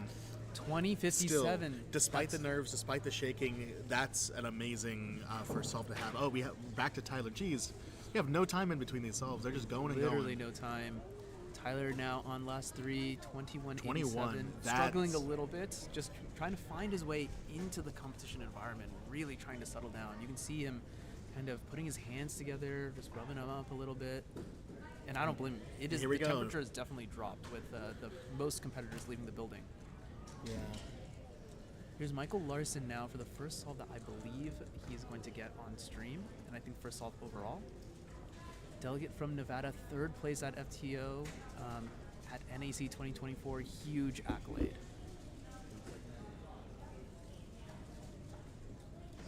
Here we go. So same first scramble for him as well. He is color he's neutral. color neutral, which So- is a delight to know, but horrible to be able to see what he's doing. At first, I got really concerned. I'm like, there is Oh, nothing there's made here. But L3T, that's TCP recognition, and done. 1852. 1852. That is Good the best solve we grief. have seen so far. And we switch back to Aiden on their third solve now. Aiden starting off with a 20 and Well, sorry, this is actually the second solve. The second solve, my bad. Because the previous one was Oh, yeah, it was a solved cube. puzzle. That's right. That looked like some 19 fancy flat. alg there. Oh, gorgeous. And 19 flat. I don't know if that was just an A-perm or what, but it looked really, really swaggy. Brandon, this is amazing. The competitors are neck and neck. Yeah, this is nuts. This is so much fun to watch. This is crazy. I cannot wait to see what's going to happen in the head-to-head format where every solve is going to matter. Dan now. Yeah, here we go. Okay, we got some pairs there, at least on white. And yeah, Dan is going to be solving white first. That's wicked fast. Yeah, I mean... There's... Okay, now on E-centers... The center recognition is just amazing to me here as he's going to wrap that up now onto last bottom triple. Bit of a That's a tough pause. case, but it's done. Had a fully oriented... there we go. Corners, and then all done. 21.99 as we switch back to Tyler. I want to talk about Dan's solve there, but we just can't. We just don't even get the opportunity to. It is a delight and an absolute barrage to the senses. Indeed, indeed. That looked like last bottom triple, now into last three triples. A bit of a pause for a recognition. Is Tyler color neutral as well? 22.32. Okay. Definitely. I'm not sure. I didn't think he was color neutral. Definitely needs to warm up hands wise, which I get. That can't be easy. A mid L3T case, even I could tell, and I was like, this doesn't look like the best of cases. I'm thinking about it in my head, I'm like, yeah, that would definitely take several sledges for me. Looks like he's dealing with some delegate stuff right now, Michael. That must be kind of crazy. Always on the mental, job, right? yeah. We can switch back to let's go to Aiden. As they're about to start now, their actual third solve. Oh, here we got some times here on the stream. Yeah, there you go, everyone. You can see those up there. We got our fantastic data entrant Michael Chai putting in all the times for us. Looks like Larson is not quite inspecting yet. He's solving his FTO in his hand first, so that gives us some time to watch Aiden here. Aiden looks really shaky. Last bottom triple into L3T. Just a short there pause. we go. Boom. 16:04. Fantastic. Oh my word. Solves. Fantastic solve. That L3T was wicked fast. Okay, here we go with Michael Larson. Okay, second bottom triple now. Going into E-layer centers. Green, I think, is done. And then that's done. Last bottom triple. Looked like a pretty simple case there. Two 4 movers there. And then done. 17:58. Yeah, no, you had it totally right. These competitors are neck and neck. So amazing. Such great solving coming out here. Finally, it seems like the competitors have finally locked in. How do they turn like this? Like this is coming from somebody whose skewed finger tricks are stuck in 2011, but I just cannot fathom. An OG. Call yourself an OG, all right? OG washed up. Potato, yeah, it's having the... I think that's a custom color scheme. That's what I was going to say, yeah. 22-12. 12 for Tyler. And a blank stare off into space. That's an unbelievable mood. The 1,000-yard stare. I think too many years of math got that for me. Dan, starting inspection. See how he does. See what he's got here. Okay, Dan on that's solve good. number 4, I believe. That's 111, 222, and E-centers. I missed 222. I mean, I didn't... Where did that go? Dude, I didn't see a single orange piece until he finished E-centers. It just was on the bottom. A little bit of shaking. And a 2-flip. Oh, that was just 1 sledge, my bad. So it's still 17. 17. But can't quite see. As Aiden now going ahead on solve number 4. Just got a 16-second solve on solve number 3. There's for center. 111, 222, E center. Looking to control their shaking just a little bit. Okay, here we go. Triple, and then here we go with the L3T. Last 3 triples. Oh, there it goes. There's the L3T. Some OPF action there, and wicked fast. 19.60. Another solid solve coming out.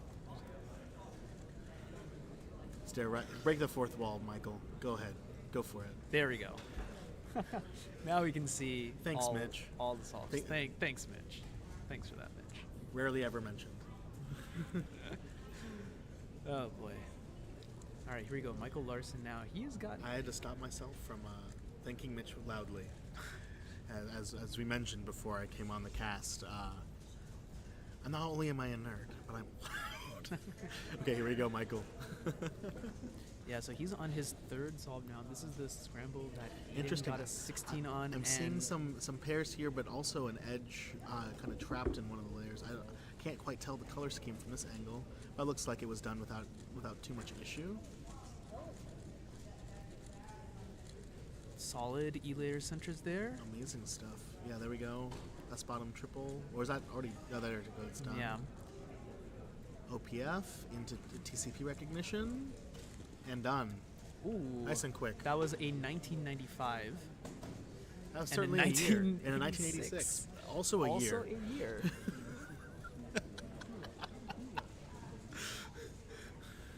So, I think, is Tyler done with his average? Funny thing is, I figure all of these are years, but some of them are more recent than others, or maybe have not have happened. Or have not happened. Yes, that's indeed true. And Dan Pushkov about to start inspection. Oh, we have Tyler's average. Yeah, it looks like, Tyler is done. So it looks like he got a 22 average for him. And then Dan now? 2210 is still an extremely respectable average, Yeah, especially definitely. for a debut solving in Exactly. competition. Oh, wow. What? Dan's Take a turning is look looking at this. really, really good. That's that bottom triple. Good night. And an A-perm to finish off 1767. Dude, Dan is just insane. It's crazy. It's crazy because you can see what he's doing, and he's like, I would do these same moves. But it's just twice as fast. Just absurd. Literally twice as fast. Half as bad for pauses. Aiden now? Dan Pushkov. Now 4 solves in. Best possible average, the 1852. Worst possible average. That's is a 20. big pop. That's a huge pop. That's This solve is just gone, just in the trash. This one is just the not counting one. While it's unpopular, I've gotten very used to just DNFing the solve and then taking some time to fix it to let the competition keep running. But I know that's not a popular thing to do, and certainly this could happen again, or DNF could happen some other kind of way. Every solve here counts. The competitors are neck and neck. So I definitely respect Aiden's decision to fix their puzzle during the attempt. 44.50. I was talking to a judge earlier who was saying, I haven't seen very many solves under a minute, and even with a solve ending pop, still posting a 44 is insane. All right, Larson. That's the first now. pop we've seen from these 4 solvers. So hopefully there aren't more of these to come. So amazingly, Larson is looks like decently in front right now. He has 3 sub-20s already. Aiden Bryant posting a 19.71 average. Can Larson lock in and confirm a Wonderful. solid 21.69? Okay, so a little bit more Nice, work nice. to do, but basically, if he can end up not counting the 21. Actually, it's not quite that simple. It's not quite that. I was gonna say if he didn't count the 21, he was gonna be in a good spot to be first place. But it looks like he does need to do a little bit better. I think he's gonna need another sub 20. Yeah. He's gonna need another sub 20. But that BPA is looking immaculate. Yeah. It's certainly not a runaway competition. Everything is extremely neck and neck with this. Yeah. Now, looks like Dan is waiting to do his 4th solve as well. This is crazy. Dan and Larson's BPA and WPA are almost exactly the same. That's crazy. We'll see how this goes. Dan starting out rough. Larson starting out hot. And even so, anything can happen here. Aiden could still come out on top with a 19 average. Right. It's anyone's call here. It's anyone's game for Now, a top seed. Remember, folks, the XWR is a 14, I believe. That's 14 seconds, so we could also see that get broken.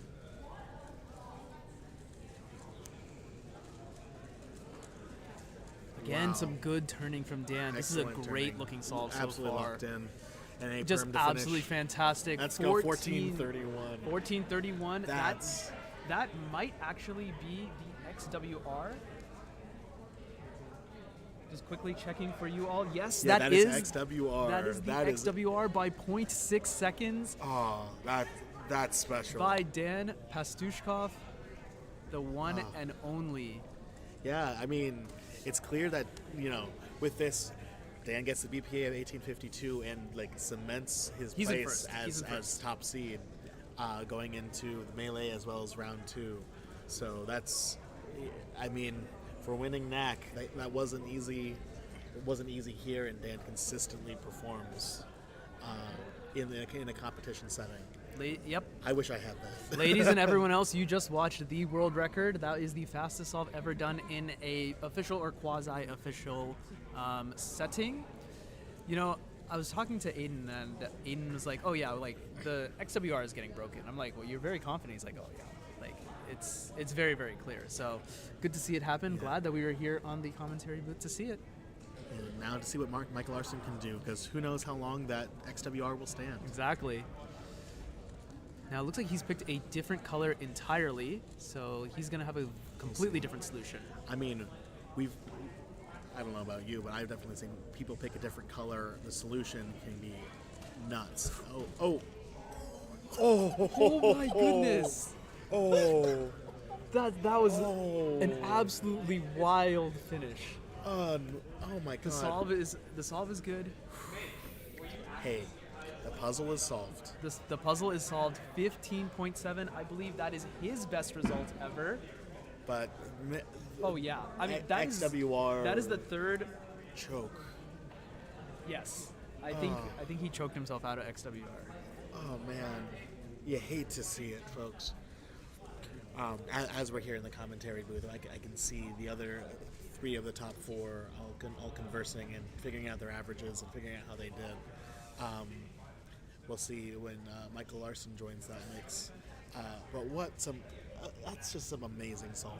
That's completely insane. Some amazing quality solving from literally all 4 of the top competitors. And they're the best in the world. And they're here. And getting them to be here is such a special thing. I'm so glad. Is. Oh, here comes Michael Larson. Absolutely magical. Just amazing solving from all 4 of them.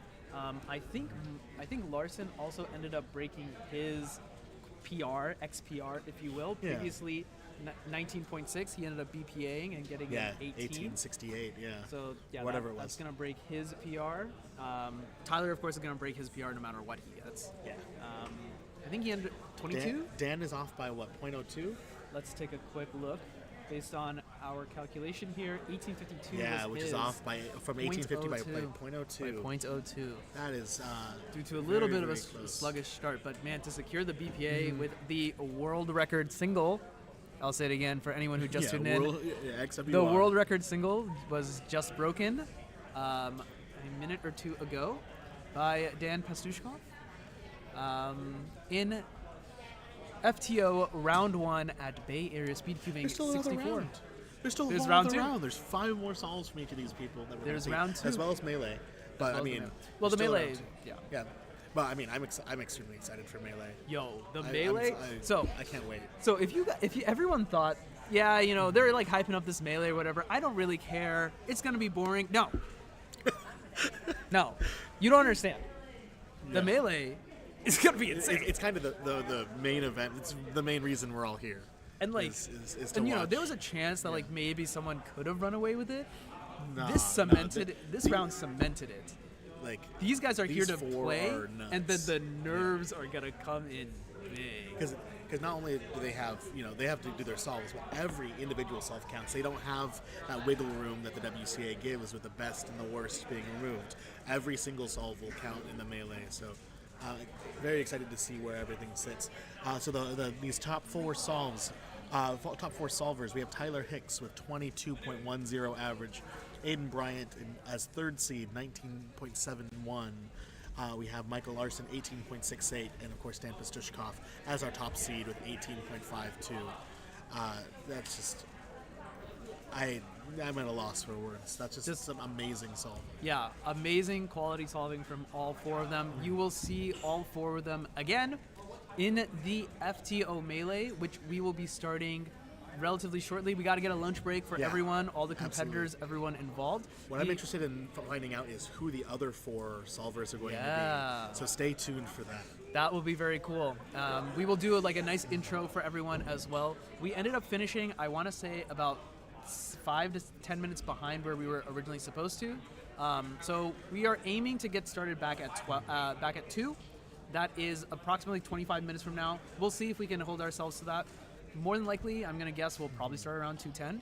Sure. But the live stream will be on. During lunch, I am playing for you a special interview that I had with another world-class solver, top-tier solver, Maddy Inaba. I love Maddy. One of our favorites, and around the West Coast, as he is from Hawaii, one of the states in the Western region. So I have that queued up and ready for you, but now is your time to get popcorn, get snacks, get water, go to the bathroom, take do a whatever you break. need to Yeah. right now. You got 30 Stretch minutes. your legs. Yeah. Calm yourself. And when you come back, first monitor, I want you all here for the FTO Melee, everyone. We will see you in 30 minutes. Hello, everyone. Welcome back to another exclusive interview, CubersLive interview with one of, I think, our favorites, Maddy Inaba. How's it going, Maddy? Good to talk to you once again. Yes, I'm doing good. After what has been, I think, a very, very interesting start to NAC. Would you agree? Well, agree. NAC including All-Stars. Oh, yeah, I would agree. Yeah. Tell me a little bit about coming into like NAC. Tell me a little bit about like your practice, mindset, regimen, things like that. Well, I've been practicing a lot of, not really 3x3, more like Really? 4x4, 5x5. Interesting.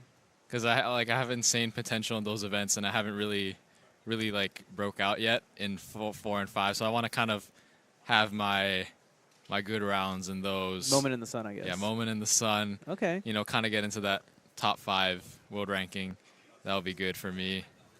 And then, yeah, obviously I've been practicing 3x3. I relearned all my TU and LZBs, so those are pretty locked in. Okay. Relearned all my VLSs. I used one in NA All-Stars Finals, and that was pretty smooth. I'm trying to remember. It was like a weird setup to Free Rough. Wait, no, yeah. this sounds right. This sounds right. I do recall this. There was so much going on in NA All-Stars. Yeah. There's so many storylines. Tell me a little bit about like the solving environment and what that was like compared to the other like major finals you've been in. Yeah, well, it was pretty comfortable in the finals because I got. Usually the finals are the first time you solve in front of like the big crowd, but then like the first and second round I already did that, so I kind of was like chill already. So I kind of just did my thing, and it was interesting solving next to the person.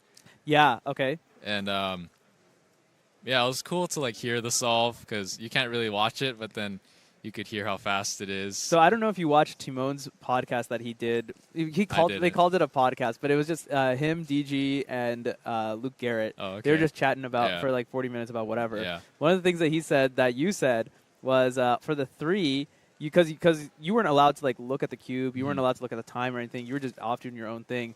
He said that you said to him, it's like, I don't know what that was, but it sounded like a 3. Yeah. Yeah, that's what you could tell. You could, yeah, because there's not really many pauses in that solve, but like you could hear like the momentary pause before the last layer. Yeah. And then that happened like 1.5 seconds into the solve. So I'm like, oh, that's a 3. Oh my goodness. Yeah, it was quite surreal seeing all those people because it's one thing when it's like Nats finals or whatever, and like there's all the people in the crowd. I feel like it's really different when you have all the people watching above you also. What did you think of like the venue and then the other thing I want to ask is, did it ever cross your mind to like, we asked this at the end of All-Stars as well. Did it ever cross your mind to like try and safety so you can make it into the next rounds, or was it like going to be a lock? So yeah, talk on both of those. So first of all, the crowd and stuff, it was pretty cool because I had never had that multi-level viewing thingy. So yeah, I added a little bit of pressure, but I was able to calm down by the end. So now I'm used to it if there's ever a crowd like that again. And what was the other part of the question? What was the other part of the question? Now I've completely forgotten. Oh, safetying. Oh, yes. Well, obviously I don't want to get 2 DNFs and 1 average, so yeah, I just made sure to solve the cube the first 2 rounds, and then just do my thing in the finals, I guess. Talk about 535, because it seems like everyone kind of agreed in that final round that the scrams were relatively easy, or they were good scrams at least. They were. Talk a little bit about 535 on that set of scrambles. Yeah, Any good? No, that's pretty bad. So the first scramble was probably one of the best I've ever had officially. Both of you got 4s on that one. Yeah, we both got 4s, and I had like a weird end perm, but that's not an excuse. But like, yeah, that was a good scramble. The last one was good too, but because I wanted to get like my VPA, and I was looking at my solution, and I'm like, this is not good enough to get a sub 476. Oh, you look back on it? Yeah, so no, like during the inspection. Oh, So I I'm see, like, I see, let okay. me just switch colors for fun. And then I completely butchered it. But it was worth a shot because my worst possible average was okay, so yeah. Yeah, exactly. Okay, I see. Because that was Caleb Chen, like immediately before you guys, had also gotten a 4 on. I think Ray Bai, I think he got like 521 on that or something like that too. So yeah, that was the one that we were looking for. Is like, what will Timon and Maddy do with this one? Because this one has a lot of potential. Yeah. Timon, I think 501. 501, yeah. Yeah. So solid. So yeah, it was just awesome. Tell me a little bit about what you think of the format and whether or not you think we should have like more All-Stars like events. Definitely have more. It's super entertaining for us and for the spectators, I think. And yeah, it's a little bit weird to have the same group have different scrambles. Or like the same round, different groups. Right. So if there's obviously no way to change that. So that's a little bit of a hiccup, but yeah, that's my only complaint. Yeah. But as long as actually, it doesn't matter. As long as the finals are the same scramble, I think it's cool. Okay, well, I mean, it does make it an interesting case because at NA All-Stars, it was really tight, right? So going into it, this is something we talked about with Dylan earlier today also. He thought that, like, in order to make the next round, it's going to be like 6.8. Yeah. It ended up being 7.7. Is that kind of also like what you expected, or did you think it was going to be like tough? I really had no idea. Yeah. Like I don't really look at the psych sheets at all. Okay. Yeah. Okay. Well, yeah. So based on that, it was going to be tight either way. So you could make an argument that like, well, if one set of scrams is really good and the other set of scrambles is like really, really bad, it's like an external influence compared to the actual like solving capability. And it kind of comes down to luck in some factor. But I am a little bit of the mindset that at least in the future, solvers are just going to be so good to the point where like that amount of luck is going to be, I think it's not going to matter as much because if you weren't going, even if you weren't going to make the finals on the bad set of scrambles, you probably weren't going to make it on the good set of scrambles anyway. Very true. Very true. true. Or at least I think the good solvers are going to distinguish themselves in that way, where luck is like going to be less of a factor. Yeah. When you get luck in your solves, like either good or bad, like how does that kind of affect your head? Or are you just like, I just need to execute? Well, it's like I've trained myself to be positive in both scenarios. So if I get unlucky, I say, okay, I'm due for luck. And if I get lucky, I'm saying, all right, it's my day. Okay. Yeah, that I actually really like that because I feel like a lot of people, what happens is like they get like something lucky and then they're like kind of like stressed or tensioned up. How do you like not let that get to your head? I've read several books on this topic. Okay, actually. I need to hear it. I need to hear it. Yeah. Hey, give me all the details. So basically, it comes down to just doing one solve at a time. It comes down to going through the same routine before every solve. Routine. Yeah. So I just whatever you want to do just to get in the zone, and then from there you have to accept whatever happens. And that goes both ways. If it's lucky, it's just like, all right, that's sick. If it's unlucky, just say, all right, next one will be better. And you go to the next one, you say, go through the same routine, let's see what happens. Oh, it gets lucky, all right, I'm chilling. It gets unlucky, all right, the next two solves will be good. And that way you keep positive every single solve. And yeah, even though some may see it as delusional, I see it as optimistic. Using your mind in a powerful way to like make you more positive, I guess. Sure, yeah, because I think there's so much mental game into it, right? And I think it's not super well explored. I feel like only now, like, we're starting to get into it a lot more. I don't know if you saw, but like at Felix and Max Cube Camp, right? Felix actually had the kids do like a particular exercise where they like gave themselves 3 good solves that would like be like PR or PB or something, and it's like all right, now like it's your job to go up onto the stage with all the lights and the cameras and try and do 2 more solves and just clutch it out. You know, you might throw one, but then you get another one to try and bring it back. So I thought it was interesting. Do you tell me a little bit about like your practice regimen? Is that like similar-ish to like kind of stuff you do? Well, I just do like competition simulations a lot, and you're bound to have a good start like that. Yeah.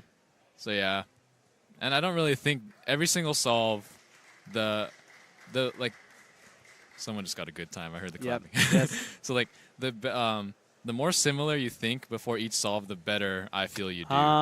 So like when I'm solving really well, actually like I'm getting to the point where I forget my times mid-average. That's interesting. Like I've trained myself to literally forget what I got before, so then it doesn't. I'm just going into it like my first solve. And every solve you're just trying to get a 3 or whatever. Yeah, one solve at a time. Yeah. That's really, really interesting. It's like contextless or memoryless. Yeah. That's really interesting. I think I have not heard that from any other top solver. So that's really unique. That's really. I don't know if you know like what other people's mindsets are. Do you think you have like a really strong mental relative to other people, or? I feel like all of us in the top have some knowledge of how to think. Obviously. I guess you kind of have to. Yeah, you kind of have to. You won't put it this way. You won't get this fast if you don't think right. Well, at least not officially. Yeah. So, yeah, we're all pretty good. I wouldn't say I have an advantage over anybody. I just think my way, and yeah. Okay, that's interesting.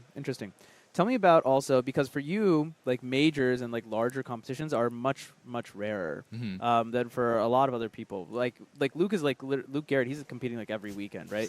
And he's absurd. I think he's like this year he's like NAR like top 3 or something in competitions attended. But for you, it's a lot rarer because I mean, flying out is expensive. It takes a ton of time. Yeah. Recently, you've had like a stretch of like back to back larger competitions. We had the one in the Bay Area. Yes. Then you had Northwest Champs. Northwest. Yeah. And then I think immediately after that was this, or your next competition was this. Yeah. It was like a week and a half after, I guess. But yeah, that's very close for me. Yeah. Yeah. So tell me about that, because it's so rare for you. What is it like? I guess like going into like this like championship season, and and then you have SSL after this too.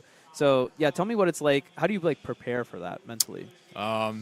It's just accepting that you'll have some bad rounds and some good rounds. Like my NA All-Stars was not a good round actually. So I would say insane. I don't know how you can say that. I would say my Northwest Championships was a good round. And then my other one was not so ideal. So I'm due for a good round either here or SSL. So that would be great. But yeah, there's not really much difference. I feel like the more you treat it differently, the more you kind of psych yourself out. I've learned that the hard way from last summer. Yeah.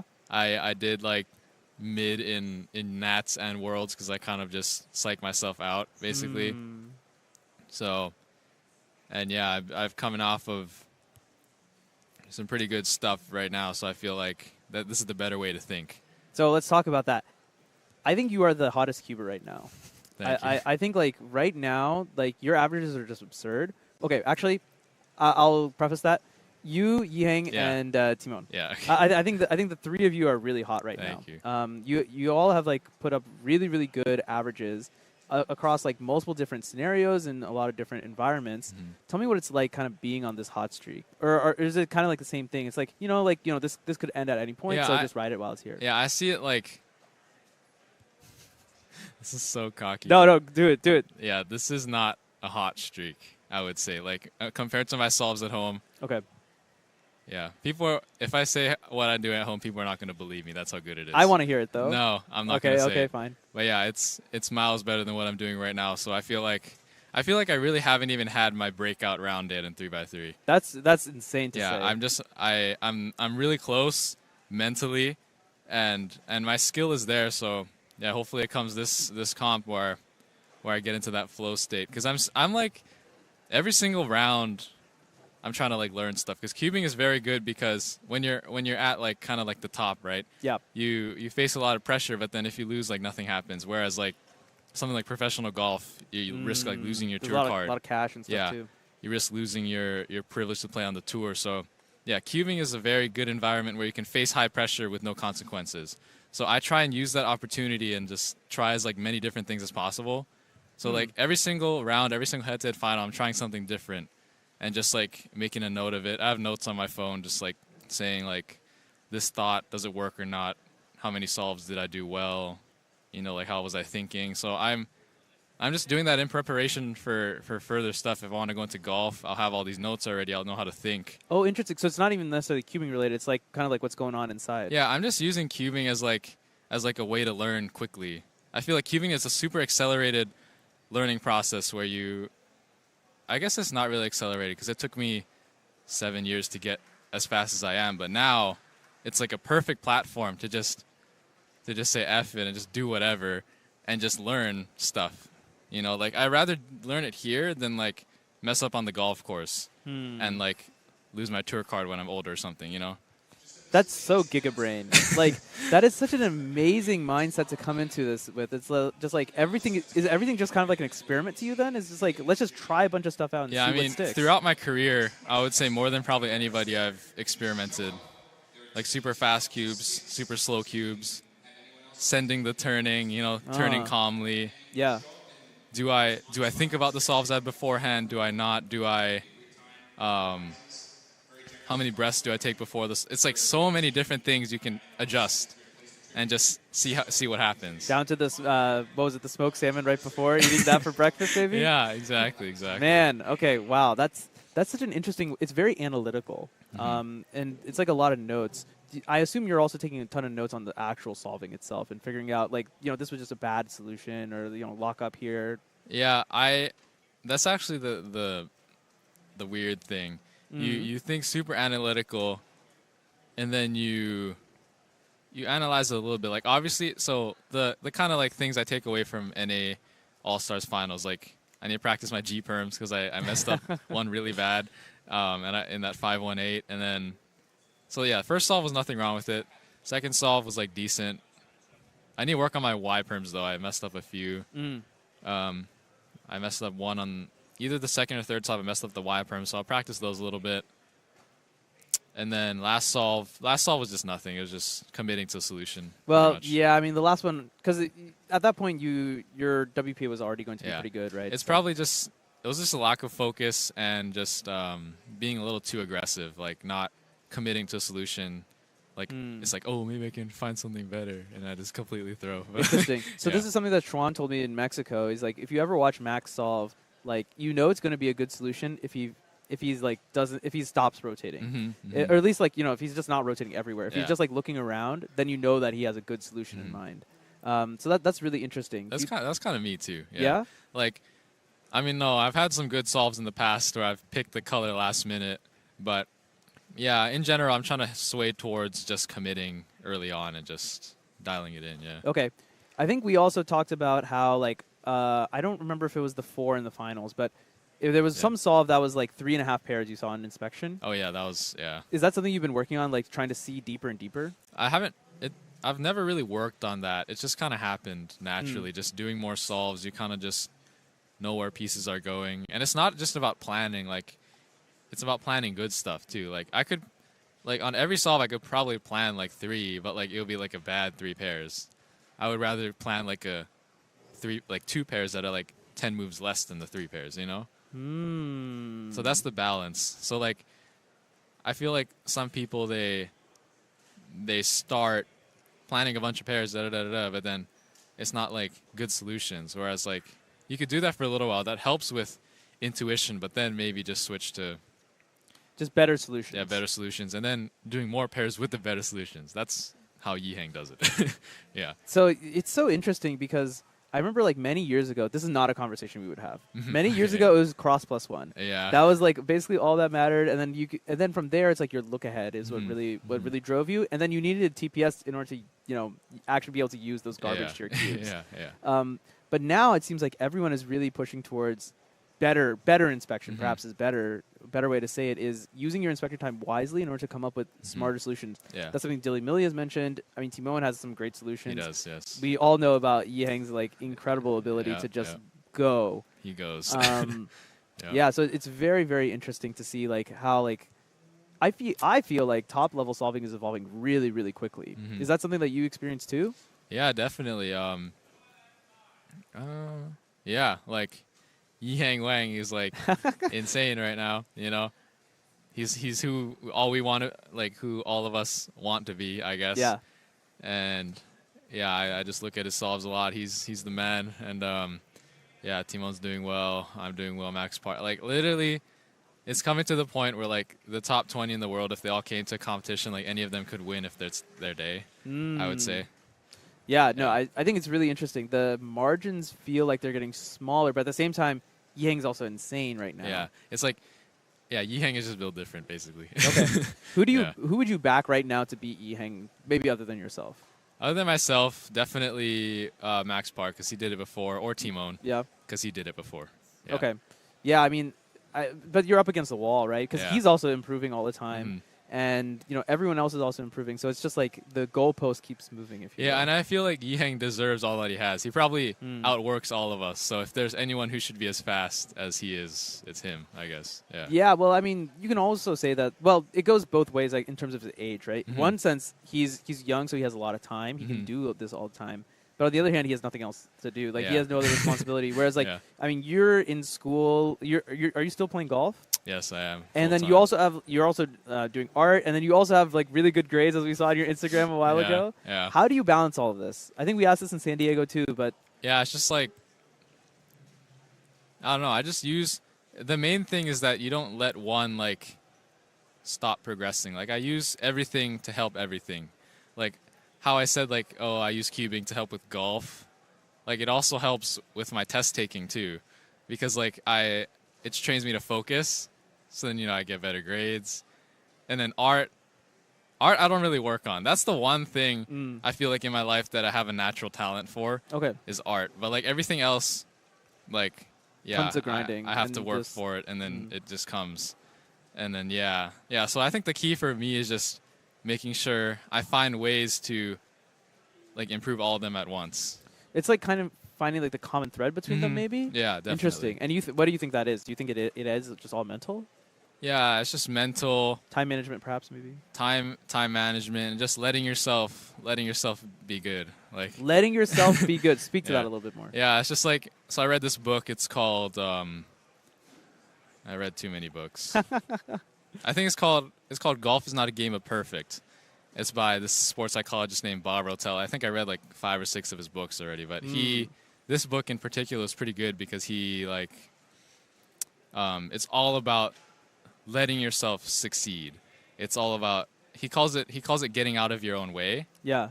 And it's basically all about eliminating self-doubt and like seeing yourself doing well. And I feel like that applies to literally everything I do.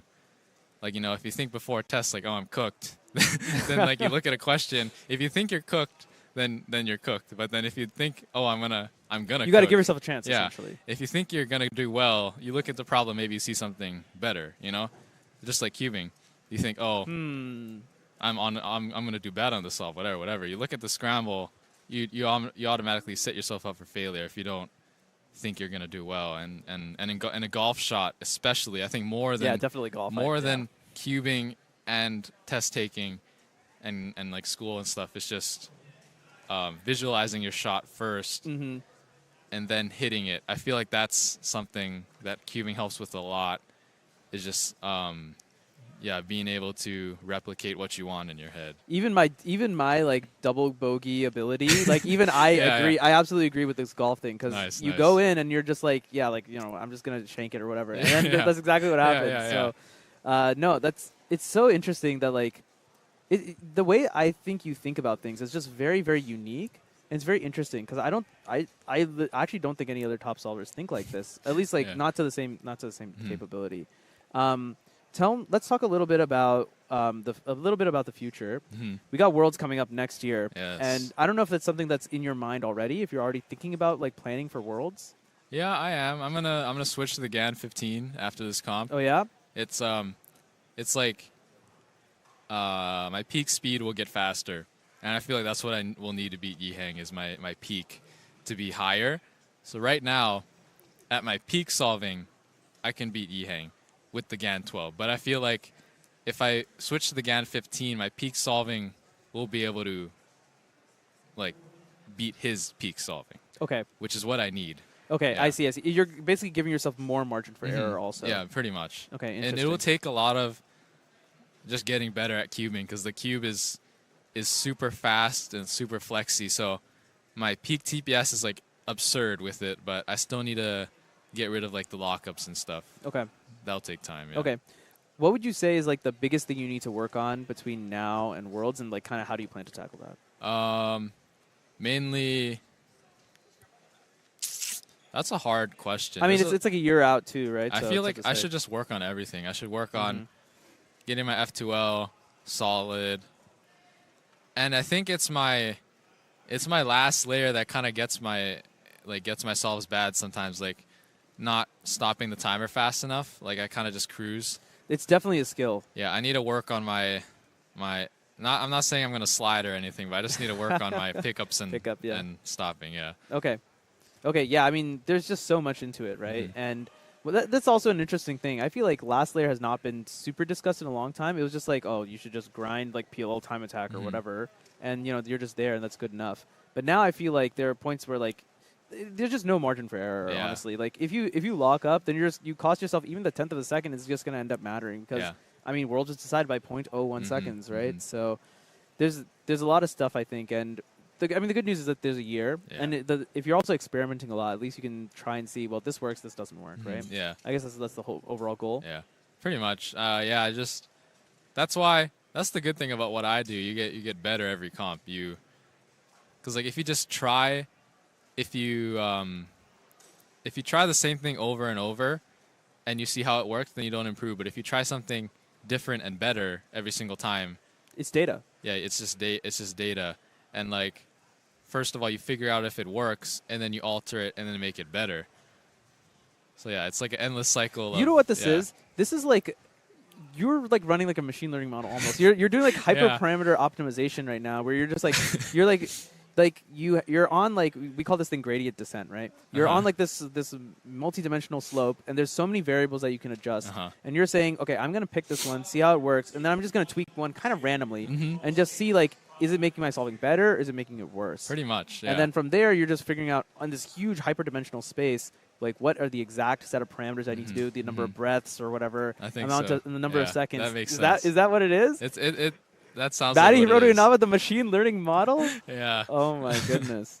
I mean, I think that's a really interesting way to think about it, is like, you know, all these parameters and everything. Would you say that, you know, I feel like PNW is more or less like a second home for you. Yeah, it is. So would you say that it's like, you know, Worlds is like coming home?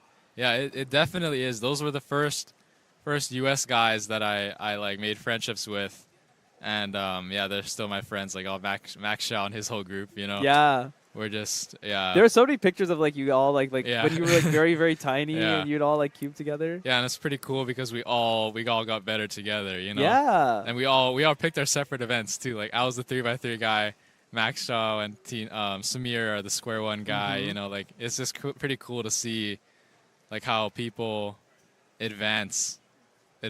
Yeah, how we get better. Like It's definitely very interesting. Let's I kind of want to pivot on that a little bit.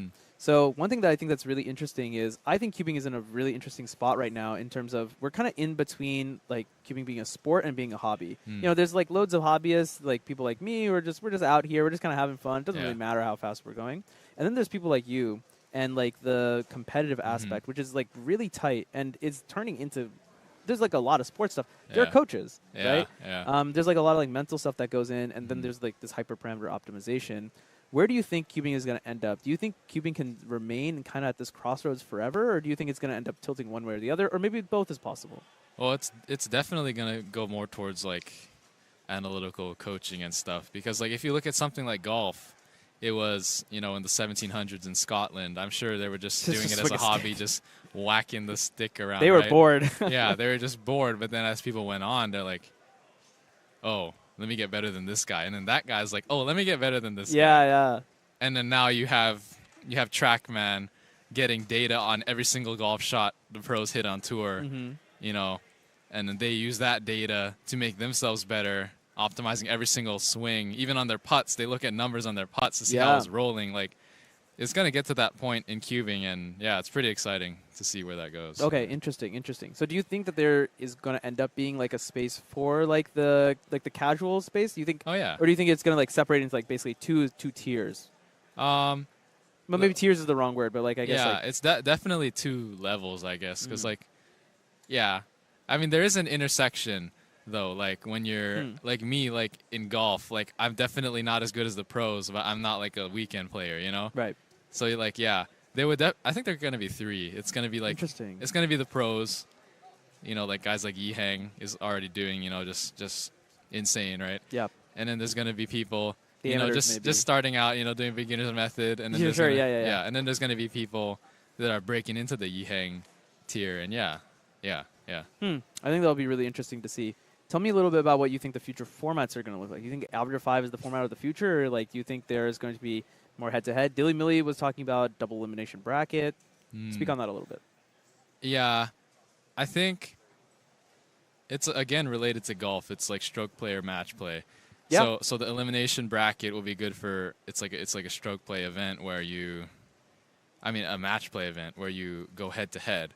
So that will be good for some people who, you know, like to just compete against one person. Whereas I think as it gets more and more, okay, this is a bold statement, but like as it gets more and more bold is great. I competitive, want to hear it.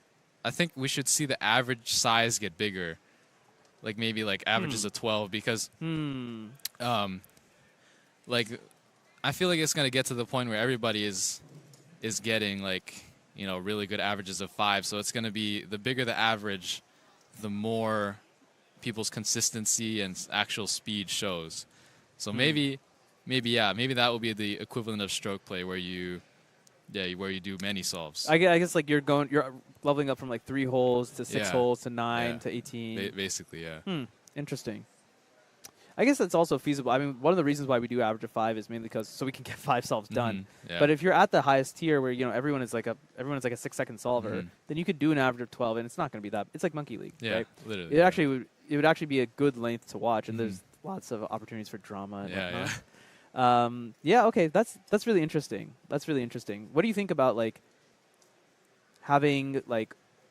So there was a discussion basically on Cubis's Friends, like should the World Championships end up being or major championships, should they end up being more like an all-stars format where there's just like a small select number of people who get invited, and so just like one event. All right, hello everyone. We are back from our lunch break, and it is the time you have all been waiting for, the FTO Melee. Let's go. You may be curious to know who has made the 5th through 8th seeds. Let's cover that right now. In 8th seed, we have Calvin Nielsen.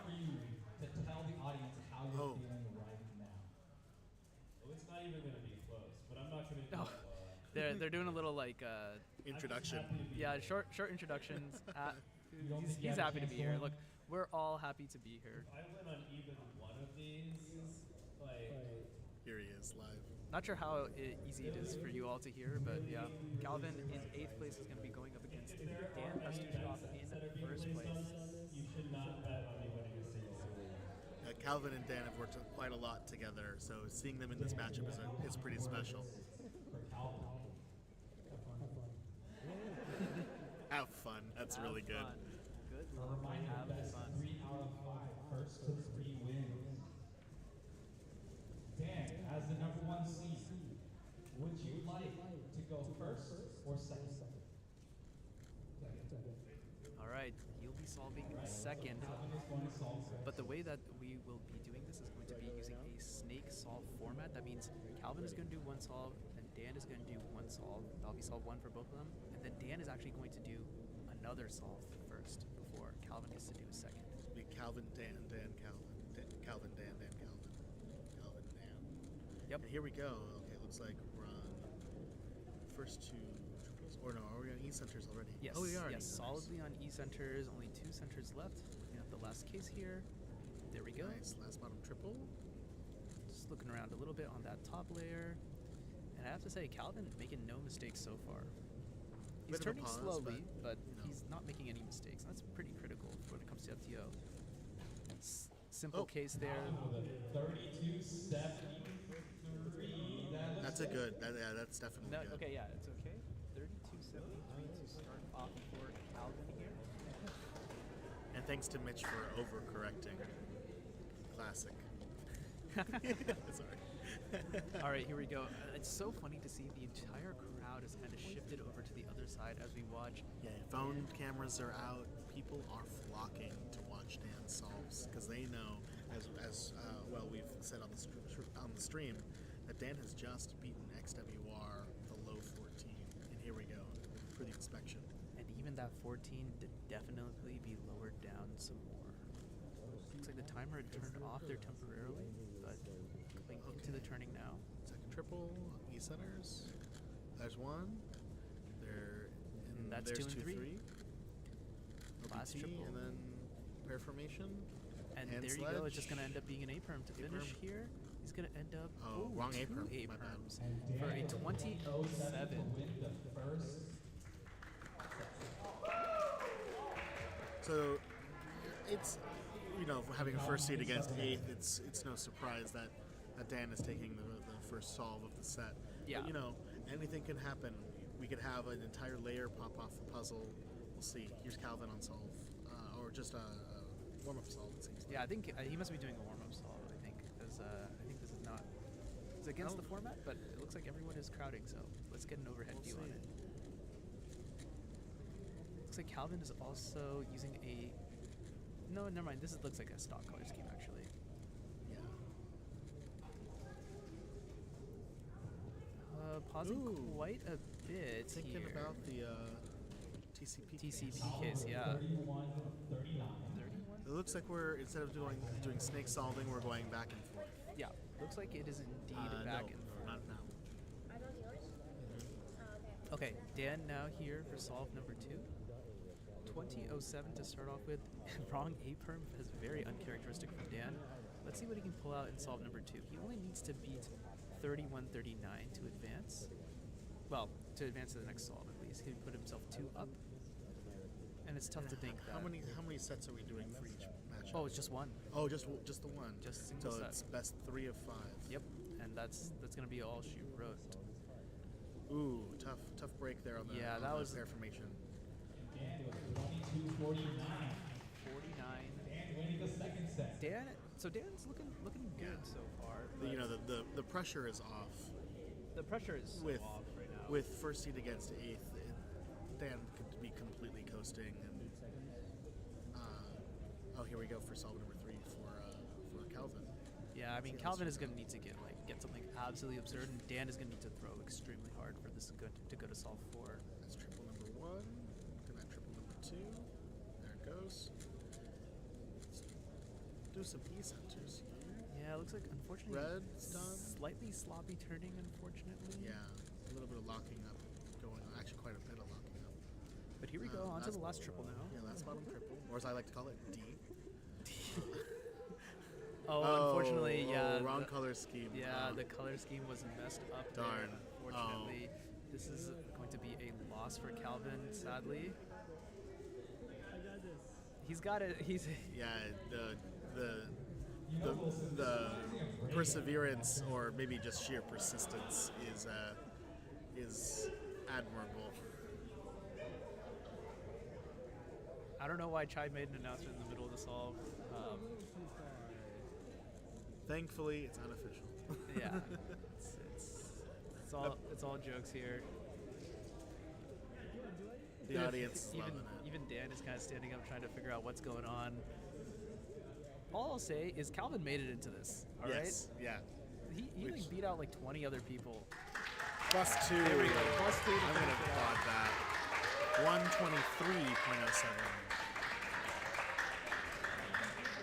123.07 for solve number 3. That is almost certainly going to be the end of this. I mean, we could have anything here, right? Dan could pop. Dan and be could enough. pop, and we could go to a solve number 4. Actually, the crazy thing is, him popping is actually not that insane. He actually couldn't pop. we could have, you know, a full Kevin Hayes style explosion on the last move. Who knows? All right, here we go now. Solve number 3. This will almost certainly be a wrap-up on our first matchup. Oh, geez, look at that turning. Yeah, My that is word, amazing looking turning. Last bottom triple, pair formation. It looked like a really simple case too. And then we're done. 1644. My God. He made light work of that one. And just super fluid. No issues there whatsoever. No problem for Dan as he basically manhandled Calvin, as we kind of expected. Yeah. Well, we have a very fun correspondent sitting all the way in Missoula, Montana for you. Ben Streeter is going to give us a little bit of a rundown. What did you see there, Ben, on this solve? And our second seed, hailing from Reno, Michael Larson.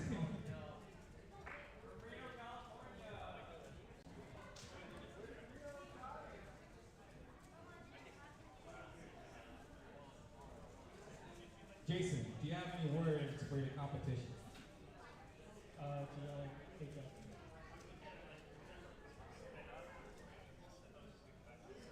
Michael, do you have any words of advice for your competitor? Solve it. As the higher seed, would you like to go first or second? And Jason will be forced to solve first.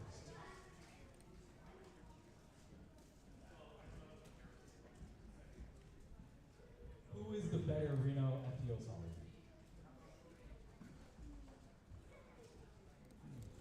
Alrighty, thank you so much for that, Ben. Ben the GOAT sitting there in our, what I like to call our New York. Yeah, Papa FTO. Here goes Jason Ostiek. We have now the 2 delegates from Nevada facing off in our second match here for FTO Melee.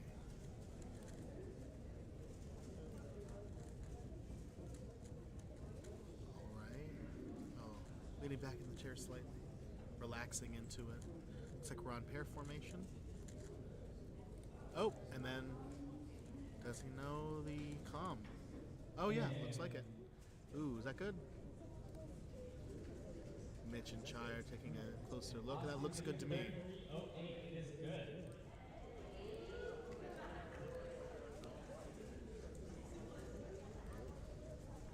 Solve did look like it was good in the end.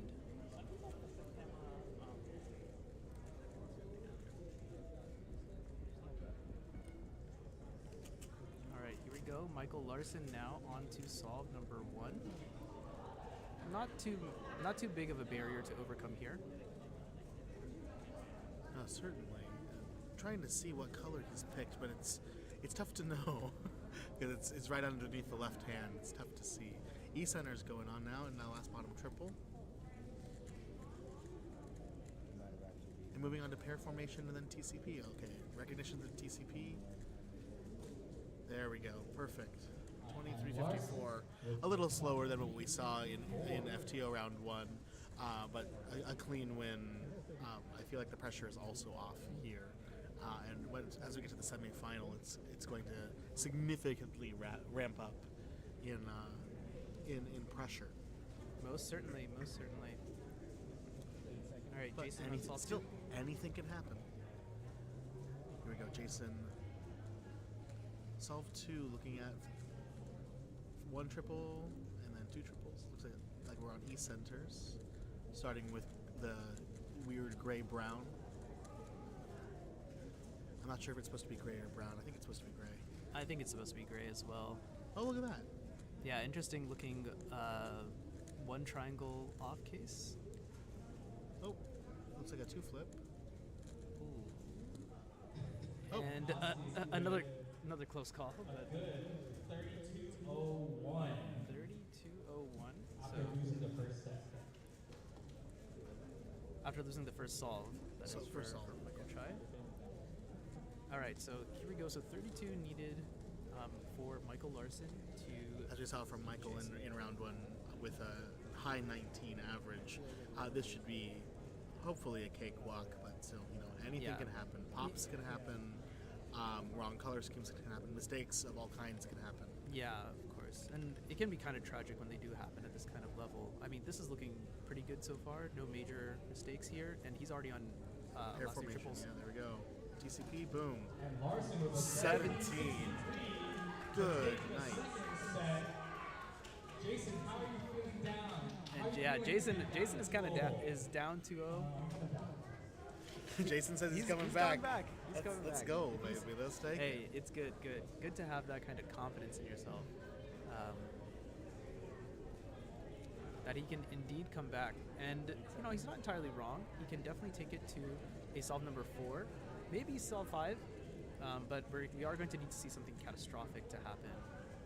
Or something extremely lucky. Or something amazingly lucky. Okay, we're on E-centers now. So we got orange. I do quite like his turning. Interestingly, he actually built the E-center and then actually kind of like rotated down. That's different than what I've seen a lot of people do. Okay, on the last bottom triple. Or are we on pair formation already? Oh, looks like pair formation. Yeah. And then just a permuting commutator. the remaining. Jason with a 38.62. A good showing for Jason. Absolutely. All in all.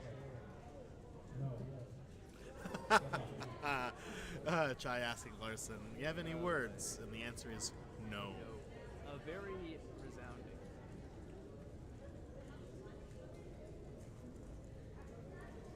Alright, starting inspection Larson here. has so far. He needs only to beat a 38 to knock out his competition and advance into the next. The semifinal, yeah. And yeah, I mean, he's on an extremely good pace word. right now. This is exactly what you want to be looking for. Last bottom triple. Now that he's picked white to solve on, I can actually see what's going on. And that TCP, look at that.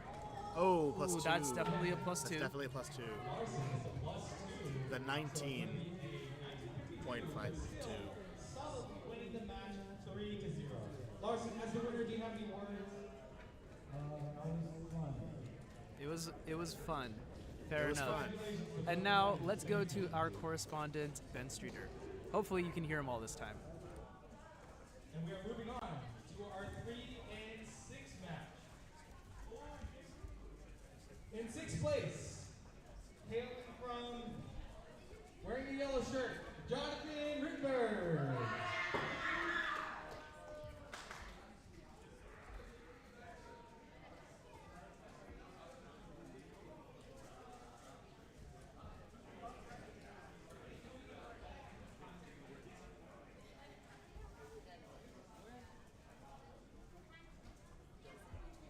And our 3rd seed, Aiden Bryant. Still.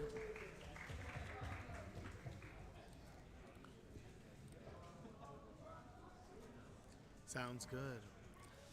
Our next matchup here we have Jonathan. Jonathan. Yeah. Against. Is it Aiden. Bryant? Yeah. I think against. And we see Aiden. them now. Do you have any words to share for your competition? I thought you would be able to hear Ben this time, so think you're gonna that win? is strange that you were not able to hear him. We like the confidence. Let's try and figure that out. Jonathan, before we get started. Why can you not hear And him? as the higher seed, would you like to go first or second? All right. Aiden opting to go first rather than going for second. Perhaps trying to intimidate the competition. Interesting. That's certainly a strategy. See how the strategy plays out. They're gonna sit on the right side of this.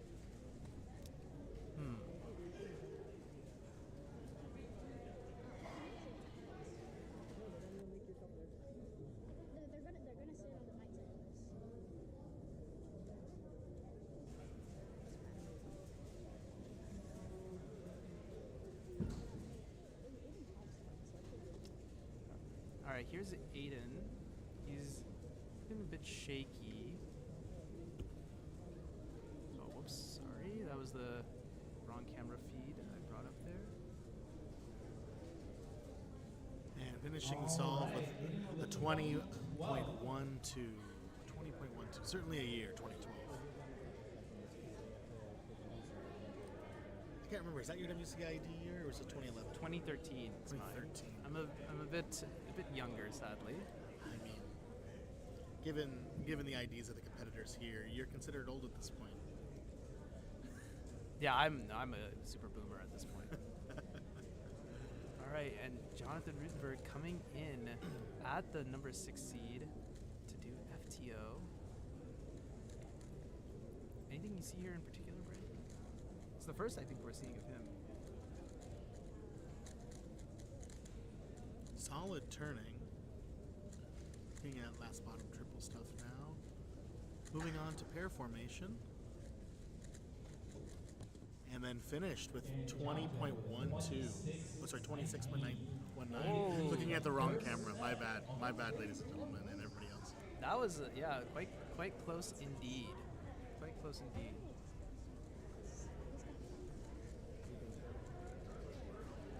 As we go through these subsequent matchups, the stakes are getting gradually higher and higher.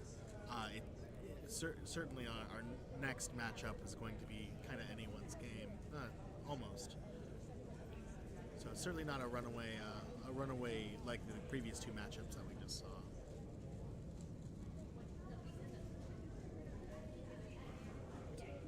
Good night, that turning is fast. Yeah, that's just absolutely incredible from Aiden Bryant.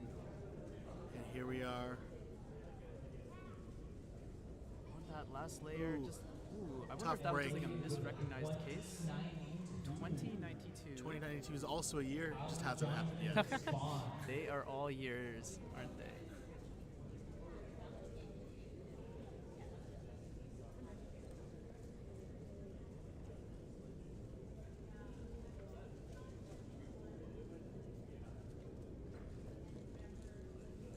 Alright, here's J. Rue now. Solidly through his solve, about 7 to 8 seconds in. Here we go. Finishing E centers, now on to last bottom triple.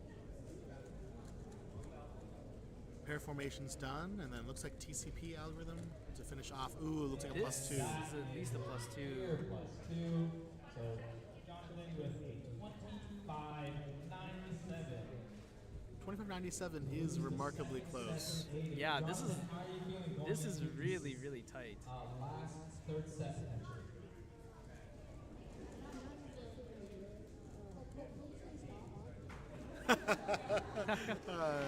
Oh boy. Jonathan saying, hopefully Aiden's gonna pop. Wow, that's wild. That's really fun. That's wild to pull out. Mm-hmm.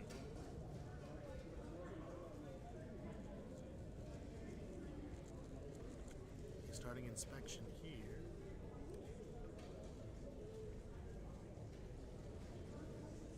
All right, here we go. Good night. That's just the turning speed and the recognition. We've said it so many times. It's otherworldly. Oh, here we go. 1483. That's wow. Jonathan wanted a pop. I think. I guess the karma of that was instant. As yeah. they say. Wow. That absolutely did not do him any favors whatsoever. Wow. He may have just cooked himself on that one. Now, I know we all definitely want to hear from Ben, but unfortunately, it seems like we cannot hear him, which is a major problem. Yeah. So that's what I'm trying to fix in the background right now, everyone. Brandon, in the meantime, you want to just like quickly chit-chat about what you saw there? Absolutely. Yeah, I mean, I was surprised to see another mid-20s to low 20s solver here. I'm frankly not that aware of how fast people are. And this is a relatively small competition, 125 competitors, still big for some areas, but I mean, Bay Area competitions are usually very, very large. Mm-hmm. So to see this kind of turnout with 28 competitors and some of them being in this mid to low 20 range, outside of that top 4 who have been invited in, it's just amazing to see. A bit of context. while we're trying to hear from Ben, Ben and I were roommates when he was developing Ben Cisco, the method that everybody is using. And Jonathan. Yeah. So we can take a stroll down memory lane in a little while, I imagine. But seeing the times go from Ben being so excited to finally get sub-minute to now competitors who I don't know very well, if at all, personally, getting times that are in this 20-second range. It's just mind-boggling. So amazing stuff, of course, from Jonathan. And then everything that I would want to say about Aiden has already been said. Amazing turning, amazing recognition, just a complete command of the puzzle, and easily the most anticipated person to win this competition. But it's certainly not going to be a runaway as we move into the semifinal. In particular, I am interested in our next matchup here, which is between Stanley Tran, 5th seed, and Tyler Hicks, 4th seed. We'll see. Maybe we'll finally have a matchup here that has more than 3 solves, more than 3 attempts. So interested to see how that's going to pan out. So it looks like Michael Chai is talking with our competitors who are just slightly off screen from where the stream is right now. But we'll see how they do. Okay, swap out is happening right now. This is funny. Other people are coming to the mic and saying some words. So as we switch over here, Manu has just stepped away from the booth for a second, talking with Chai, it looks like, to see what's going to happen next. Mitch has resumed his spot at the judging table. I wonder what's going through his mind right now. It looks like he's eating something, so probably, this is tasty. Ben, I know that's probably a crapshoot to see if they can hear you, but I'd be interested in your thoughts, and let's see if I can relay those to the crowd in the meantime. It's supposed to be a little bit tense, and from here it gets a little bit tense. And our 5th seed, Stanley Tran. Let's go, Stanley. Yeah. And our 4th seed, trapped all the way from the East Coast, Tyler Hicks. It's going to be intense. Tighter and tighter. It's really cool to see these sub-30 solves, and we'll see how tight these matchups can get here in our 4th matchup here. Tyler Hicks versus Stanley Tran. Stanley, you are the 5th seed. It's such a special event. I'm so excited for what's about to unfold before us. Thank you so much, Ben, for your commentary there. Yeah, unfortunately, I'm not sure if they could actually hear Ben. If anyone could, let us know. Yeah, still can't hear. That's what I thought. I'm going to take a break in between, and then we will properly fix everything, and then we'll go from there. And Tyler using the same strategy as Aiden. Okay, so it looks like Tyler's opting to go first. Tyler's going to start us off. So here we go, starting inspection here momentarily. A nice deep breath, and then the head nod to let everyone know, okay, it's go time. Alrighty. And here goes first center. Wow, that's some wicked fast turning. The first 2 triples are done. We're moving on to E centers here. There's 1, and then here's 2 and 3 going into last bottom triple, or D. There we go. It's all done now. Custom color scheme, so we have gray on top instead of yellow. And there we go, all finished in 24:08. This is a little slower than what we saw in round 1. We'll see how Stanley does, but this tied up is this matchup is as tight as it will get. Oh yeah, I mean Stanley got a 23 average in round 1. Don't forget. Oh, 23.70. That's only So there you go. less than a second and a half separating the 4th and 5th seeds from round 1. So yeah, this could go either way for sure. 24. What was it? 24. It was. What do you mean? Well, the solve what we does it just need had. to be? It was 24.0 something. It has escaped my brain. It's too hype. We'll see how this goes. He's looking really shaky as he's finished up these last 2 centers. Bunch of lockups going on right now in the E centers. Going into the last bottom triple. Moving on to pair formation in L3T. So we got a 2-flip into an A-perm, or is that TCP? 3371, most unfortunate. Tyler taking the first set. Tyler, how are you feeling? It is really funny watching the crowd going from one side of, from one half of the room to the other, just moving back and forth. It's like Wimbledon, but much slower. Tyler's got it in him. Let's see it happen. I find it really funny. It's just like, oh, I'm gonna turn one way and see the exactly. the crowd. It's actually and ping-ponging. Yeah, definitely ping-ponging. Here we go, inspection on solve 2 for Tyler. Going in a first center, that's all done. Moving on to first 2 triples. One's done, there's 2. Man, and dude, E-centers. those first 2 steps are just go by in an instant. That's ridiculous. Wait, this is a really, really good solve we're watching from Tyler right here. TCP recognition takes a little bit. Ben is putting his hands up as he has an A-perm to finish 21-61. 21-61. Oh my goodness. It looks like he recognized the wrong TCP or executed the wrong alg. But still, to execute the wrong alg and end up with a 21 just goes to show how skilled Tyler has become in learning all this stuff. And then, execution notwithstanding. Yeah, I mean, Tyler is like one of the more simple solvers, as he mentioned. So very interesting to see him kind of bust out some alg sets right out here. He wasn't sure if he was going to do that. Now, Stanley needs to beat a 21. It's in his wheelhouse. Can he kind of lock in and do it? This is a much better looking solve than the last one. He's giving himself at least somewhat of a chance, but still kind of locky. And last couple turns TCP. here. There we go. 27-10. So he's got his back against the wall. Wow. He wow. literally Which I stole literally my just phrase. copied what you said. That's really funny. That's we got it in stereo, folks. 7.1, and then what's G5 mean? That's real funny. Okay.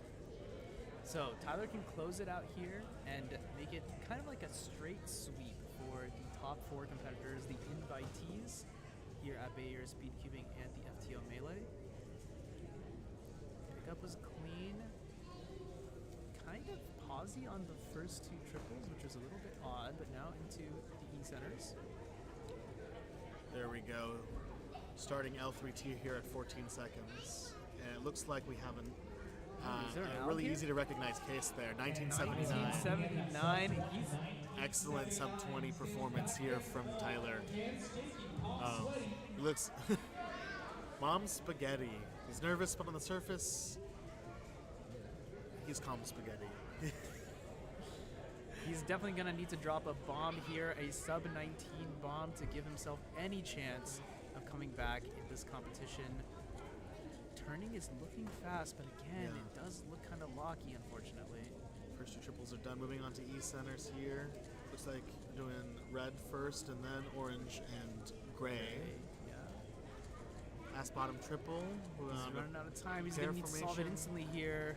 And that's 20 seconds past. So that's this is it. Definitely for Stanley. Finishing strong with a 24-25. Let's give a round of applause for You know what's better than 24, Manu? Tyler as the victor. 25. What do you have to say? You're not wrong. You're not wrong. Yeah. If you missed that, Tyler said, I'm just glad that I got over the nerves for the last solve, which I think is all that we can hope for. Tensions are high, especially in this matchup. As we said, this is as tight as it gets, folks. Only a second and a half separating our 4th and 5th seeds in their averages in round 1. So for this to be a clean sweep, it just goes to show, what happens when you can lock in. It was actually extremely impressive to see because it was actually neck and neck. Tyler getting his first sub 20 at this competition, good for him. It kind of feels like he's finally settling down into the groove. We're going to be taking a short break so I can fix a bunch of us stuff in the back. Let's get the competitors a little bit rested up. It was a little bit hectic. So absolutely. It's going to get everyone, because Tyler also just competed. He's up next to compete as well. So we're just going to take a short break. I'll fix all the audio issues with Ben, and then we will be right back, everyone. Stay tuned. back at 2:45.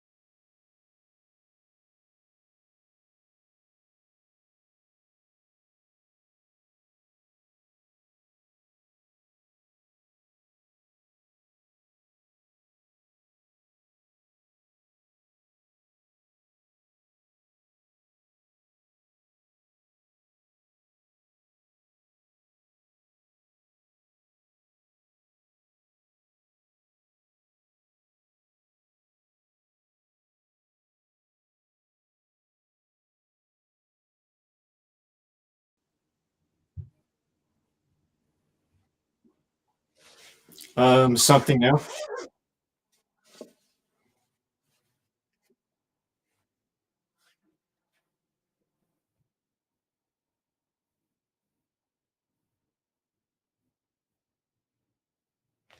One, two, three, four, five, 6, 8, 9, 11.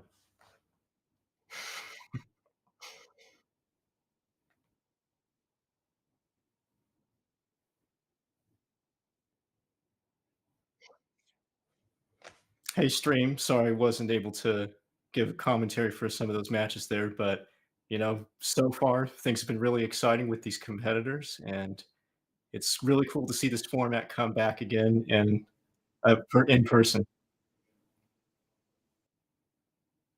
Yeah. Okay, everyone, now that we got Ben working, we can finally have Ben kind of chime in with what he thought the first round of FTO was. Ben, you're live on stream right now. Welcome. Well, welcome for real this time. And take it away, my friend. Yeah, absolutely. So I talked a little bit about the first matchup between Dan and Calvin. Obviously, two guys that know each other really well and worked on a lot of things in cubing, and so it was pretty fun to see them go head to head. And Dan took it by quite a landslide, and we weren't really surprised by that. But Calvin had a lot of fun with it too, which is always great to see. And then the next match we had with Michael versus Jason. Both competitors from Nevada, or at least are in Nevada, and it was cool to see them go head to head as well. Jason, picking up practice more recently. Michael, of course, being a long-time solver of FTO, and with color neutral experience, so was able to win all 3 in a row for that match, and it's exciting to watch, of course. And then with the next match, things were actually a little bit closer. We had Aiden versus Jonathan, and Aiden, one of the best FTO solvers in the world, arguably the best, but it was still getting low 20s in there, while Jonathan was pulling out some sub 30 singles. So it was a lot closer than I think even I would have thought it would have expected it to be. But Aiden gives a really flashy finish there with a 14-8, which is yet another faster time than the former XWR single in competition, which is obviously really, really exciting there. So Aiden winning that match, of course. And then that final match between Tyler and Stanley, both competitors who have never competed officially, well, in an official competition setting in FTO before. So I'm sure they were both pretty nervous for it. It looked like they were. Stanley put up a really good fight, but Tyler was just able to edge him out. So he will be advancing to the next set of matches. So it's really awesome to see all these competitors show up to this event. And of course, I really have to give thanks to CubersLive and organizers for putting this on. And it's just so cool to see the community come together like this in one competition. And obviously as well, thanks to cubing contest developer Denny, who has put invaluable amounts of work into the cubing contest website, which allows unofficial events like this to just be that much easier for organizers to hold. So I definitely want to give him a shout out too. And it sounds like we're about ready to go ahead and move on to the next set of matches. So we'll take it back to Brandon and Manu. Thanks, everybody. Thank you for that, Mr. Ben Streeter, our Papa FCO. And I'm so glad we were able to hear him. Always insightful feedback, as always. Live commentating for us from Montana. Thanks a ton, Ben. We definitely appreciate it. We're definitely going to hear more from Ben as we continue the FTO Melee. Just 3 matches left, Brandon. What are you looking to see in this 2-3 matchup? Well, let's see. This first matchup, Chai is announcing Aiden Bryant, who's our other competitor. Michael Larson. Michael Larson. Oh wait, no. Or second. Yes, I think Michael Larson. Whoa, Reno, California. That's not right. Wait, did he really say Reno, California? It's Remo Sriracha. Get it right. Home of the National Automatron Mausoleum. Anyway, it's Reno, Nevada. So we have Aiden versus Michael Larson. It's a toss-up how this is going to go. I just want to see some awesome solving. We're gonna see some really fast turning from Aiden. Everyone knows this. From Michael, Michael's consistency is something that I really that I find really admirable. So let's see what the choice is here. Okay, so Michael Larson opting to go second. Okay. Larson is opting to go second. Aiden, do you have any words before you begin for your opposition? So Aiden's words are, Good luck, have fun. That's what we're here to do, is to have fun. I like it. That is very sage wisdom. Here we start inspection on solve number 1 from Aiden. Here we go. And that's first center done. Looks like 2 triples. Already moving into E centers. That's wicked fast. Moving into E centers at the 8-second mark. Yeah, that's pretty absurd. We're not going to be seeing any world best here, but it's like a tough L3T, but still 1704. That is nothing to sniff at. That is some amazing solving. That's extremely high quality solving, and that is going to put the pressure's on for sure. I think he's thinking about whether or not he should have gone second. Yeah, maybe he should have gone first. Yeah, now with that knowledge, that's going to be a tough pill to swallow for sure. Yeah, definitely. And we'll see just how Michael does. Wow, again, a color neutral solver, but looks like he's starting on white, so we can actually follow along, or at least I can. I don't know about you. I think you're following along just fine. Well, looks like last 2 centers is done there. That's a head shake of shame. Yeah, this is way off the pace. He's already passed 20 seconds on this solve. This one is going to go to Aiden. And Larson coming in with a tough break. Still 24, which would do really well in all the previous matchups, but at this point, it's not going to be enough to take any of these sets. The one thing to note, though, because of the format, it actually didn't matter how bad the solve was for Larson. It actually only mattered that Aiden won. So he solved the color scheme. So all he needs to do is just kind of mentally reset, and he can kind of bring himself back into it, hopefully.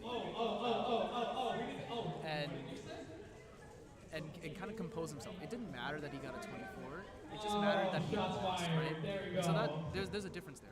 Like, yes, he messed up, but also Aiden did, right? The tables can definitely turn here, and anything can happen. One thing that Aiden just said is essentially boils down to, you could have just done it right, which I find really funny. No, I guess he's not entirely wrong there. Here we go. Solve number 2. Oh, a little that lock. Was a bit locky to start off. All right, moving into E centers. Here's 1, and here's 2, 3. Centers are done now. There's last that bottom last triple. This doesn't look like a particularly hard case. Boom, 1654. With a 2 sledge case for last 3 triples. That is some really nice luck on that side, but also great recognition and execution. So here's our solves thus far. We'll see if this is a runaway sweep, 3-0 on Aiden's part, or we'll see if Michael Larson can extend this out to a 4th or even a 5th solve. Yeah, I mean, he definitely has his back against the wall here, unfortunately, but looks like there's a nice small trap there. Looks like he went for white too. White again. Let's see how this goes. A bit of a Aussie shake there on the second triple, but the first E-layer center was instantly done. After messing up the color scheme on solve 1, I don't know if he would. Looks that like was TCP an ugly recognition case. is tough. That was an ugly case, but he made the best of it. But you know, and Chai says it.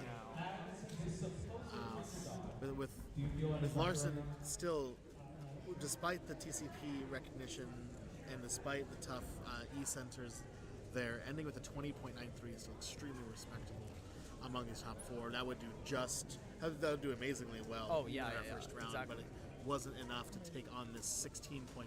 That's just incredible. Yeah, no, Aiden, they're like quite considerably in the driver's seat here. 2 solves to give. Here we go. Pull out. Okay, there's first center, triple. That was an interesting kind of rotation to kind of look on the other side of the cube. 2 centers done. Actually, all centers done here. There we go. Wow. We're into TCP already. That was a very pair formation's tough one. Nice recognition on a 3 sledge case. That looked like a 1-look L3T case there. That's nuts. Very, very important flip solve. And Larson had nothing to say before the solve. I wouldn't either, to be honest with you. I don't blame him. It's his time to lock in. Yeah, just gotta lock in. 2034 is very, very gettable. He's feeling the nerves. Folks. Okay, here we go. He's saying some stuff. We can't hear it. But, a little hard. I think certainly he didn't want Chai to broadcast it over the PA system. So I respect that. You know. Here we go. All right, 20 seconds separates Larson. Starting with elimination. An orange center, we're on E centers so now. Here we go. Green, Yeah, green E and center's white. done. And then That's last bottom triple, a little bit orange, of a moving on to the red face. And he does it. 1974. We don't have a sweep. We have an attempt 4 coming up next for us, folks. All right. This is our first time. Oh, and because of the everybody in the audience here is flocking to this half of the stage. So, like I said, you know, Aiden did have 2 solves to give. Now they have 1 solve to give. But that might have been the seed that Larson needed to kind of bring himself back into it. Like I said, 20 was chaseable, and I feel like the execution on that orange center solve was a lot better than we saw in the solves previous. Yeah. Here we go now. Attempt number 4. Our first time saying that during this melee, and I'm so glad that we made it to this stage. Aiden kind of turning the puzzle around, maybe not entirely sure which orientation to start off with. But had a triple solved, luckily, once the white center was done. Yeah. Well in the E centers. Oh, wow. This is, amazing E centers. Yeah, this is E-centers. This is absurd. Look at that TCP recognition, and we're finished. Finish 1774. A commanding solve from Aiden Bryant. Definitely not letting up, and putting the pressure on Larson to do well. And we'll see just how he does under pressure. Now again, 17 is not insane for him to get either, but he is going to need to significantly lock in, see if he can find anything, maybe on a different center that might give him a better start. Might be starting on red here. I'm seeing some pairs that are already formed here for that first center, but we'll check it out.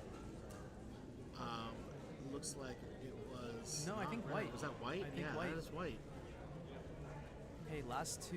Interesting. Looking good. Looking good. Looking great. This is like perfect pace for what you would want. Is that the same one? L3T? The same one. 1657. Good. Michael Larson is about to come back from 3. It's anyone's game now. It's anyone's match. Oh. Like I said, it all started with like good quality turning on that white center to where he was able to get those first 2 centers done. We felt like he was on pace. We felt like he was looking good for that. I think you're right. That was the same TCP case that he got in solve 1. Oh, I thought it was the same one that Aiden just had, but I could be wrong. I thought it my was the same working one that memory he is got in small. Solve 1. So, ladies and everyone else, we are going to solve number 5. The winner here will advance to the finals, is guaranteed a cash payout. That I don't know if they realize that at this stage. I think they're just locked into their solves, but that is true. Yeah. It's true that they are guaranteed Who's to it walk gonna out of be? here Aiden Bryant? with some dollary dues. Aiden Bryant or Michael Larson? Here we go. Oh, some tough break on first center. That What was looks like interesting, first two like some triples are RR good. prime action there. Here's the second Okay. center though. That's all of them. That's And that's we're on good. last bottom triple. Some shakiness going into L3T here, looks like. I But a mean- really like a one sledger. Yeah, that was after pure formation. That was class. Oh, and Larson shaking his head and hoping. Larson's gonna need something really, really good on this one. What we saw after Solve 4 was, his head in his hands, on the back of his head, trying to handle the adrenaline. We'll see just how well he can calm his nerves here as we start attempt 5. He can do it here. This is it. Can he find a good, just as good or better solution than Aiden Bryant? Remember, the world record holder, or the former world record holder, I guess at this point. Yeah, to finish off the first match of the semifinals here, let's see just how well Michael does. It looks like we started on white yet again. On E-centers, those are now done. Let's do last bottom triple. He's gonna need a lucky last 3 triples. He does not get it. No, this doesn't look But like the it TCP recognition is. is quick, but it's not enough for a 16. 1932. Certainly a very formidable matchup. Wow. And our very- competitors high-fiving each other through the first set that needed more than 3 solves. It was not a runaway like we'd seen in every single match. A very previously. valiant effort. What a charge from Michael Larson here. Now, it's not all over for him yet. There is the 3rd place match where he still has a chance. He still could walk away with some cash. To claim that cash. But now we know Aiden is definitely going to be walking away with some Yes, kind of he's guaranteed dollary to dues. place. Now, let's quickly hear some thoughts from Ben Streeter. Wow, what a match. It was really awesome to see them go to all 5 of those solves right there. And I mean, you should expect no less from these are some of the best FTO solvers in the world, and it's really great to see. And, Aiden starting off really strong and Michael a little bit behind, but managed to catch up, get a little bit more of that steam that he needed to take Aiden on those solves 3 and 4 right there. And, Michael is honestly one of the best in terms of mastering nerve control and competition that I've seen with FTO. And, this match really proves that, I think. And he didn't quite get that last solve that he would have needed to guarantee a spot in the podium, but, he still has that chance later on. So we'll have to see what happens with that. But, very exciting to finally get in these top 4 matches here. Like, fireworks are going to go off. So let's take a look at the next match with the next 2 competitors. Thank you, Ben, so much with your sideline reporting. Sideline, it's a really far sideline. It's not quite in earshot, at least, but nonetheless, very much thank you for that. Something I'll note, everyone, Aiden Bryant actually ended up getting 17-11 average of 5 on that. If you were to actually calculate an average of 5. Whoa! Oh, that that would be. That would be XWR for sure. I think We're by still a at 18. margin. Yeah, by a wide. second, by almost a second and a half. Yeah, that's absolutely nuts. Complete absurdity. Here we go. If there were any time to show up, Inviting, it's this one.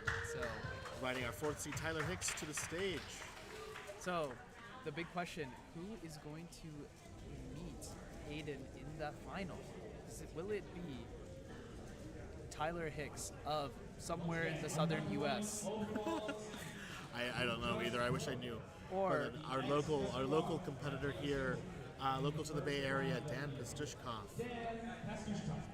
Here we go. He's walking up now. He's about to take his seat.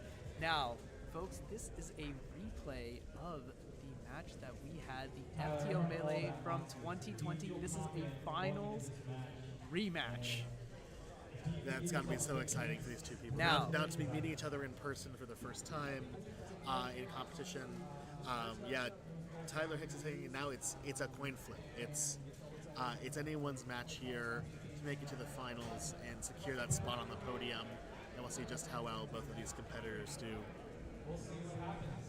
And then Dan, as the top seed, would you Chai is going to get some comments from Dan. Dan is opting to go second, which is what Michael did, and got the information from about what he needed to beat, which may have worked to his advantage or to his detriment. But we know that, at least from what I can tell, Dan is a master of handling stress in these sorts of situations.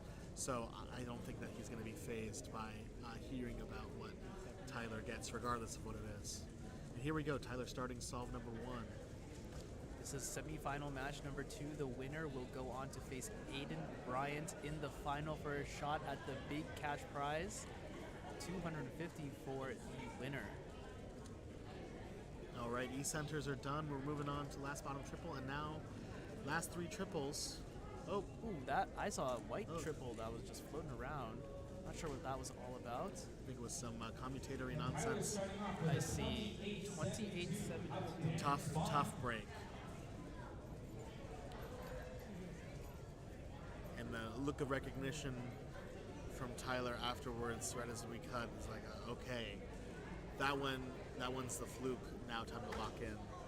Yeah, I mean, it's gonna be tough to see Dan get a solve worse than 28. I just can't see it happening. I mean, if Dan pulls out another 14, it's going to be literally half the time, which is just insane. Timer turning off there. Not sure what that was all about, but Dan smartly recognizing that it did and turning it back on quickly. Just so fluid. His turning is just amazing. Anyone really needs to be studying Dan's turning as he finishes up here with a 17:43. Good grief. Yeah, his method of doing last 3 triples can be easily summed up as do nothing particularly special. You don't have to do pair formation as normal or with OPF, and avoid 2-flip.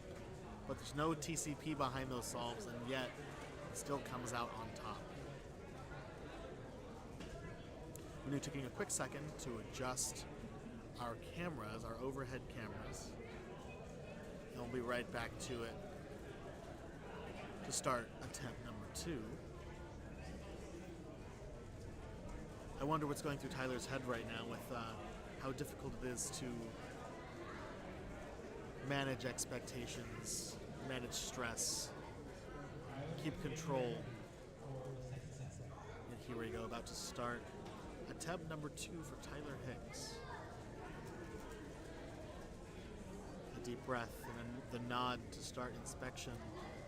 Let's see what he finds. Alrighty, here we go. So first center's done. Looks like 2 triples are coming in. E-centers. Looks like E-centers are done working on the last bottom triple.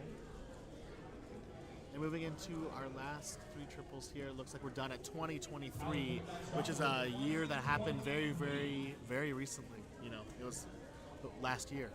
That was indeed last year. All right, I just barely managed to get this GoPro back up and running because it had gone down. Oh! Very thankful for the amount of time that Tyler needed to get composed there. 2023, definitely a beatable time once again. Dan has done it over and over. Can he do it here in a high-pressure situation? Yeah, we already saw from Dan today a new XWR of 14 point. What was the what were the hundredths there, if you recall? 14.13. Yeah, something ridiculous. And then moving into an A-perm and finishing with a 17.09. 14.31. Thank you so much, Canyon, in the chat. Appreciate that. 14.31. Thank you. Yeah, and I mean, twin 17s out from Dan. This could just be curtains right now. Tyler is going to need to get like a 16, I would say, to stay in it. I mean, Dan is still capable of getting solves over 20 seconds. That's a good point. We'll see what goes on here, but with Tyler starting out with a bit of a bit of an issue here on the first two triples. That was a really long some first very interesting, potentially block building solution. I'm not so sure what went on there. Yeah. Here we first go. two done. Well, that's like, sorry, that's all E-layer centers done now. Now on, that is a similar looking TCP to what we saw earlier from Michael Larson. Oh, but and was then time for recognized, unfortunately. a commutator here to finish off 32-72, and I would be surprised if Dan were to get a time over that, but certainly anything is possible. We've seen one pop already amongst these four solvers, but thankfully nothing in the melee yet. It should be smooth sailing for Dan. He's still taking some time to hone, still taking himself very seriously. Yeah, Maybe definitely. we'll see a third 17. Yeah. I mean, he's just definitely not taking anything for granted here. If I'm him, it's just like trying to turn composed. All right, first center's done. Moving on to the first two triples. There's one and there's two. Moving on to E centers. Wicked fast. Yeah, just amazing turning. Oh my word. And there's a last bottom triple done. Moving into pair formation and done. 1585. Dan takes it in three to just completely clean it up over Dan Tyler and in Tyler the rematch. coming into a big hug. Embrace there. Big embrace. Looks We like love they're to going to see be taking a photo in front of the table. And I think that's going to be our cue to our remote correspondent, Ben Streeter. Papa, what do you got for us? Wow, it's so cool to see these two competitors. Like we were saying before, they were the final matchup in the FTO Melee from years ago. And it's cool to see them come back again for the rematch. And Tyler was the one who won that competition before. And now Dan has come back for revenge and beaten Tyler out in this match. So he will be advancing on to the final battle for the first place spot. But it's not the end for Tyler. He's going to be competing against Michael in the third place spot. So we'll see what happens with that. But, overall for this match, both solvers, I think Dan, really didn't even have to put in his best effort and, still pulling out 17s in that 15-second solve. It's insane. And, Tyler may have been a little bit nervous, but, we'll see if he can come around later on in the next match here. So, yeah, we'll move on here to third place podium match. All right, Ben, do you have any predictions? Who's going to win the third place match between Tyler and Michael? Well, I am wearing my Team Nevada jacket right here, so I think I have to give dibs to Michael for this win, but we'll see what happens here. Yeah. Reno Cube Club represent. Thanks so much for your commentary, Ben. Let's move on to our announcement of Michael Larson now taking the stage.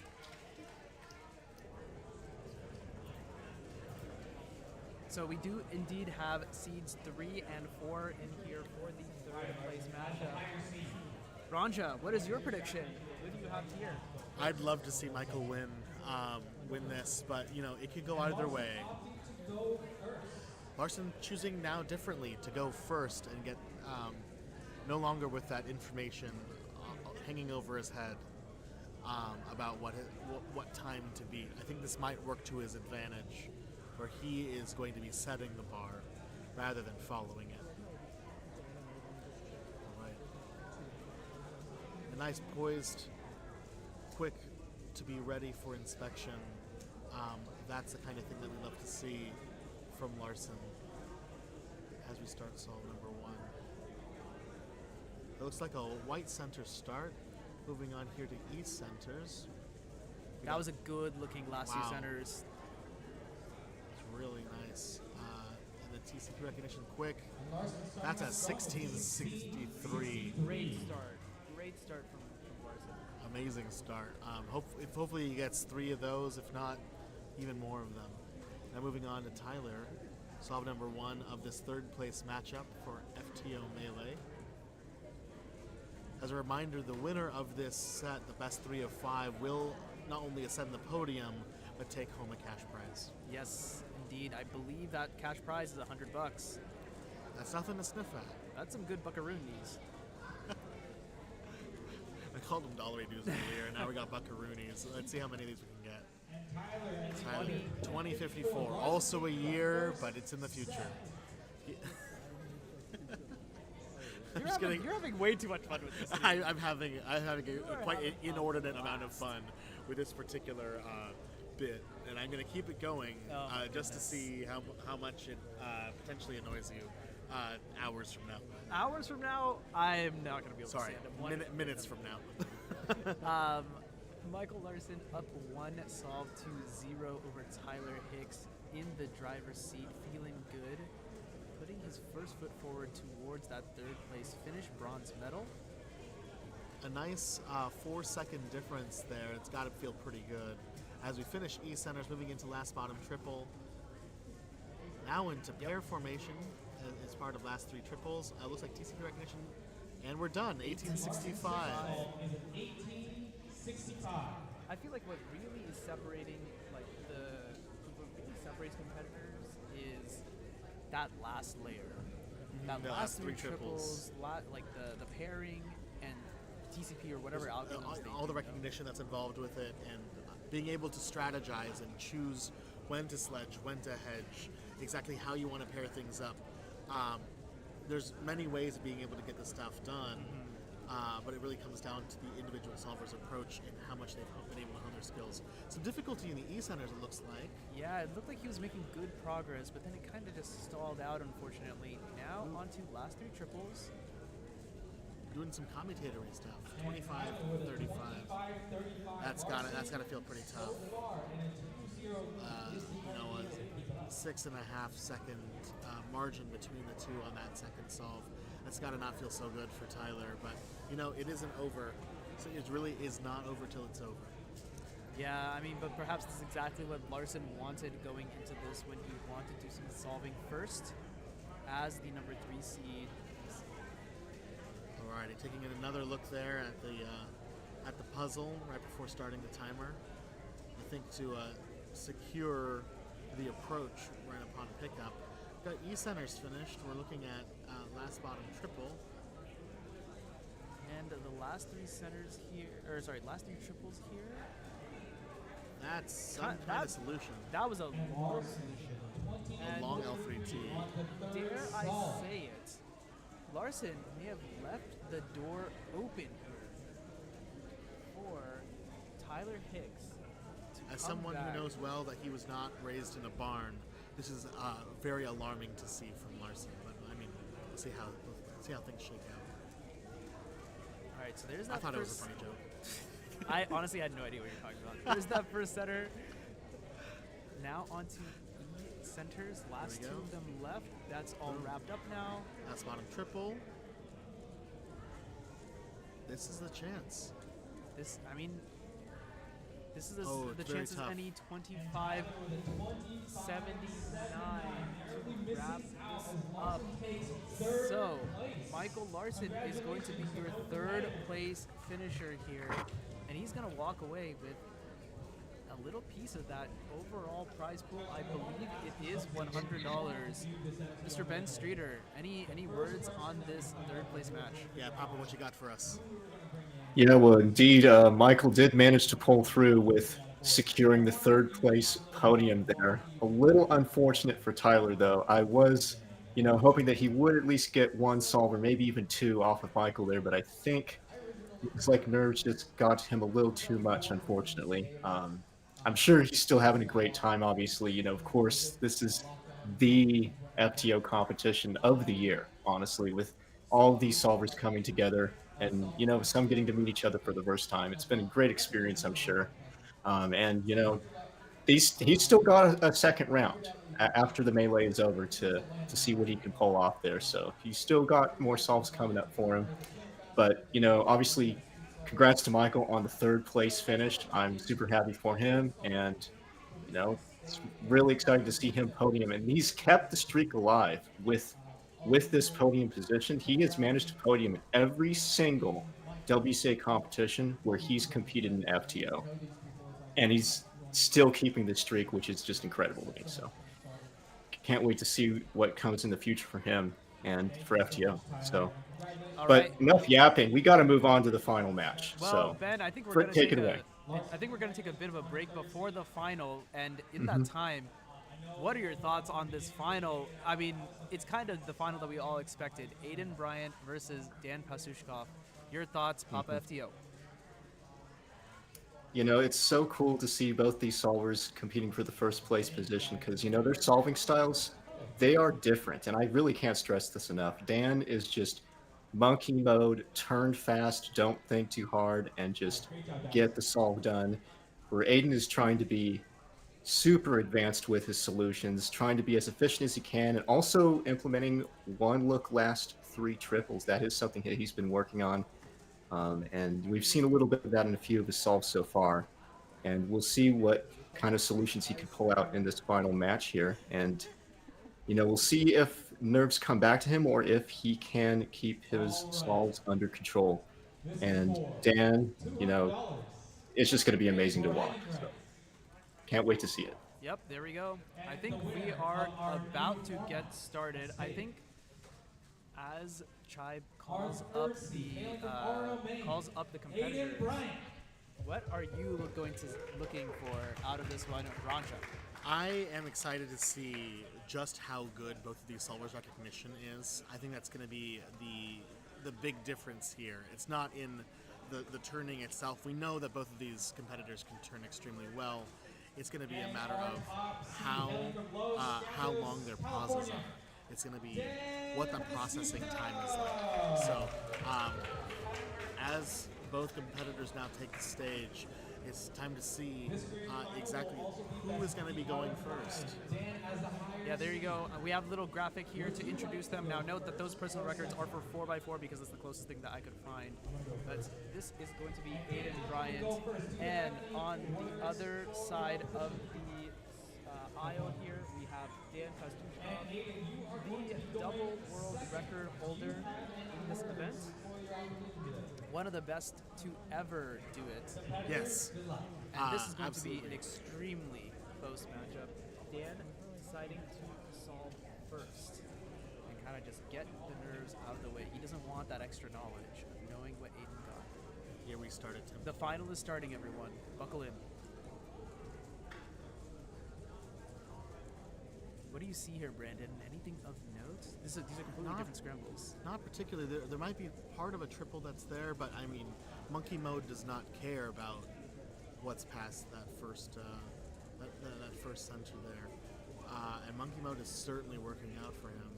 We're already on last bottom triple, now into pair formation stage. This is just incredible to see. Now ending with our yeah, the classic A perm. First salt is a 1965. Yeah, 1965. I feel like it was a little bit of a rougher start for Dan. Like, he started off sluggish, ended up getting into it, was able to pull out sub 20 in the end. But I'm wondering if that room is going to be enough for Aiden to sneak in a solve that's faster. The door is certainly open. So let's check this out. Looks like first 2 triples are now done. Yeah, here's what I mean. Oh, I mean, those man. centers were Yeah. so fast. Aiden is so far ahead of Dan right now. That recognition is just absurd. And a 15 seconds all. My God. 21 to steal the Wow. first set. That is, that's incredible. That's just nuts. And, you know, just like Ben mentioned, that is really the difference between the two solvers right there.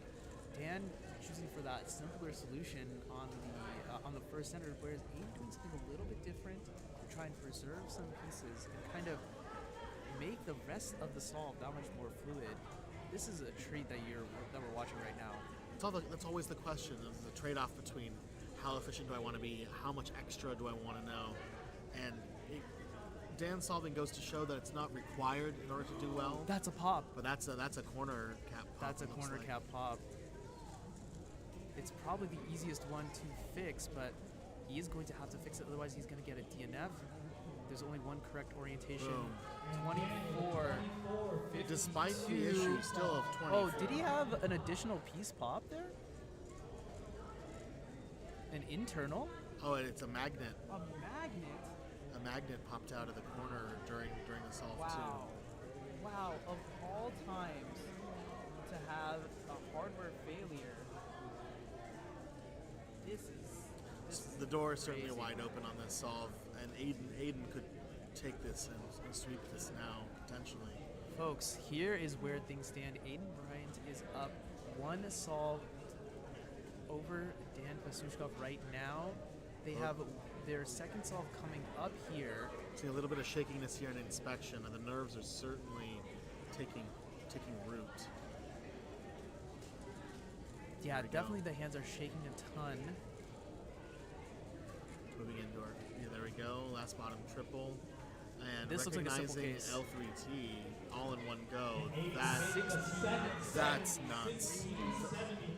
Who would have ever thought that, 4 years ago, or even 6 years ago, when Ben Cisco was being developed, I don't think that anybody would have foreseen being able to look at the last three triples and be like, oh, I recognize this case, and then just do it. That is absurd. Yeah, this is crazy. This is it. Dan needs to get this solved in order to stay alive and get first place.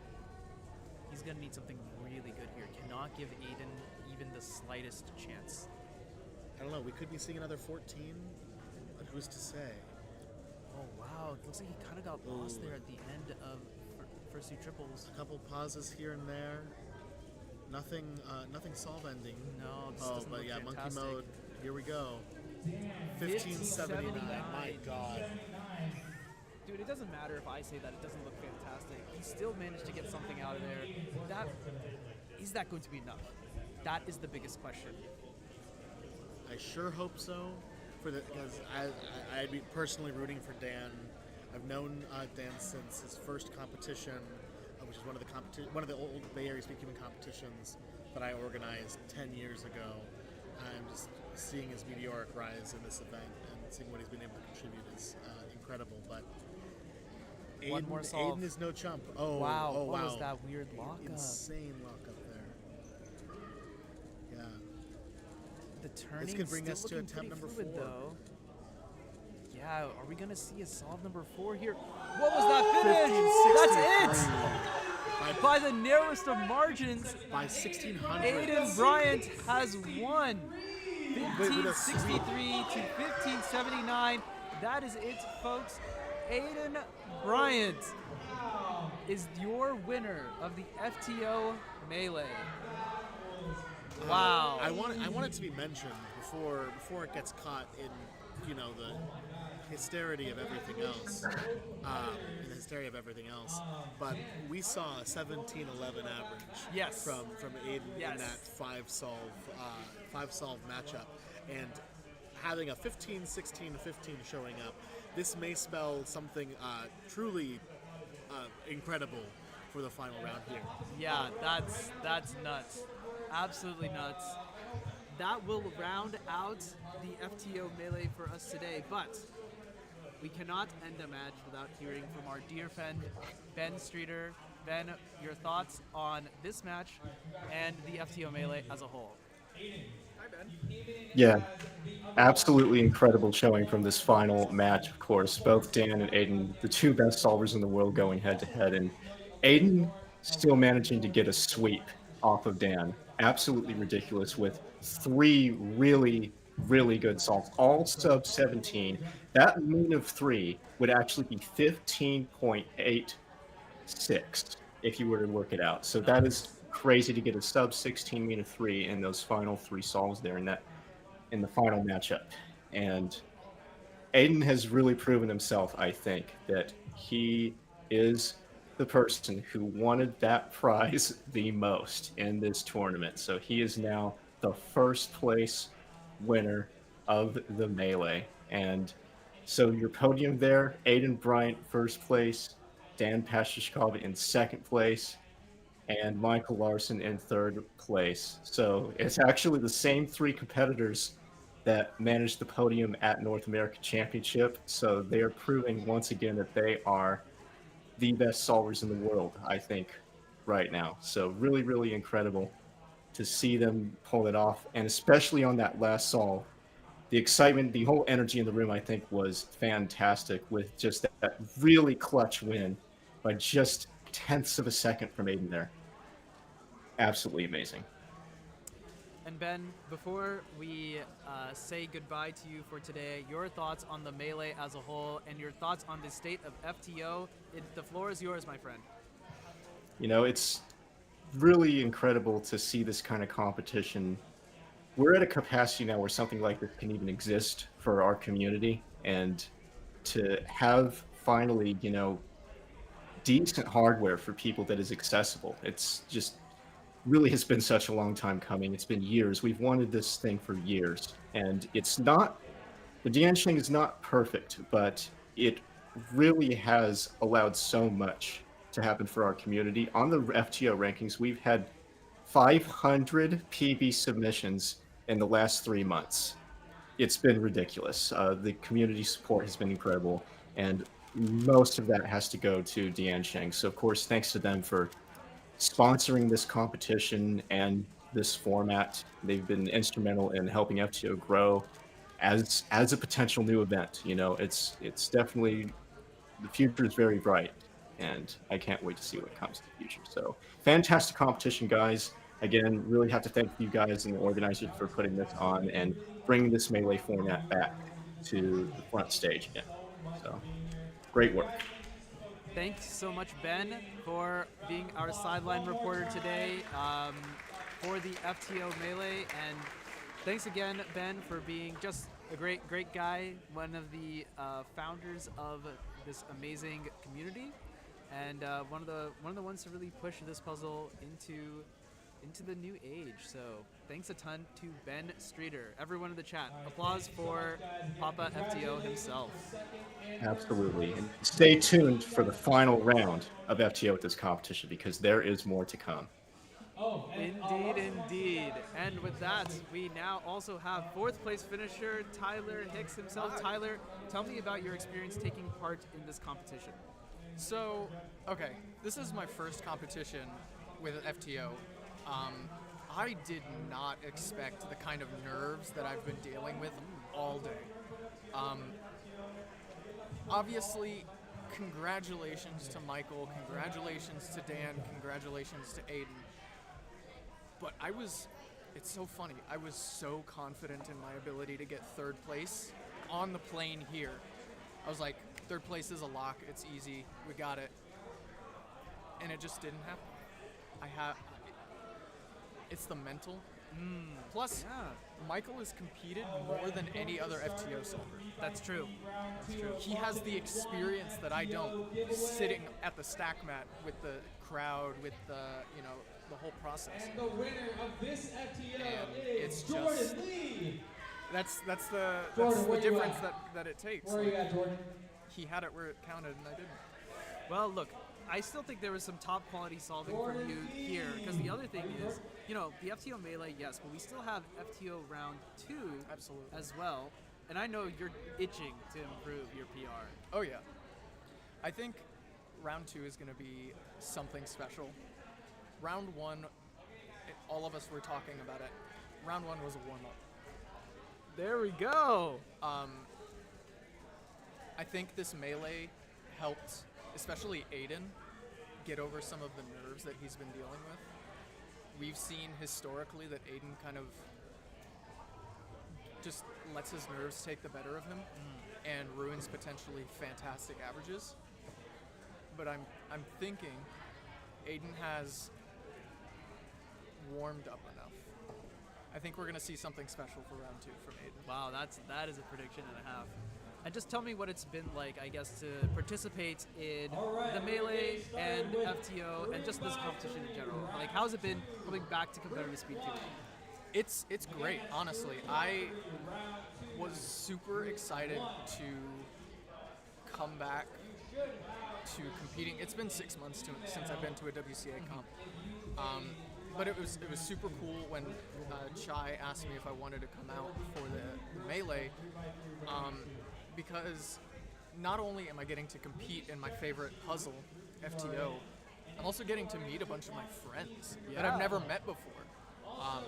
We've had Discord chats and we've had solving sessions or whatever, but I've never hugged Dan like that. That was a real hug. If y'all want to see what a bro hug looks like, that was a bro hug.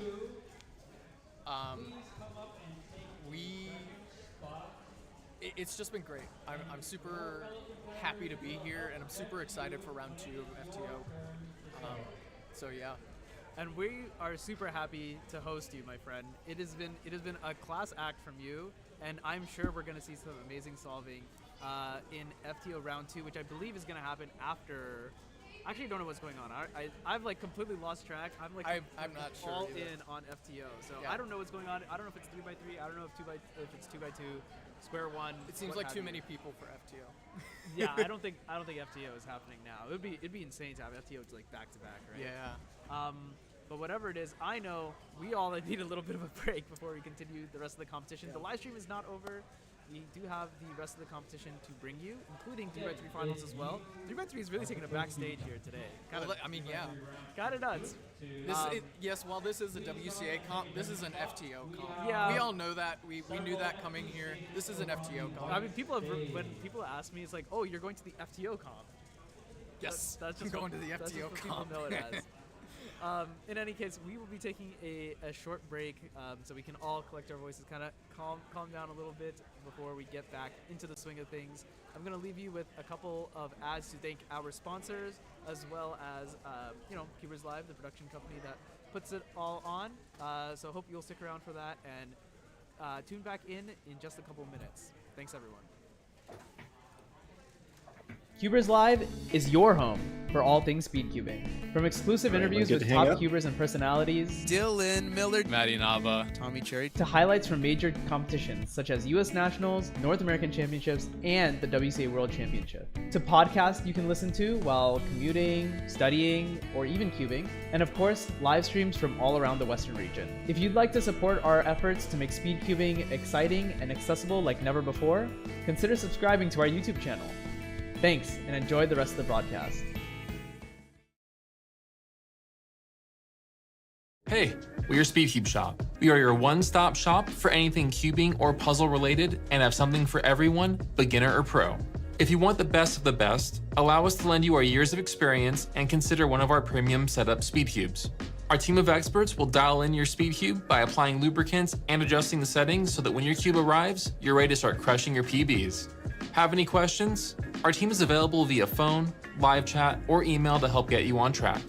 Tap the link to find your next challenge or upgrade and enjoy what we and many others consider to be the best shopping experience around.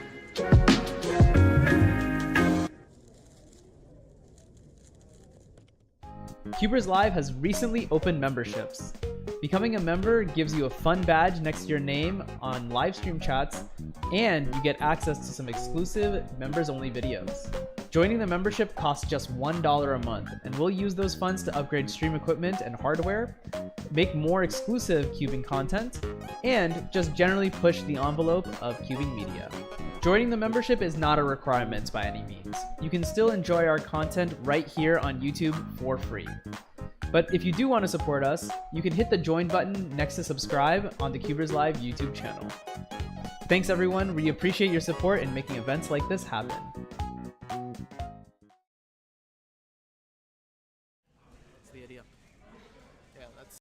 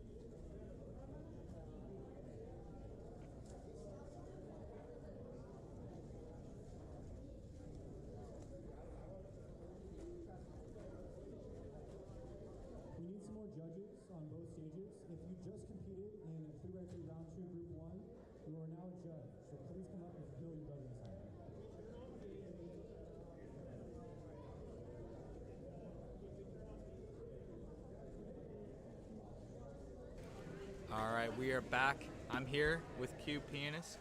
How's it going, we're Cube? here. Cube, I don't think we had time to discuss the FTO Melee yet. But from your perspective, how was that? I mean, the beginning wasn't as exciting, I'll be honest, because like there Right. were the sweeps, Mhm. but afterwards it got really tense, especially when it was comebacks, right? When there were some really close matches. Yeah, that was crazy. In particular for me, I don't know how much you guys talked about it before, but the Michael Larson versus Aiden Bryant semifinals match, where Larson nearly came all the way That's back. insane. That was insane. But that was a whole lot of fun to watch. It was a whole lot of fun to host too. I hope everyone enjoyed watching that event, and we'll be, of course, cutting that up and posting it to YouTube pretty shortly after this competition. Yep. So we're going to be starting with 3x3 round 2, group 2. And did you already compete, or did you not Yes. compete? I did. Okay, got you. And how did you feel into yourselves? Pretty bad. Oh, really? They're all really bad except for one solve. Really? Yeah, I guess me too. Like, they weren't really spectacular, but you know what? Yeah, 100%. Or I shouldn't say 100. Like 99% sure I didn't make finals. Oh, I think Not 100% I didn't possible, make yeah. finals either. Yeah, I guess there was a friendly little match there where we could have went back and forth, huh? I don't know. Who won? I got like a 10 probably, average. Oh no, I got like a 11 average. Oh, really? It's like it's not possible. So you got smoked? You got smoked? I choked all myself. All right. So getting ready to start 2x3 round 2, group 2. We have fast. You got this group, Ruby. He's trying to peek at who's fastest group.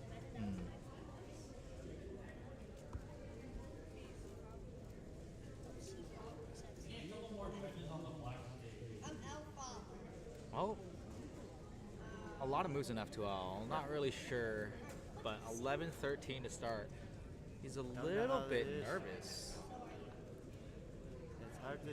Some of these competitors I might be unaware of how they normally average. It's Yeah. hard for us to. He did a lot of rotations, which is something like you can, Yeah, I know. regardless of whether or not you know the skill set of any given competitor, there are some fundamentals that are really important to lock down. One of them being how much are you maximizing? That is usually a good sign. Like, Yeah. usually when you do not very many rotations, usually a good solve. Yeah. But it's not like rotations are not like frowned upon. It's Yeah. when you do them unnecessarily. Yeah, like when you do too many. Yeah, exactly. Yeah, what's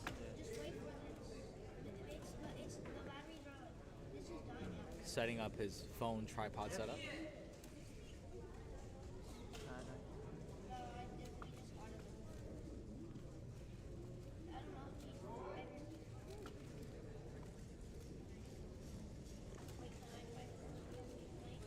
Let's see. So this guy's pretty good.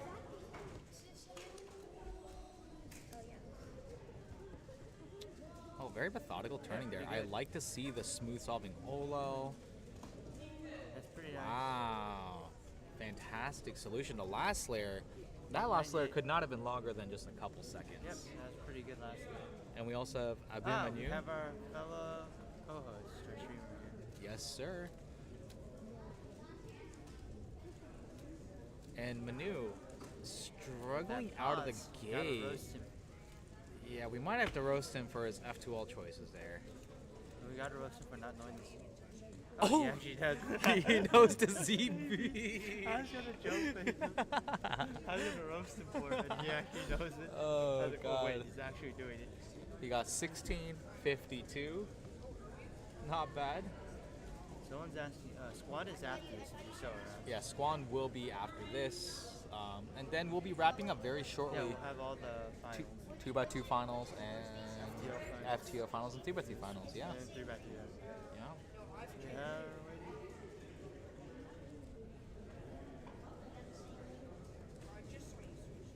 Let's see.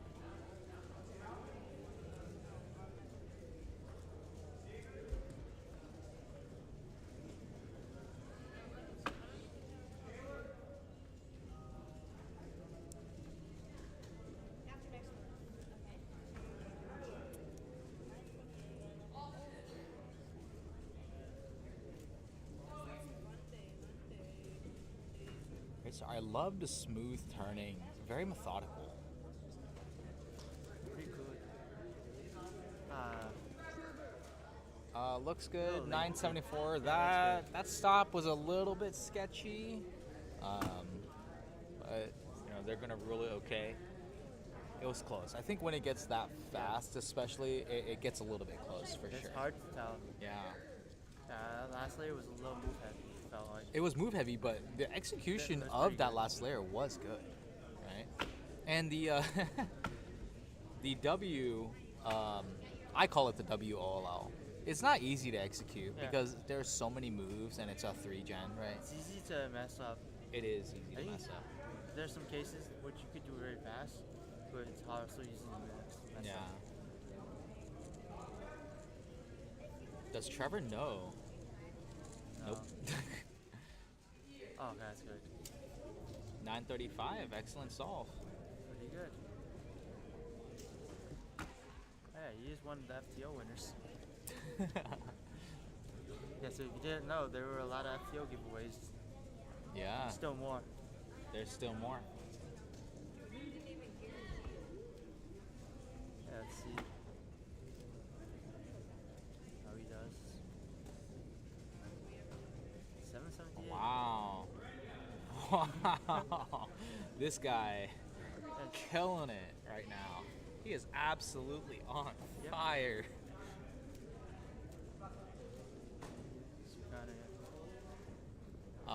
I'm pretty sure that single is his PR as well. Probably, yeah. Wow. He's just been on fire. Every solve has been great. Yeah, I mean, yeah. he's pretty, Every he's solve's also been intentional. Kind of cool YouTube person. He's a what? He makes some YouTube videos. Oh, does he? Yeah. Oh, okay. Because I remember seeing he made one of time base. Oh, that's him? Yeah, he made it has like quite a bit of views, yeah. Oh my goodness, I did not know that. Alright, we see is one of the... Alright, and just as the shirt says, just do it. We'll see if he can just do it. Yep. That lockup. 1461. Lockups are killer. Yeah, lockups will be killer for sure.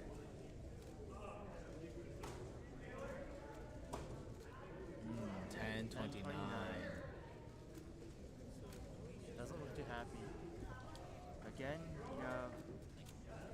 I think I like to iterate that like everyone has their own times that they're trying to compete with. Yeah. So yeah, I think that's something very important to think about. No, definitely.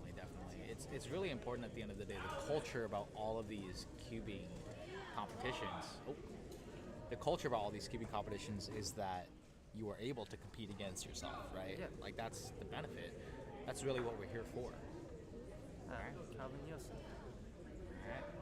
Yeah, the reason I wanted to mention that is because I see too many people who like to, be really confused when people aren't happy about certain times that they might be good, think are good, but yeah, it's like personal goals and stuff. This doesn't look too good. Ooh, the S move.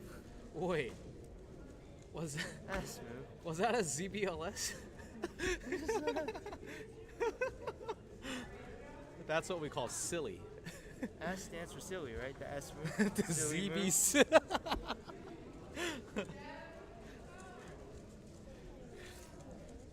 Yeah, let's see. It's got 1208. didn't look like Biao was executed the best, but yeah. That was hilarious. I was like, what is he doing? Yeah. I originally thought he just solved his cross edges incorrectly. Yeah. But I don't know. I saw that soon come out of nowhere, and I'm like, maybe. Maybe that was intentional. Are they? They're still, I was like, they're still in this group. There's definitely, and there's still a couple more to go. Just checking, because like, they're trying to do their best. The runners are trying to do the best to get faster people on the stream. Yeah. So yeah, sometimes that's why we have a little bit of a wait.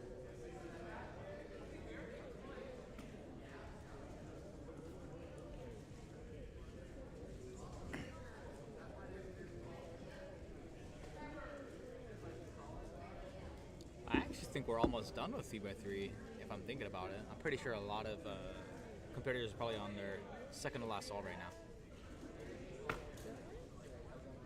Let me double check what group I am for square one.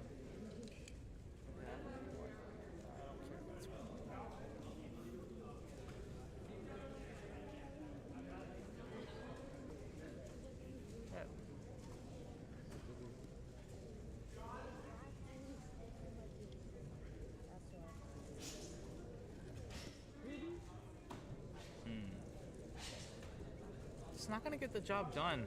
A lot of moves. One of our delegates, Ruby. Pretty quick too. She's very fast. You'll also notice that she turns very slowly as well. Yeah, you don't always have to turn fast.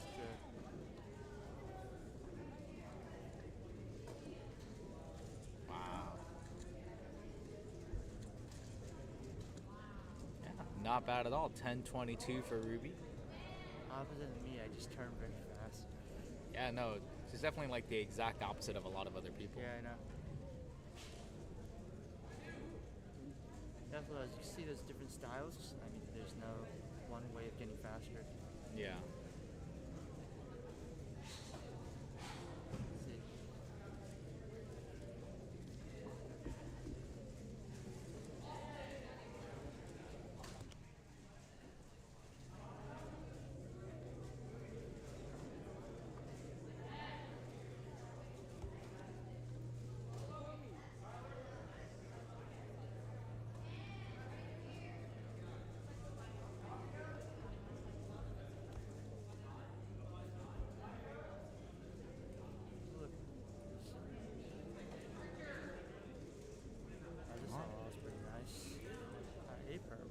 I talk about this a lot. I really like that OLO because it's so easy to predict the PLO. Yeah. Yeah, and it's pretty smooth and efficient.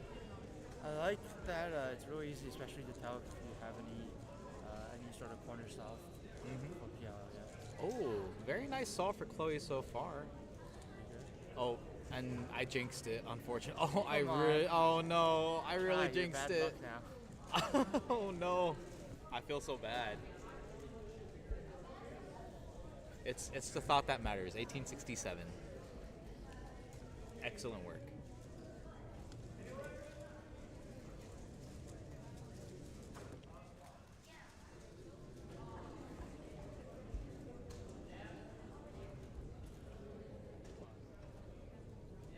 Okay, let's see how this goes.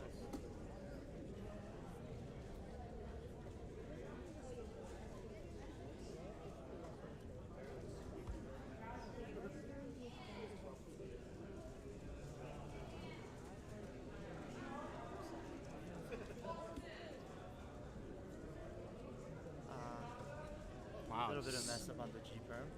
Extremely lucky on all of his solves thus far. Yeah, I know, but yeah, I saw there's an execution error. Yeah.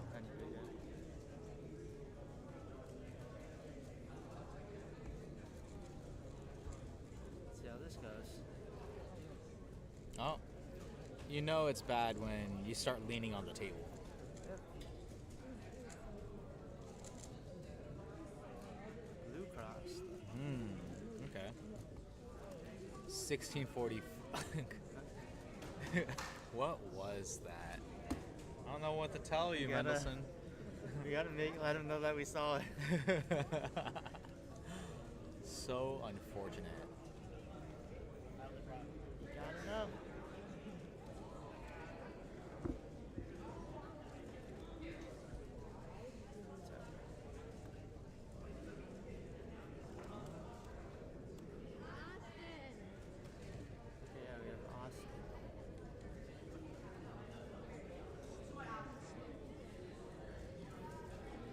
Yep, so we're finishing up the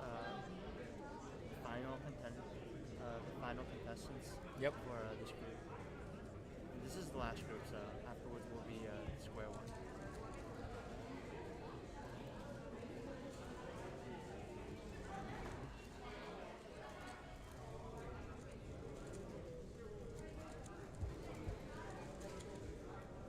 All right. 1341, not bad. And we are about to transition to square one. Yes, I am in actually the very first group, so. Yeah. We'll have So to see. we will be taking a short break. As This one, by the way. Very the ZB that you got. 10 moves. So Manu said he got a ZB that he couldn't predict the AUF for, by the way. I don't know the ZB, but I do know the case. Diag. It's a 10 mover. This one? Oh, that is not a. That's also 10 moves. Well, yeah. I don't know if I don't think I know it, but let's see. Yeah, I don't know either. Well, anyways. Oh, we have Dan here, our second place in the The way I executed is I did this. Nice. 8 seconds flat.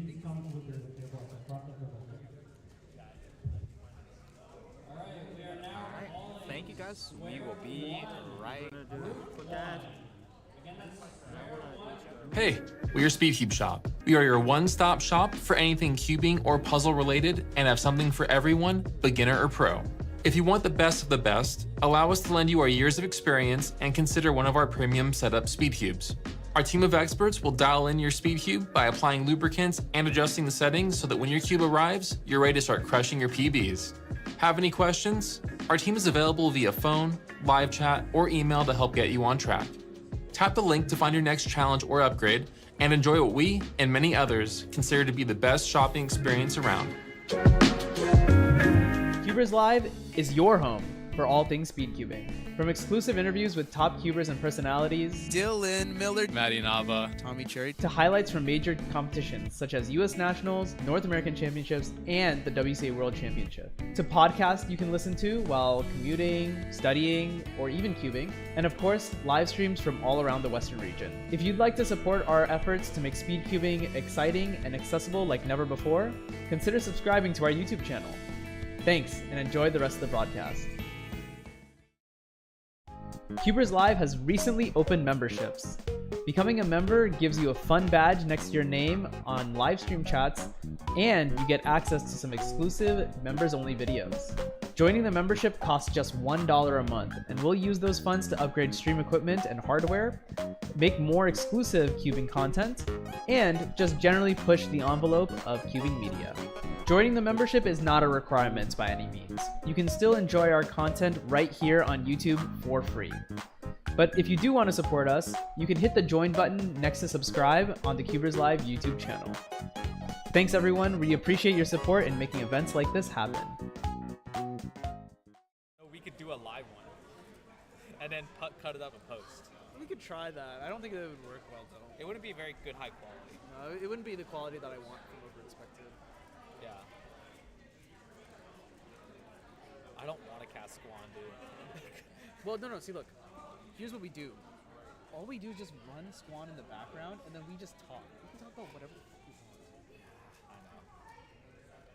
I know. Let's literally just talk to whatever Tom from New Zealand or whatever. Yeah. In any case, I'm ready when you are. Okay. Hello everyone. Welcome back. We are watching some Square One action, but as neither Michael Chai nor I don't really know what's going on, we're just gonna transition you over while we discuss the FTO Melee, like putting it on and kind of what our goals were. How was your experience of the FTO Melee as we watched Calvin do Square One? Yeah, the FTO Melee, it depends on like what you're asking for in terms of perspective. Like which perspective do you want me to answer from? I guess from the organizational perspective, like what did you think? You know, I'm gonna be honest, it was very experimental. I don't think it's been tried and done in many ways. In fact, unironically, I think that the format that we did probably most resembled the GAN SSL than anything else ever has. I think so as well. And to a certain extent, and I had a lot of fun organizing it and kind of brainstorming it together because it was just something I wanted to do to serve the community. At the end of the day, like, I signed up for the competition and I didn't compete in FTO. It has nothing to do like with me. I just want to make the people happy, and it was very inspiring to see so many kids just have fun watching. Yeah. I wanted to make a fun event to watch. Yeah, what was crazy, because like Brandon and I were just like, we just see like the mass of people move back and forth. Yeah. With every single solve. It's It like, was so Brandon's like, funny. we're watching Wimbledon, except like, instead of the ball, the people are It's moving. like the Mii characters on a Nintendo Wii. Yeah. Switching their heads back and forth. It was really heartwarming to see people enjoy it. And I figured like, hey, this is gonna be a super long event. People are not gonna be interested. There are gonna be some staffers gonna be so bored.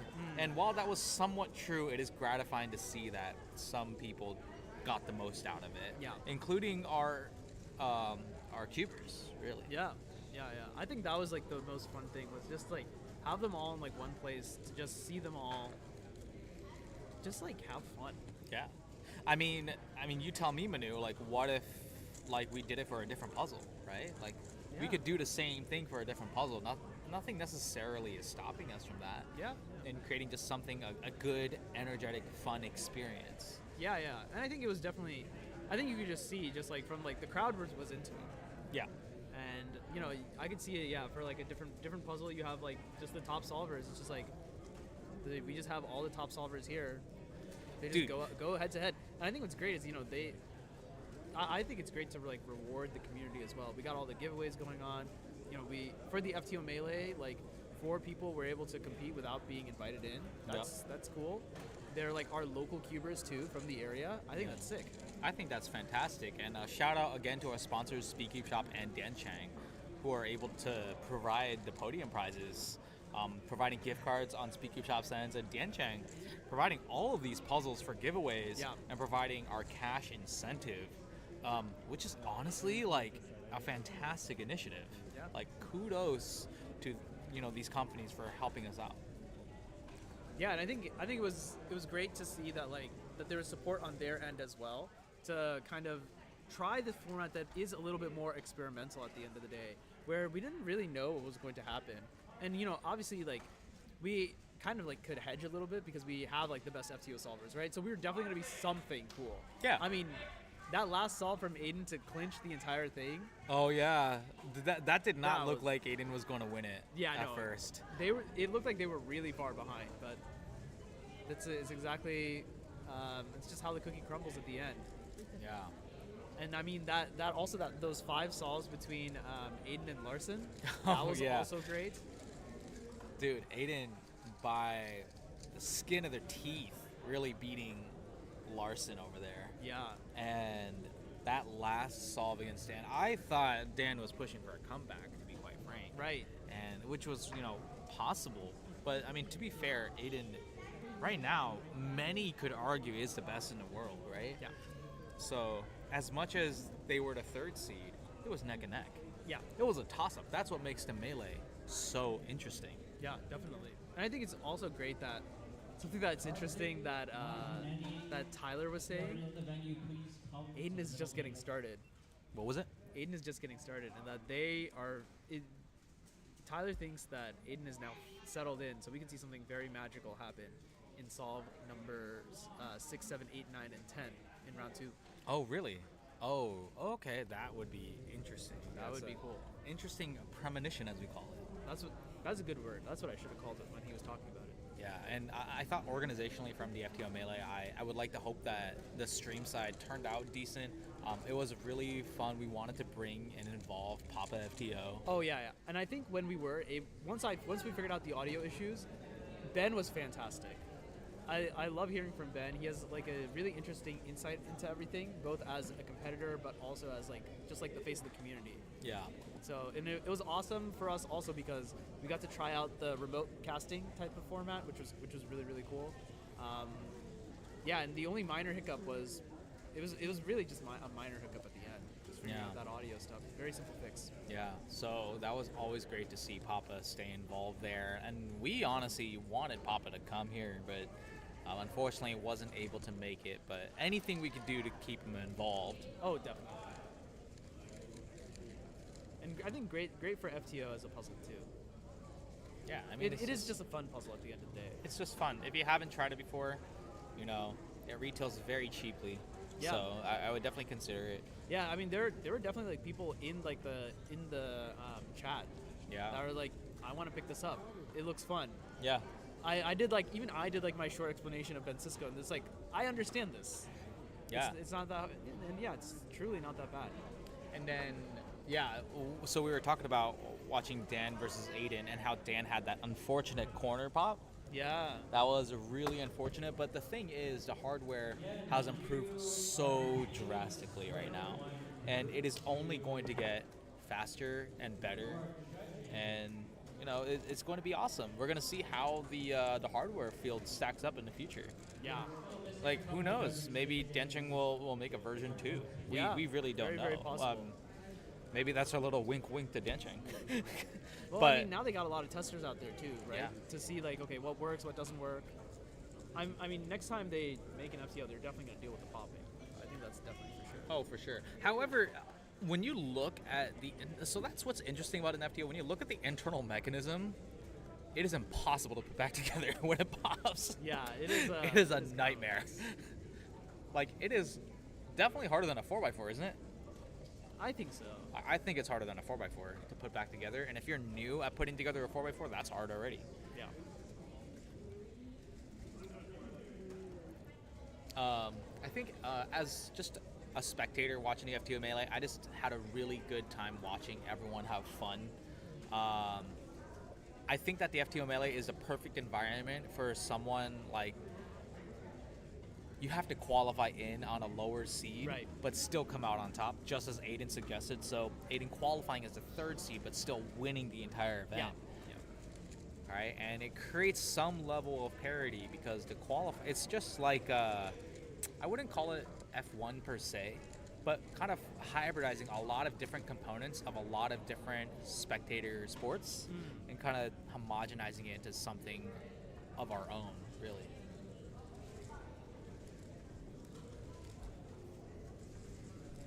All right, actually, now that I notice, Aiden was doing quite good at square one. Up until this last solve. They're like pretty good at all the events we had here. I mean, that's their 3x3, forte. Yeah. The forte is all around. Yeah, 3x3, 2x2, 4x4, FTO, and square one. Yeah. And what's crazy is like, I also like not mentioned this all day. Aiden also holds the FMC world record, by the way. And they're not gonna lose that world record for a very long time. I'm not gonna lie, Manu. I threw a stray on the stream earlier while you were gone. I said maybe I said I was nearing retirement age when Ed Direction was on here. Yeah. When I hit my retirement age for cubing, that maybe I will join the FMC community to signify my retirement. You're right. But you don't why do you think I'm doing FMC? Because you're retired. Yeah, exactly. I was never good, so now I have. Look, I got my 22. All right. As someone who retired into FMC, you're right. You don't have to be so loud about it. I just had to repeat the straight twice, you know. I had to make sure it hits.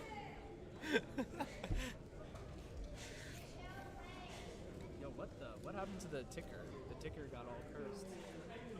What did you do? I don't know. I don't think I did anything. I'm gonna try and bring the ticker back. Oh. Okay, that's that's cursed. Well, I'm just gonna delete the FTO Melee thing and then just re-put it up. Hopefully that fixes it. Nope. Okay, no idea. All right, Canyon. Lynn looks so cursed. I think that ticker looks so cursed. Yeah, I don't know what happened. Maybe it got fixed. It looks fine in the preview. Honestly, if we're trying to do some active troubleshooting, I'm pretty sure refreshing singular might do the trick for you. That sounds like a lot of work. I'm just telling you what I think is going to happen. I'll restart it.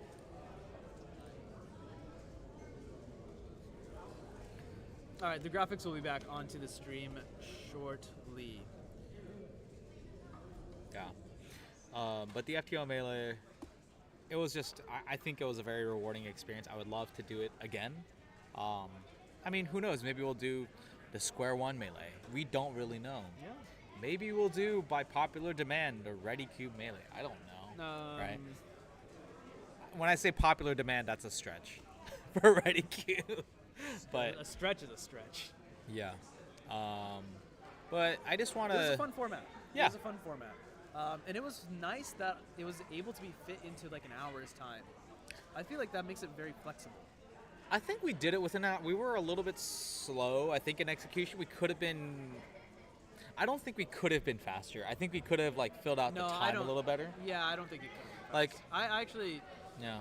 I actually enjoyed like the pace that it was at because it gave a good amount of time to like. Yeah. It gave a good amount of time for like Ben to also chime in, for us to give a little bit of commentary, a little bit of insight as to what was going on. Domino Cube Melee. Wow. Lucas. Well, you know, Lucas, you do have. Lucas, host a comp, and then let's do it. Imagine a domino reduction melee. I'm telling you, dude, double domino 2025. It's gonna be a great comp. It's FMC and domino. Oh my goodness. It would be a great comp idea. 3x3. Okay, never mind, guys. Now, okay, we're getting to like really dumb puzzles. All right. We're probably heading into deep waters at this point. Yeah, no, I would this probably is- get out before the these sharks are- bite. Yeah, these are not salvageable at this point. Yeah.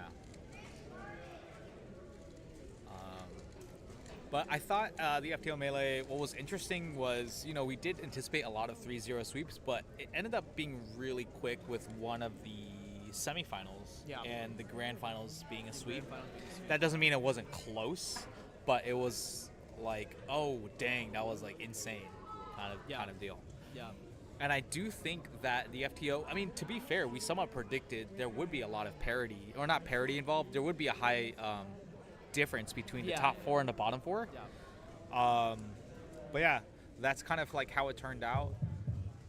Austin Chan, please come to the beautiful. With more competitive events as well, it's very interesting to see. Now, I don't know if you could see this on the stream, but when you're doing that specific format, every solve was so much more meaningful. Yeah. And you could really get in someone's head. Yeah, definitely. Like, you had no way, like, when you're doing, like, an average of 5 head-to-head, you're kind of like, I think I'm okay, I think I'm off pace, I think I'm there, I think I'm that. But, like, every time, okay, so, Dan gets a 1579, and Aiden's like, damn, I gotta beat 1579 specifically. Yes. Like, it doesn't matter how bad Aiden did before. Yeah, because if you get a 16, it doesn't matter. Like, you lost. Right. You can't, like, kind of, like, absorb the loss on one solve and then kind of, like, get it back on the other one. Now, something that I actually thoroughly enjoyed that I somewhat thought was a meme at first was allowing them to select who went first. Because I think it was interesting. It turned into a strategy, and I'm going to be honest. Do you have a preference of what you would like to do first? It is not the worst thing in the world to go first. I would go first. I think I would go first. I would want to go first. Because, like, and it's I also, want to set the pace. I think it's also situational, right? Like, sometimes, like, if it's a close match, like, would you want to go second? Maybe. Or if you feel like you have the mental edge, would you want to go first to just, you know? I would want to go first. I think going first, you feel so much more calm. Because it's just like, there's no mark that you have to beat, you know? Exactly. It's like you're the one who's going to just set that. Exactly. And in a normal head-to-head match, when you go from the second competitor's first solve to the first competitor's second solve, it still matters. That first solve from the second competitor is going to affect your overall, like, metric of who's faster. But in this specific head-to-head format where it's only wins and losses, if you go first, you always have a clear head. If you go second, you always have a benchmark to beat. Yeah. So it's so interesting. And I gotta say, I think personally for me, the strategy is to go first. But I'm curious to see if you guys in chat, if you have an idea of what is better. Yeah. I don't know. I feel like I only want to go second if I can win. If I'm, like, favored to win, you know? But don't you think it's also just inherently an advantage if you have a higher seed that you get the option to select? Like, Yeah, if you're the you get to do what you want Yeah, in the moment. exactly. If you're at a lower seed, you're at the mercy. You don't get to decide. You don't know what they're gonna do. Yeah. Like you say, you would want to go first. I wouldn't know that as your opposition. Right. And I'd be like, oh, he wants to go first. Oh, shoot, okay. I guess I have to think about every single maybe solve. I should go first. Right. Or maybe even if you don't think going first is if you think going first is optimal, you say, I just want to go second. You're telling your opposition, I think whatever number you post, I can beat you. Right. Yeah. So it's like also good. kind of like a mind game in itself that at first I thought it was a meme because I was looking for additional incentive Yeah. for higher seeds, but it worked out quite well. It worked out quite well. Yeah. It was good. And yeah, we did get to see like that back and forth play, certainly as well. Yeah, and I think they all choose different, whether like in different matches they went first. Sometimes they went first or second. Yeah. Like I definitely recall some of that, which is very interesting. Lucas said he feels like he should alternate who goes first. It's like Snake Stall. So like, right, that's what we did for the Twisty Puzzle Cup. Yes. That's the what first, we did the for first edition of FTO Melee. Right, so And actually, I basically- thought that's what we were going to do, and because I'd completely forgot about letting them pick. Because if you let them pick, then it doesn't make sense to do a snake solve. Right. If you let them pick, it doesn't matter. But that was pretty cool to watch. I think the snake solve has its purpose as well. Yeah. But yeah. You want to see the Super Ivy Cube? No, I'm just saying. Later. How about later? No, I'm just explaining. Oh, okay. But All right, we're now calling I don't score know. on group 2. That was super interesting. I thought it was a nice little initiative. I thoroughly enjoyed it. I'm trying to look for more ways that as a top seed you have an advantage because you want to incentivize the advantage, right? Like for a lot of like sports, you have home field advantage. Right. But we don't have that. You know what would be Well, interesting is we like, kind of do. You do a solve, and you get to choose whether or not you throw that one solve away or something. You basically get an extra solve. You get an extra. Dude, that is. No, that's way too OP. That's way silly. Too OP. No, that's like far too OP now that I think about it. Because if you just get an extra solve. Oh my god, that is silly. Like you'd be like, mulligan. Yeah, you use mulligan. That is. I don't know about that one. That would be.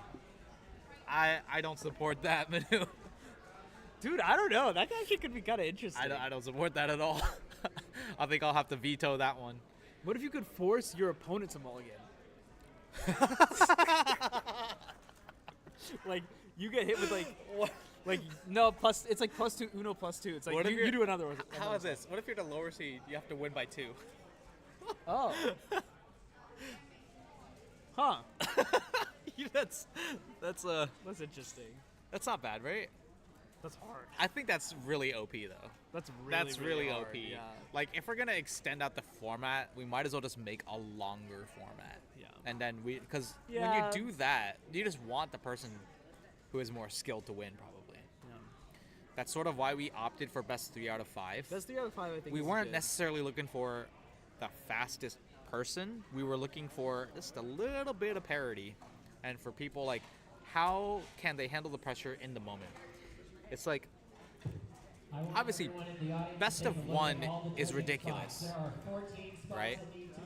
But best 3 out of 5, yeah. Yeah, best 3 out of 5, I think, like perfectly fulfills the. It perfectly fulfills the kind of like the niche. Yeah. And it perfectly fulfills like the time slot as well. Yeah. Thank you. But yeah, very, very interesting. I think we're gonna get started with Group 2 pretty soon. Do you want to take a little break? Probably makes sense to take a break. Yeah. I think after this we have some more stuff to bring to you. Let me look at the schedule. Oh, perfect. Literally the last tab I had was the schedule. If it loads. Yeah, after Square One we'll have 2x2 FTO final, and then 3x3 final, and then we'll be wrapping up for the day. Yeah. Awesome. Yeah, this is we're basically nearing the end. Yeah. Which is I very mean, satisfying. You can definitely tell that we're nearing the end. Yeah, as well. yeah. For sure. Yeah, so we'll probably just kick it. But honestly, let's just leave it on the camera, and then that way, if people are solving, they're solving. Yeah. All right. All right, we'll kick it to a quick break, and then we'll just show you some random people. Yep. I forgot to actually cue the ad. All right, there you go. Hey, we're SpeedCubeShop. We are your one-stop shop for anything cubing or puzzle related and have something for everyone, beginner or pro. If you want the best of the best, allow us to lend you our years of experience and consider one of our premium setup speed cubes. Our team of experts will dial in your speed cube by applying lubricants and adjusting the settings so that when your cube arrives, you're ready to start crushing your PBs. Have any questions? Our team is available via phone, live chat, or email to help get you on track. Tap the link to find your next challenge or upgrade and enjoy what we and many others consider to be the best shopping experience around.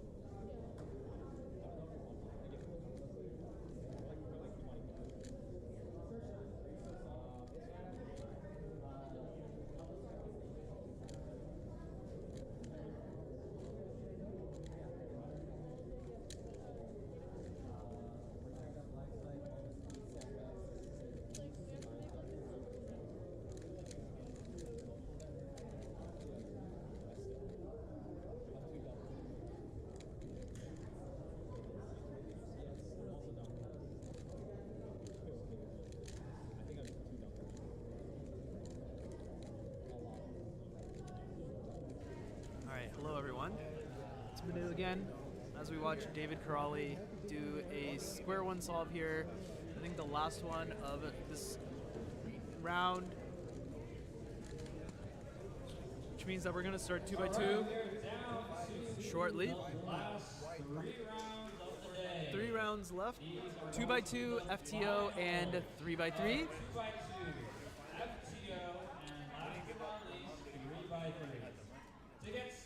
It is 4:40 in the afternoon for us here.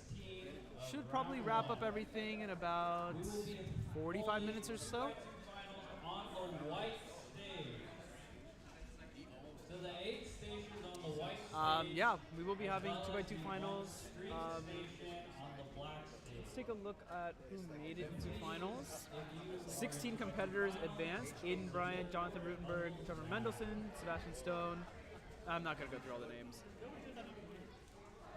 The requirement to advance was a 3.86 average.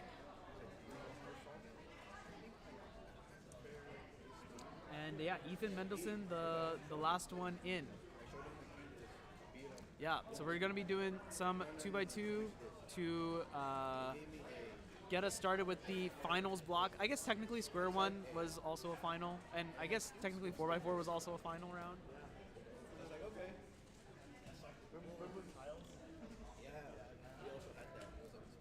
Yeah, I guess we might as well mention the podium placers for 4x4 since that happened a while ago. All the data has been entered.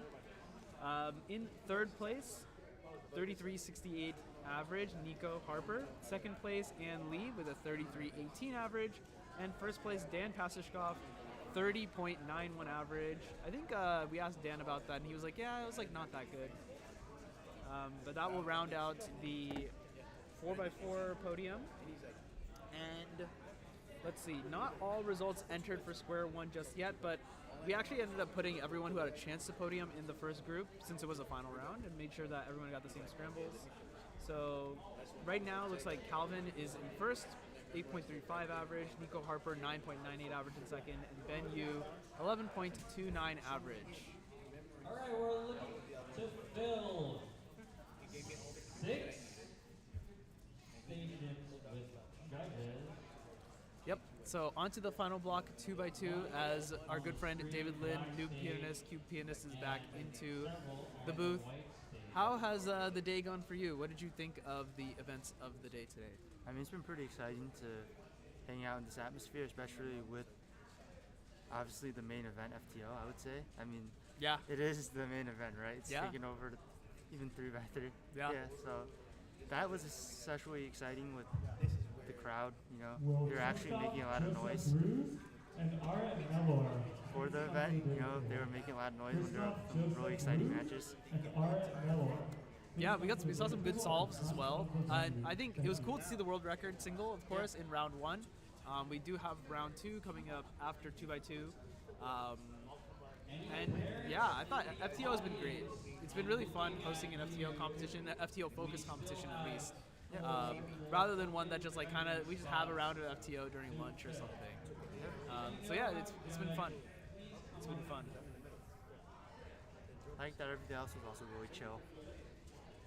Wait, Richard and Brandon, can we ask you to help out by judging? Sure. That would be great. Yeah, so we're getting started with the 2x2 finals. They need to do this. Yeah, they're getting ready. Is it 2x2? I'll go help. Yeah. So yeah, it looks like cubes are being delivered now. So let's move over to the. Let's go watch some people. Yeah, should be let's pretty watch quick some because solvers. this is the finals round, so people are faster. And 2x2 just goes quickly. That's what I'm saying. Yeah, we do have the 2 stream stations open. I don't think we'll be able to track anyone, unfortunately. We'll save that for. Yeah, 2x2 is hard to track, especially Yeah. with how quick it is. People just move the different stations, they're just done. Yeah, even the heads. Yeah, you skip a stall. Even the top down is a. Well, actually, I actually found the top down to be really helpful here because at least like you can see something happen. 2.79 from Michael Larson. I don't know how. Looks like J-Roo is going to be on the other side here. Johnny. He wears this shirt to every comp because he has like a ton of signatures and stuff on it. I also like that he like purposefully set up his phone to be so crooked. Like, what is the point? Luckily, there are these cams. Yeah, that's true. That's a nice overhead action here. Oh, that's pretty good. That was pretty fast. The display is on its side for some reason, so we don't know. Should I go? Yeah, that'd be great, actually. I don't know if we want to move it, because, like, we might be competing. No, he's done competing. Yeah, I meant as, like, other people might compete after. But it's fine. You have time now. Now's the best time to do it. In my opinion, so. Okay, Ben here. Taking a pause to do some quick recognition there.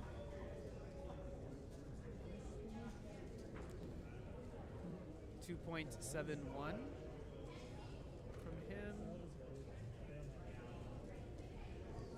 Oh, it looks like the stand was taken off. Oh, that's kind of awkward.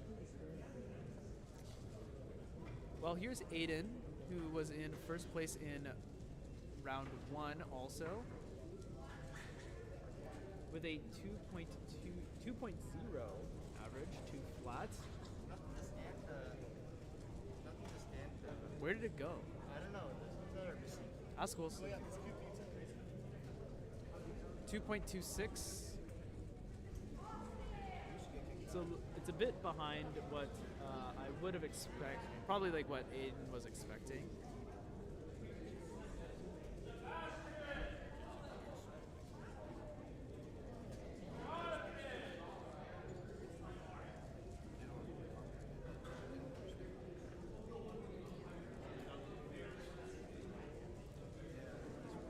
Sebastian now. He's kind of making like a weird face. Wonder if he... Yeah, looks like some missed recognition or something there.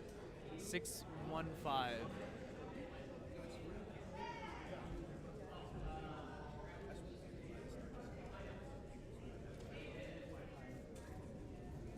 You see Cube completely solved there as well.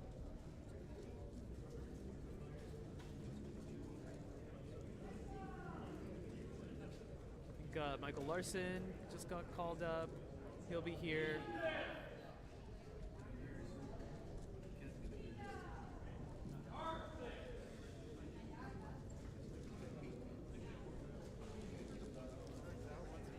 One on stream support.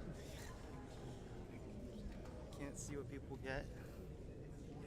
Yeah, looks like we have the stand up for the other. Yeah, they're the other closing one down now. a lot of stations because they are not needed. Right, yeah, makes sense. Okay, we got a competitor on the farther side now.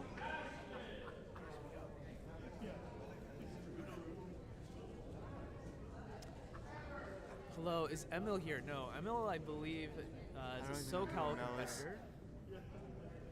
So this is a competition that's taking place in South San Francisco. Unless there is an out here, which I don't know. Oh, maybe there is. Not sure. Because it is somewhat of a common name.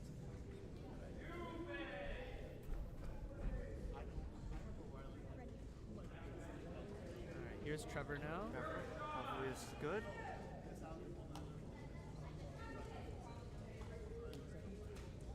Taking a while inspection. Yeah, definitely want to take your time on 2x2 so you can try and see as far as possible. Yeah. 2.69 is the I will time say here. this, from experience, usually when you take a lot of time on inspection means you're not sure what you're doing. Yeah, I mean, it kind of depends. Yeah. Sometimes like you can like lock in on like a certain solution, and then it's like, okay, now I'm trying to like extract as much as I can from this. So like in the 2x2 case, like trying to figure out like what the next step is going to be, or like look as far into the solve as possible.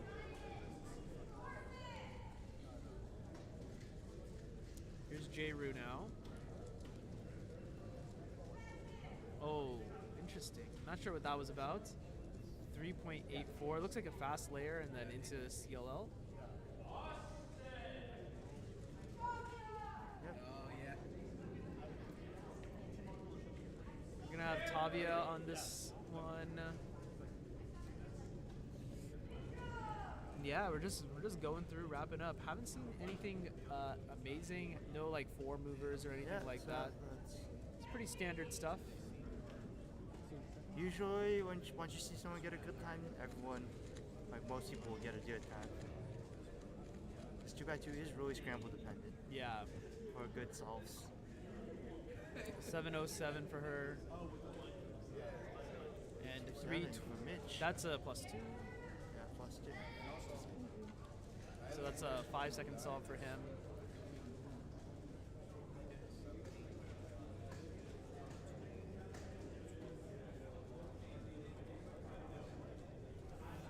One thing that's nice about like 2x2 rounds is like they like once they like get started and like hit a flow, they like go by like pretty quick. Yeah.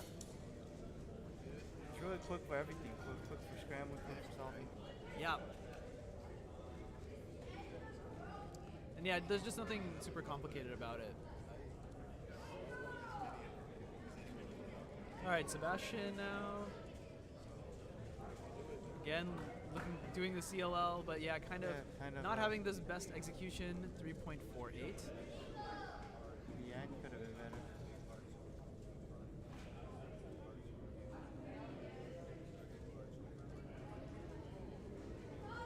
Staffs and competitors waiting for the final solves. Yeah, just wrapping up now. FTO will be next. And we'll have a bit more of FTO. Yeah, we'll have a bit of breathing room with FTO. It'll be less hectic and back to back. So. The toe.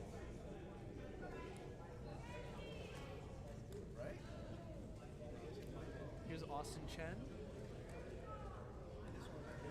Soon recognition, perhaps. 414. On the other stage, Tavia with a 4.38. And yeah, we're just wrapping up the day. Just wrapping up the day here in South San Francisco. Yep. This comp has been pretty lax in terms of the schedule. Oh yeah. It's been so yeah, it's a chill. Yeah. Yeah, it's been very, very laid back overall. That is not a good face to be making. I wonder what happened. His like foot got stuck or something. This is someone to roast on stream, right? For you to roast. Ben will be happy to hear that. For you, not me. I like his shirt, so you know what? He got away. Solving. He got away with his a good one. Those Ortega looking like solution. 3.20. Looks kind of weird on this side, but if you look from this side, it's perfectly solved, so no issues there. Yeah.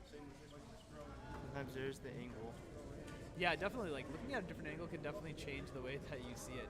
Larson deciding to stand up here, which is really funny because then the downward facing cam just looks like a headshot basically. It's like only hair. 2.67. Yeah, 2.67. I find it's actually way more fun to stand up than do 2x2. Because it's so fast that like it's like, all right, let's just end it. Like, no need to even sit down. I don't like standing up ready. Me, I don't think it helps. Yeah, I don't know. I wonder if it helps. I wonder it if depends on you. It also depends on height a little bit.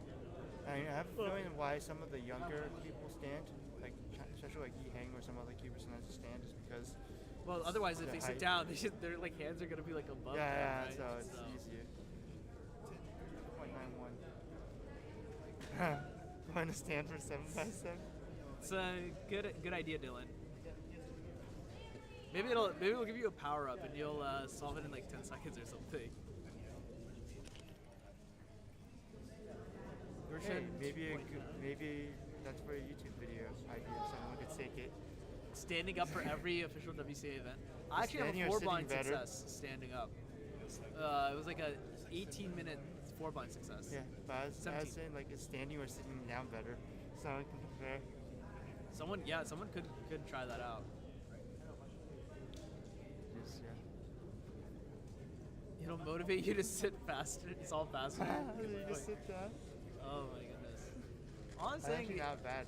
All I'm saying is that like if I could get a 4-blind success while standing up, then anyone can get a 4-blind success. Yeah. It's It's not that bad. Anyone but me. No, dude. Like, I'm telling you, dude. If I could do it while standing up, then it isn't that bad. I guess I'm also saying this as I don't have a 4-blind beat yet. So, but hopefully next week. Next week I'm trying to get the 4-blind. Next week? Next week. Where are you competing in next week? Sacramento. Oh, yeah.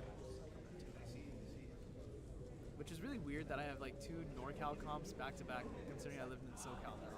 Yeah. I forget. Trevor 214. This is just like shrug. Okay, good solve. I mean, too bad it's just one of those things where it's really easy to get a good time but still not be happy because it could have been better.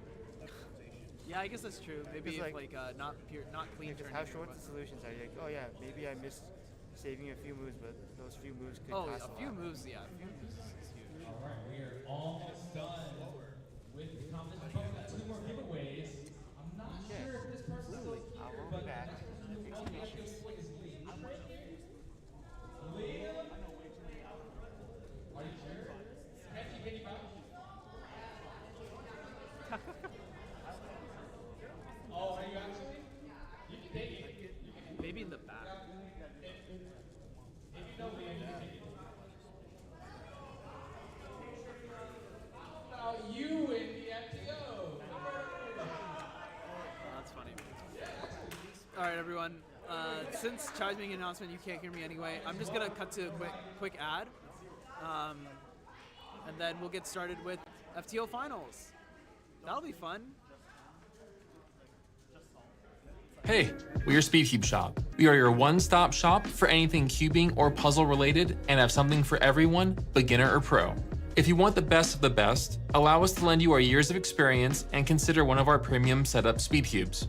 Our team of experts will dial in your speed cube by applying lubricants and adjusting the settings so that when your cube arrives, you're ready to start crushing your PBs. Have any questions? Our team is available via phone, live chat, or email to help get you on track. Tap the link to find your next challenge or upgrade and enjoy what we and many others consider to be the best shopping experience around. CubersLive is your home for all things speedcubing. From exclusive interviews with top cubers and personalities, Dylan Miller, Maddy Inaba, Tommy Cherry, to highlights from major competitions such as US Nationals, North American Championships, and the WCA World Championship, to podcasts you can listen to while commuting, studying, or even cubing, and of course, live streams from all around the Western region. If you'd like to support our efforts to make speedcubing exciting and accessible like never before, consider subscribing to our YouTube channel. Thanks, and enjoy the rest of the broadcast. All right, everyone. Thanks for watching that ad. Thanks to SpeedCubeShop for sponsoring. They'll be giving out prize money in the form of gift cards to all the podium placers. And CubersLive is this like subgroup of WCC that me and Chai put a lot of time into. We do all the live streaming for WCC.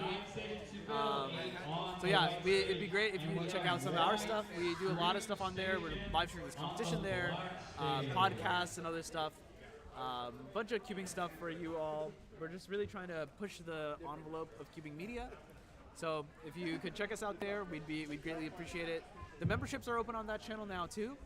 So if you'd like to support the kind of work that we do, in terms of making events like this happen, in terms of like providing the equipment, all the stream equipment, for example, or providing like cash prizes, being able to invite other competitors and stuff like that. All of that CubersLive kind of manages. So, and every dollar that goes towards the membership does help us out. I did only want to make it just $1, just because I didn't want people to feel like they had to commit a huge amount. And of course, you don't have to spend anything at all if you just want to enjoy the CubersLive content that does exist. So it's all there for you. But if you do choose to join the membership, it's also there for you as well. Yep, it's very important to say that even just simply watching the videos and watching this live stream, watching all the content helps support this as well. Yeah, totally. Hopefully you all enjoy. We definitely enjoy putting live streams on. As we watch Jason, one of the placers into the FTO Melee, 7th in round 1, is going to solve here.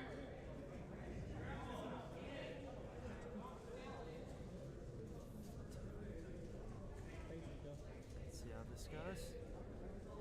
Oh, that is a wow. corner pop, so that's going to be fixed at the end here. So he's just going to put it in now because he knows what orientation it's going to be in. Those corners can actually only be in one legal orientation, and you can actually kind of tell what orientation it's going to be in during last three triples. Yeah. 39.52 to start off for Jason. Jason Ostik. Austin Chad, please come to the data table. Austin Chad, please come to the data table.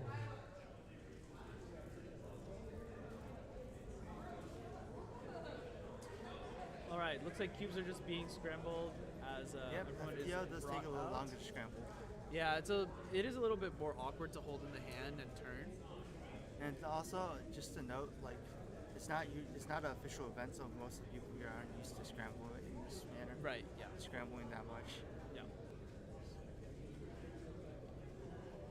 Welcome. Hello, everyone in the chat. Hopefully you all enjoyed. What was your favorite part of the stream so far today? If there's anyone who's been here since the beginning. What if you were here like partially? What's You up? could still put, even if you were here partially. Feel Oh free yeah. to- Totally. I don't know. Looks like we got one over here. Dan is gonna walk up to do some solves now. Dan just broke the world record single. 14.31 seconds is the new record. Congratulations to him, second place finisher in the FTO Melee, winning a cash prize of $150. Pretty good payday. Yeah. Pretty good payday. And we have he has a very cool judge. Yeah, Mr. Michael Chai himself. All right, what can Dan do for us here? Now these 5 solves are all going to count towards the unofficial official records. So he's going to want to get a good average of 5 going here. Solid start from the first center. First 2 triples done without much difficulty. One center, now onto the second center. Last bottom triple into a relatively simple case, 19.23 to start off with. He's shaking his head. So I don't know, but all I know is that they just pick random winners from group 2. It's not nice. I think they're different people. 19.23 to start off with for Dan. We are going to try and keep track of Dan's results as we go through. Yep. Since I think Aiden was already put off stream, and then Tyler was also put off stream, and I didn't see Larson's solve one also. Yeah, let's see. Again, these results will not be entered onto WCA Live. They'll be on Cubing Contest. Yeah, check out Cubing Contest if you want to see the results for FTO. As this is not an official WCA event. Yeah. Yeah, it looks Will like it be? some, We don't know. Yeah, it may or may not be. I mean, it's just up to. It's kind of like in the future. Hard to tell whether or not it will be added yet.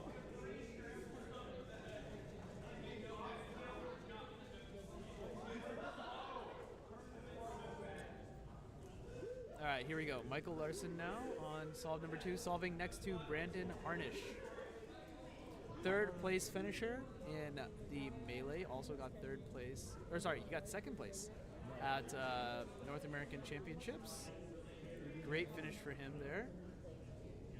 Let's see how this goes. Yeah, nothing too much standing out to me. Let's see what he it's a little bit hard to tell like which color he started off with. Remember, he is a color neutral solver. Centers are good. Now last 3 triples, finishing it up 18.44. Pretty good solve for Michael here. Yeah, that's pretty good. That gives him a high chance at getting a podium. Definitely a good chance of making the podium. All right. We're not sure. All right, it looks like Dan was put on a off-stream station, so we will not know what solves he is going to have. which is a bit unfortunate.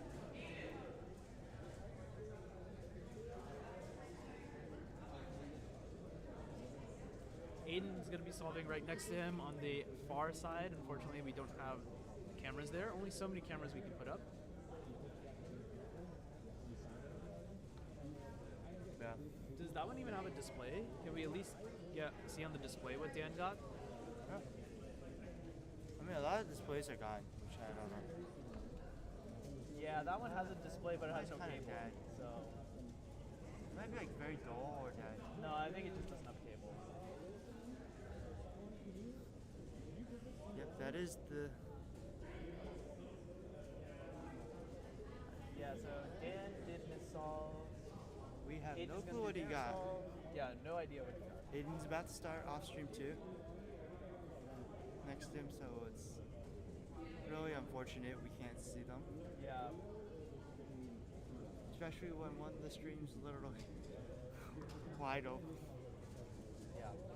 Well, here's Ethan in any case. Anyways, we still have some solving to see as well. Yeah, in round 1, Ethan was 10th place, getting a 35.73 average. Here it is from the overhead view. Getting into last 3 triples now. Doing a little bit of permutation and 34.60. Kind of just a little shrug. Not too bad of a solve for him, it seems.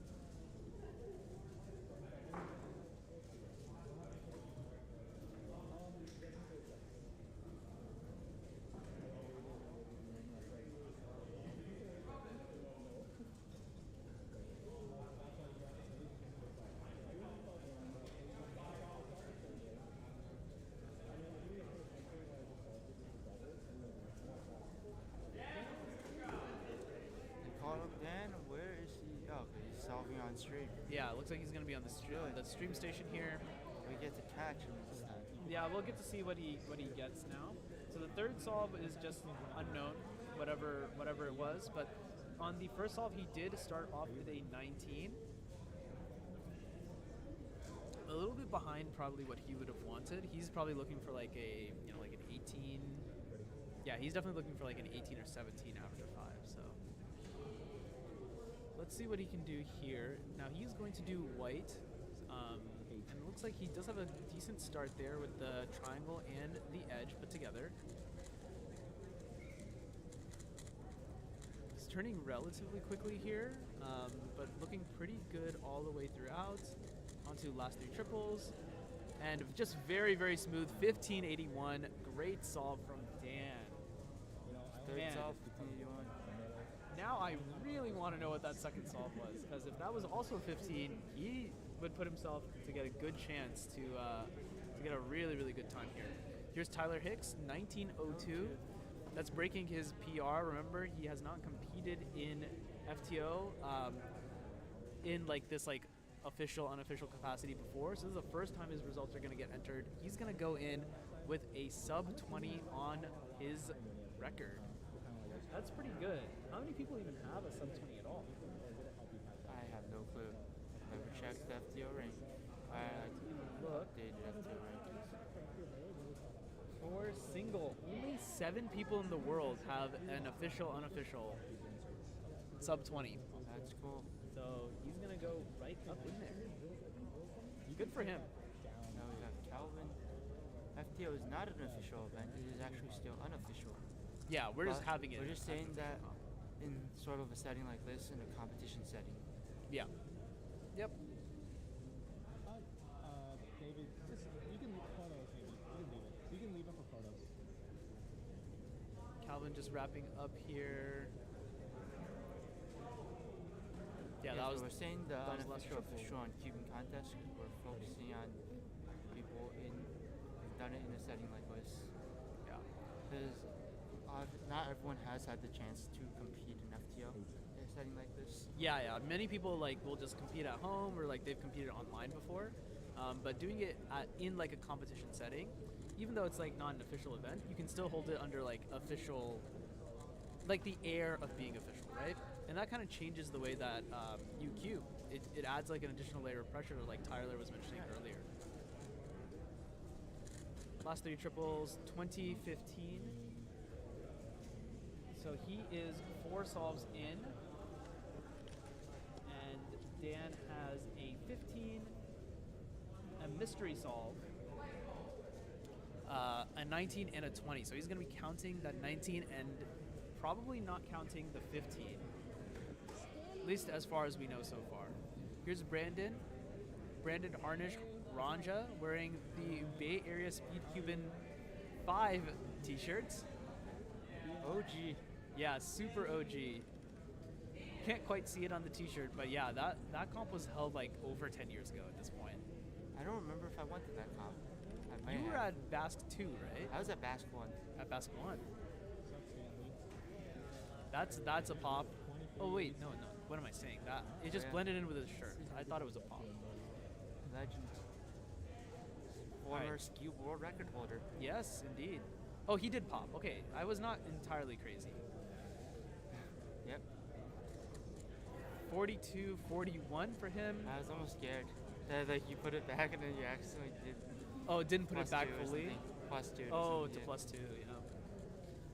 Yeah, because it happens there. You put it back and you drop it back down. It's you actually move it later or something. Now we have Stanley. Yep, Stanley. He was 5th in round 1. He made it to the melee. Yeah, he made it to the melee. Had a decent chance to knock off Tyler to get an upset 29-31. Good solve from him. And Dan now for what we believe is his last solve. Remember, he has these times coming in. Yep. We don't know what his what that second time was because he was put on a non-stream station, but this way we can still generate the BPA, WPA around it, so we can still get a range for what the average could have been. After it's possible, we might be able to ask about it too. Yeah, definitely.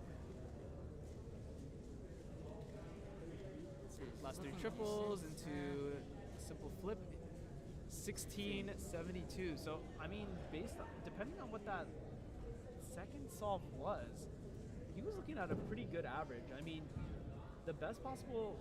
Wait, what the? Is this right? Best possible 11? That definitely seems wrong. Yeah, best possible definitely cannot be an 11. But there's something wrong here. Yeah, that's definitely incorrect. But he would be counting 15, 16, and 19. That would probably be actually I wonder if we can see in the overhead what he ended up getting. It looks like he ended up getting 1870. Yep. Which is a very, very good result. I mean, that is the good thing. They do their math for you, right? A lot of the top solvers they like to do their math. Yeah, 1870 for what it's worth. If that were a result all by itself, just like one person individually, that would be the second best person ever. 1877 is Aiden Bryant's PR from 2021, actually.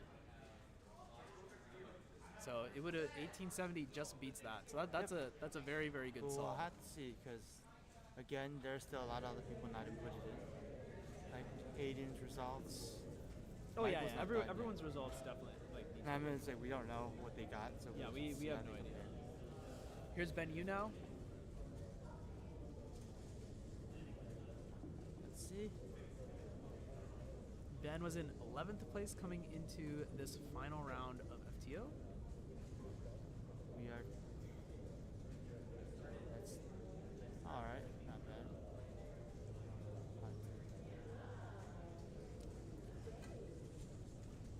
Yeah, you can see kind of like the difference in like turning style even, where like Ben is like turning a little bit more choppy, but he's also like not making like a ton of mistakes. It's a relatively simple last 3 triples pairing step and into an A perm to finish, so that gives him a 40.12. Yeah, not a terrible solve. I mean, slower than any of his solves in round 1, but still not a terrible solve. Pretty good. Looks like Ben has actually only done 2 solves so far, interestingly. So some people are done and some people still have a couple solves left. I heard Tyler Hicks get called up now. He's on station, if I'm not mistaken. I will be on stream, right? Yeah, I think so. Yep, he is. Oh yeah, just setting up his GoPro. Trying to take a look here at his scorecard to see at least what solve he's on. Yeah. Once the judge moves their hand, we'll be able to see. Looks like okay, directly onto the cube cover. Okay. Cover. Well, we made an attempt, folks. I have to say the primary Diancheng definitely looks a lot better than the black plastic one. Yep, I'm glad I got it. I mean, I'm pretty sure that the sales metrics also showed that it's actually more popular. That makes sense to me. Pretty sure, from what I can tell.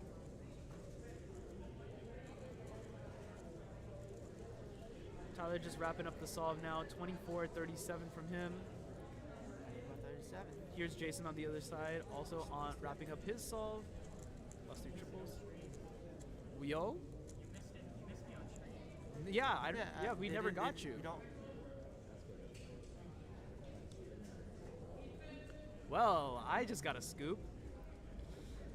Someone got a very good solve off stream.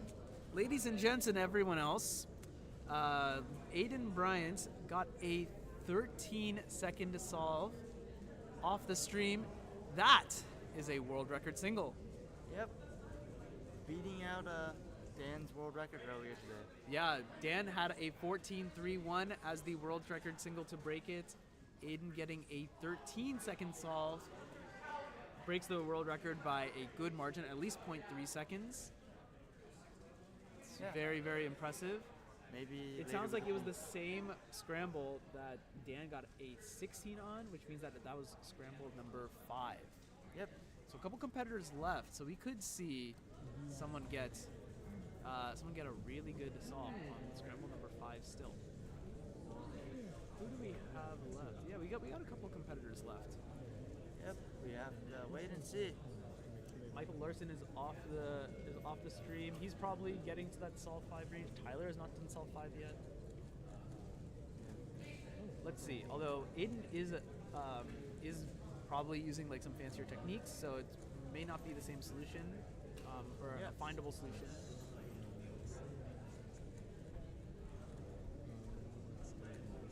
It'll be interesting to see how FTOs, the solutions continue to develop and how people start to find even more advanced. Oh yeah, definitely. Oh my goodness. Yeah, just a pop and just the explosion, not even just a pop. I think. Yeah, just very unfortunate. That's something that I think people have been talking about with this hardware is it can explode. Yeah, but I do think that like it's just like 3x3. It'll take time for it to get good. Like 3x3s weren't just good right after they were made. It took many years because like the companies had to develop hardware for it. And I think FTO is headed the same way. Like each FTO should hopefully get better. Oh yeah. I mean, each FTO will definitely get better.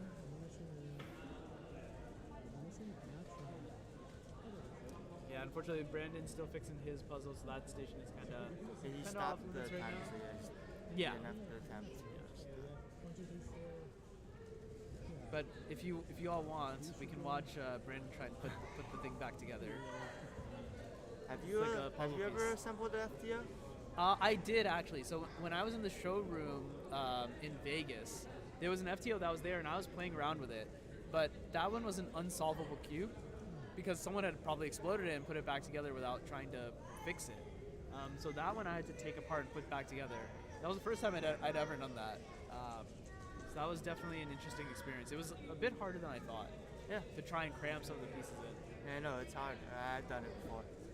All right, well. I popped my FTO, and I was like, is it solvable or not? I'm not sure, because I popped too many pieces, and I was like, nah, I'll just assemble it to the solve state. Yeah, exactly. But that was not a good, that was FTO new, so I couldn't tell. Looks like Larson is going off stream right now. He's in a station that's very close to us. He ended up getting 19.8 something. 2.5. Okay, so 1982. I think that was probably solve 5 as well. The same one that it seems like Aiden got a 13-second solve on. Let's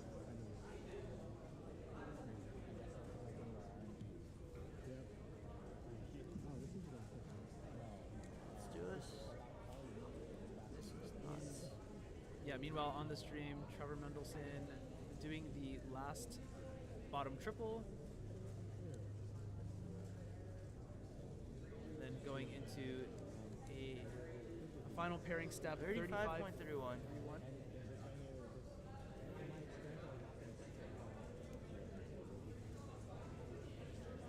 Yeah, I can hear off to the side, yeah, 13 something, so that sounds pretty legit.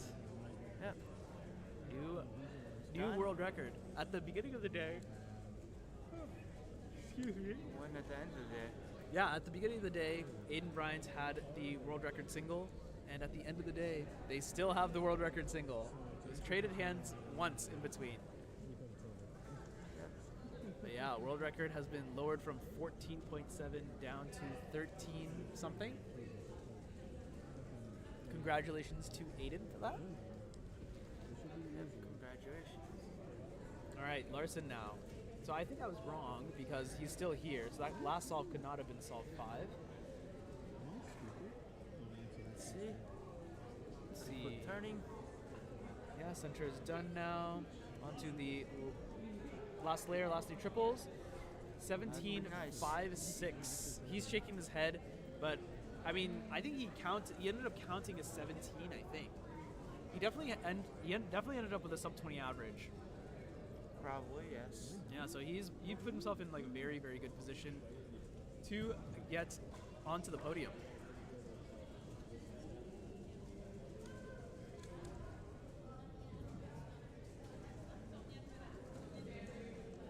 I think we're gonna be wrapping up FTO. And 3x3 finals is after this. Yeah, we'll do 3x3 finals. We were supposed to end the competition 10 minutes ago, so it looks like we will end probably about 20 to 25 minutes behind schedule.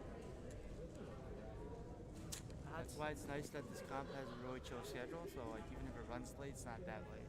Yeah, we do need to clean up and get out of here by 6. Yeah, okay, so I meant like compared to... Yeah, so we do got some work ahead of us, but at least half of the stations are already cleaned up, so.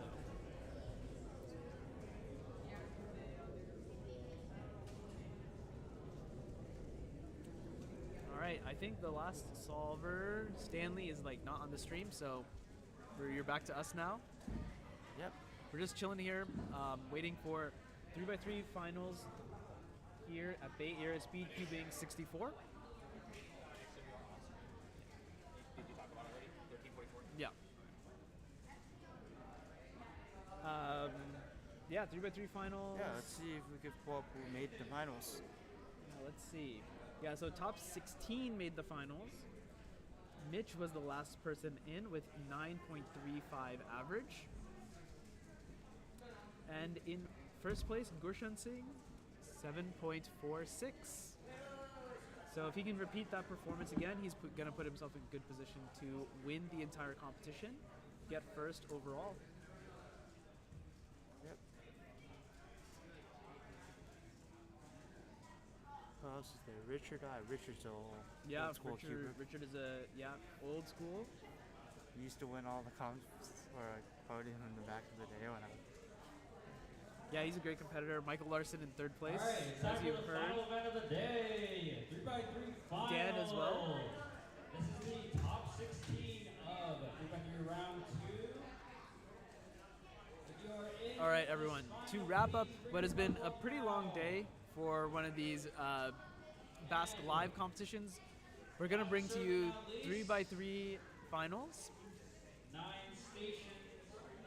One of the most exciting events of this competition. Yeah. I mean, 3x3 is like the event. Yeah, I know. It's taking a backseat to FTO today, Yeah, of course, but still always really fun to watch. Someone could definitely get a good result here. We're not likely to see any world record stuff. I think not likely is a stretch. I think we are very, very unlikely to see any world records happen, but of course we're always looking for PRs and just fast solves in general. I mean, you never know. Someone could get a 5. That would be fun.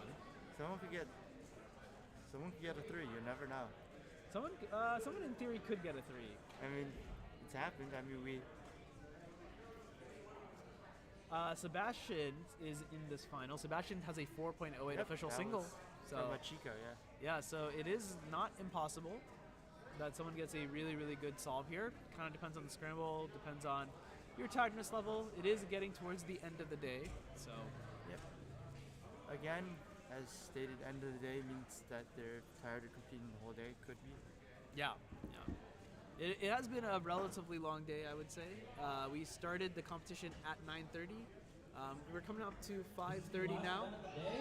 So 8 hours of competing. 6 more judges. Yep. So we're just waiting for them to scramble and for people to get started. Looks like someone's on starting. All right. Last event of the day. Who's the okay?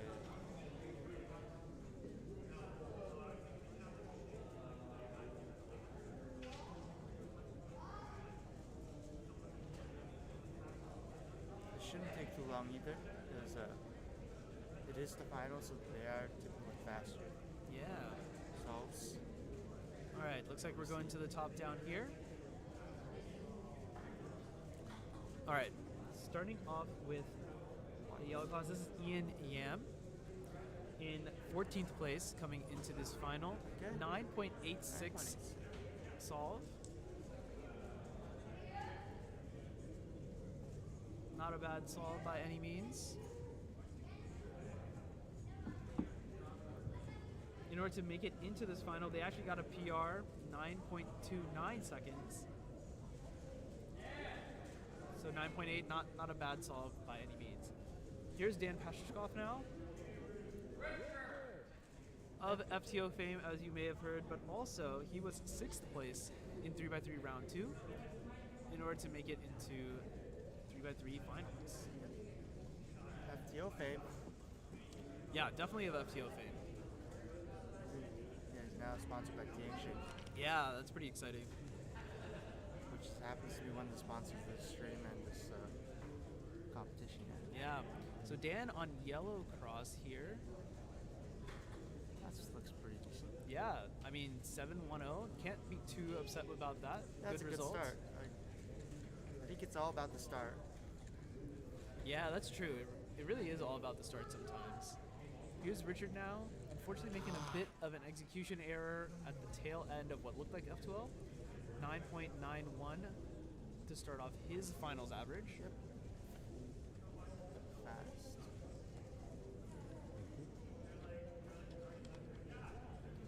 Trevor Mendelson came into this final in 8th place with an 8.96 average. Trying to say hi to the overhead cam. Yep. Let's see how this goes. Oh, he's gonna.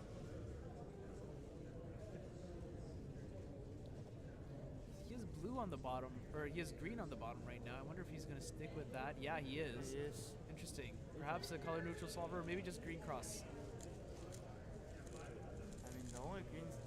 Yeah, actually, I shouldn't say the only green cross solver right now. I mean. Oh yeah, there are some many people green do. cross solvers. Yeah.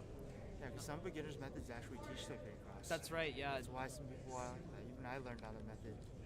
I learned green cross. On but Dan Brown method? I forgot. No, it was the purple pamphlet. Yeah, it's the same thing. Okay. Same method. But yeah, it came with the old Rubik's cubes. Like my first Rubik's cube, I came with a purple pamphlet that taught green cross.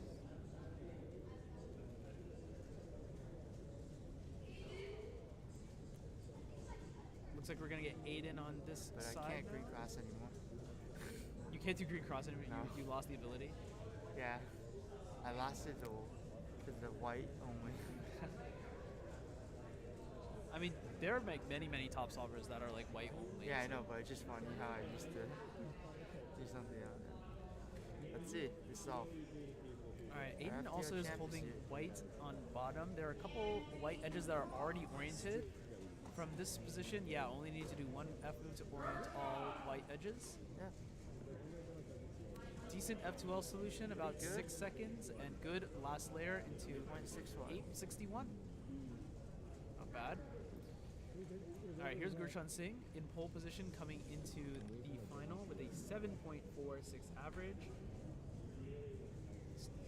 His last average was 664, 708, 954, 788, 743. So a lot of sevens there. He's probably looking to get Yeah, probably about the same time. Yep, he's looking at winning if he's able to. Does he? Yeah, that white looked kind of interesting, but it looks like he's going to have yellow on bottom to here. Wow, pretty fast nice. turning. Through his F2L, a bit pausy, but 6.78. That is a good solve. Is that his first solve? No, that's his second or third solve maybe. Yeah, that's what. Yeah, the finals are just moving along relatively quickly. Tsukasa now. 10th seed coming into this final round, 9.11 average. Bit more of like a controlled turning style, trying to minimize a number of mistakes. Finished F2L around 7 and 10.12 is the finish. Yeah, not looking good. Yeah, Especially bit when upset there's with that there's a certain award on the line. You know what I'm talking about. There is a certain award. Vincent Shu. People I are actually trying to avoid getting 60. I actually haven't heard about Vincent Shu in a while, I mean, because I've been in SoCal. But that's right, yeah. Yeah, so I unfortunately undeservedly got a Vincent Shu award. 'Cause I was 50, 16 points left. So I actually didn't deserve it. That's pretty funny. Here's Anne. That fell a little. Yeah, that was really interesting. Like the back and forth on that R slice there. 877. 8.77. Here's Gershon. Gershon. Good looking turning. Electing to do that 9 mover 774. Okay, looking good. Yeah, For, high chance at a podium. Yeah, he's looking quite good. Can't quite see the scorecard from here. But I mean, it doesn't look like there's a lot of numbers on that scorecard. So that's good. I mean, they should be all. Most of them will be the same amount of digits because most solves are sub 10. It's like Jonathan is going to be on this side. Figuring things out. Okay, Anne's on the other side. And John's. Yeah, they both equal.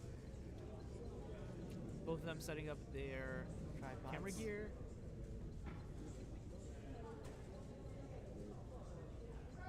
Setting up tripods is work. Yep. Looks like Anne is going to start us off first, while Jonathan is doing inspection. Let's see. It's got LOL 9.12. So Jonathan now on F2L. That's definitely not 10.69. It just looked like kind of it looked like a long solution there. And without having like fast turning, it's sometimes tough to make a long solution really count. Which is why a lot of top solvers now are looking to reduce the number of moves they do by doing more non-traditional types of solutions. Do you think about it like your T-mones, right? Yep. Trying to cut down on the number of moves. Now we have Dan back on. Let's see how he does. Zolan white on bottom. He's going to be going for white cross. Okay, white cross. Looks like a kind of a long move there at the end of 10.14 knots. Yeah, 10.14. At the end of F2L, yeah, it just looked like that last pair solution was on the left-hand side and ended up looking like it took a lot of moves. And then on that, he actually had all edges oriented and went in to try and do not necessarily a ZB, but it did look like he was considering the parody. Ended up getting J-perm. But unfortunately, by that point, the damage had been done. Yep. Here's Mitch now. Mitch. Maybe we'll catch a Mitch moment. If Mitch gets 625, it's time to pop off, everyone. It's going to be so hype. We need a 625. Chai's like 625 is inevitable again. He I mean, said at this point, Mitch is never going to beat 625. If he gets One day, 65 one or day. 66, then one day. Yeah, Mitch is a green cross solver only, so you'll put green here, basically every single time. That is No not gonna be 625 the for 625. us, but it looked like he had a pretty decent F2L solution, but unfortunately last layer just not able to execute particularly well. That is done, so no 625. He's done with all cells, so looks like no Mitch.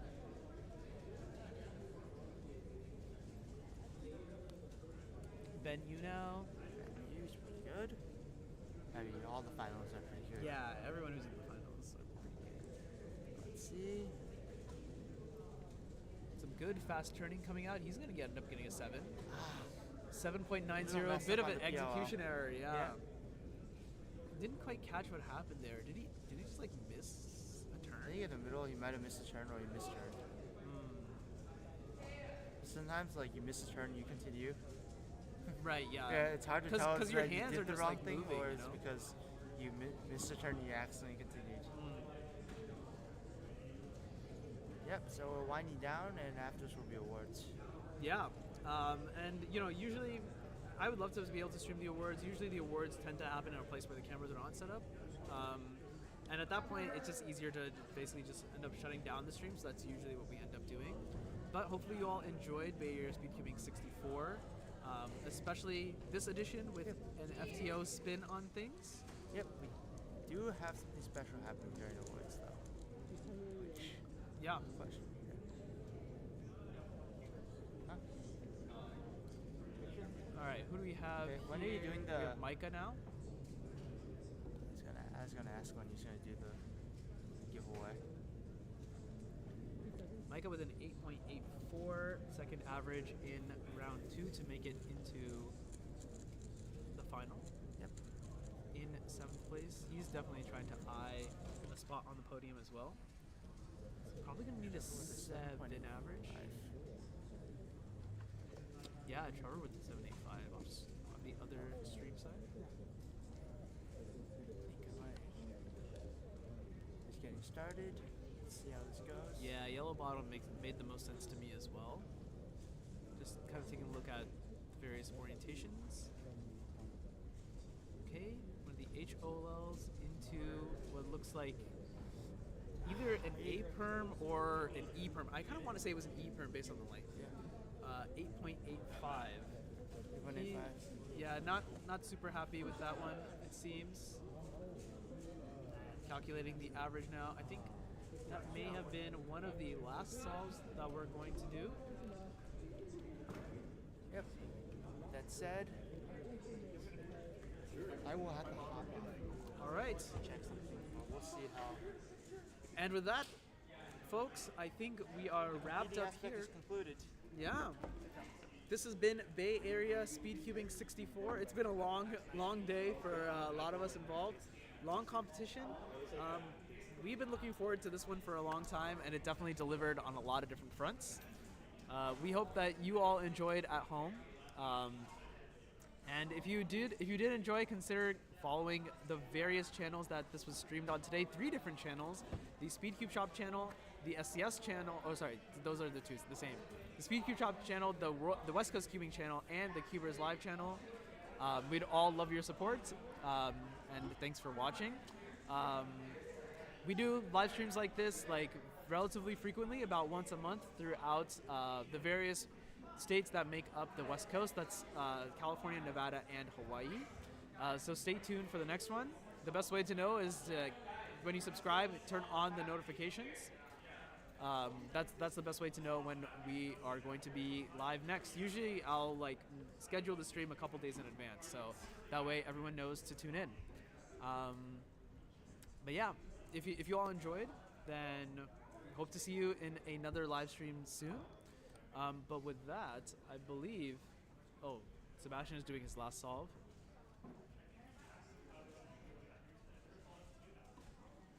All right.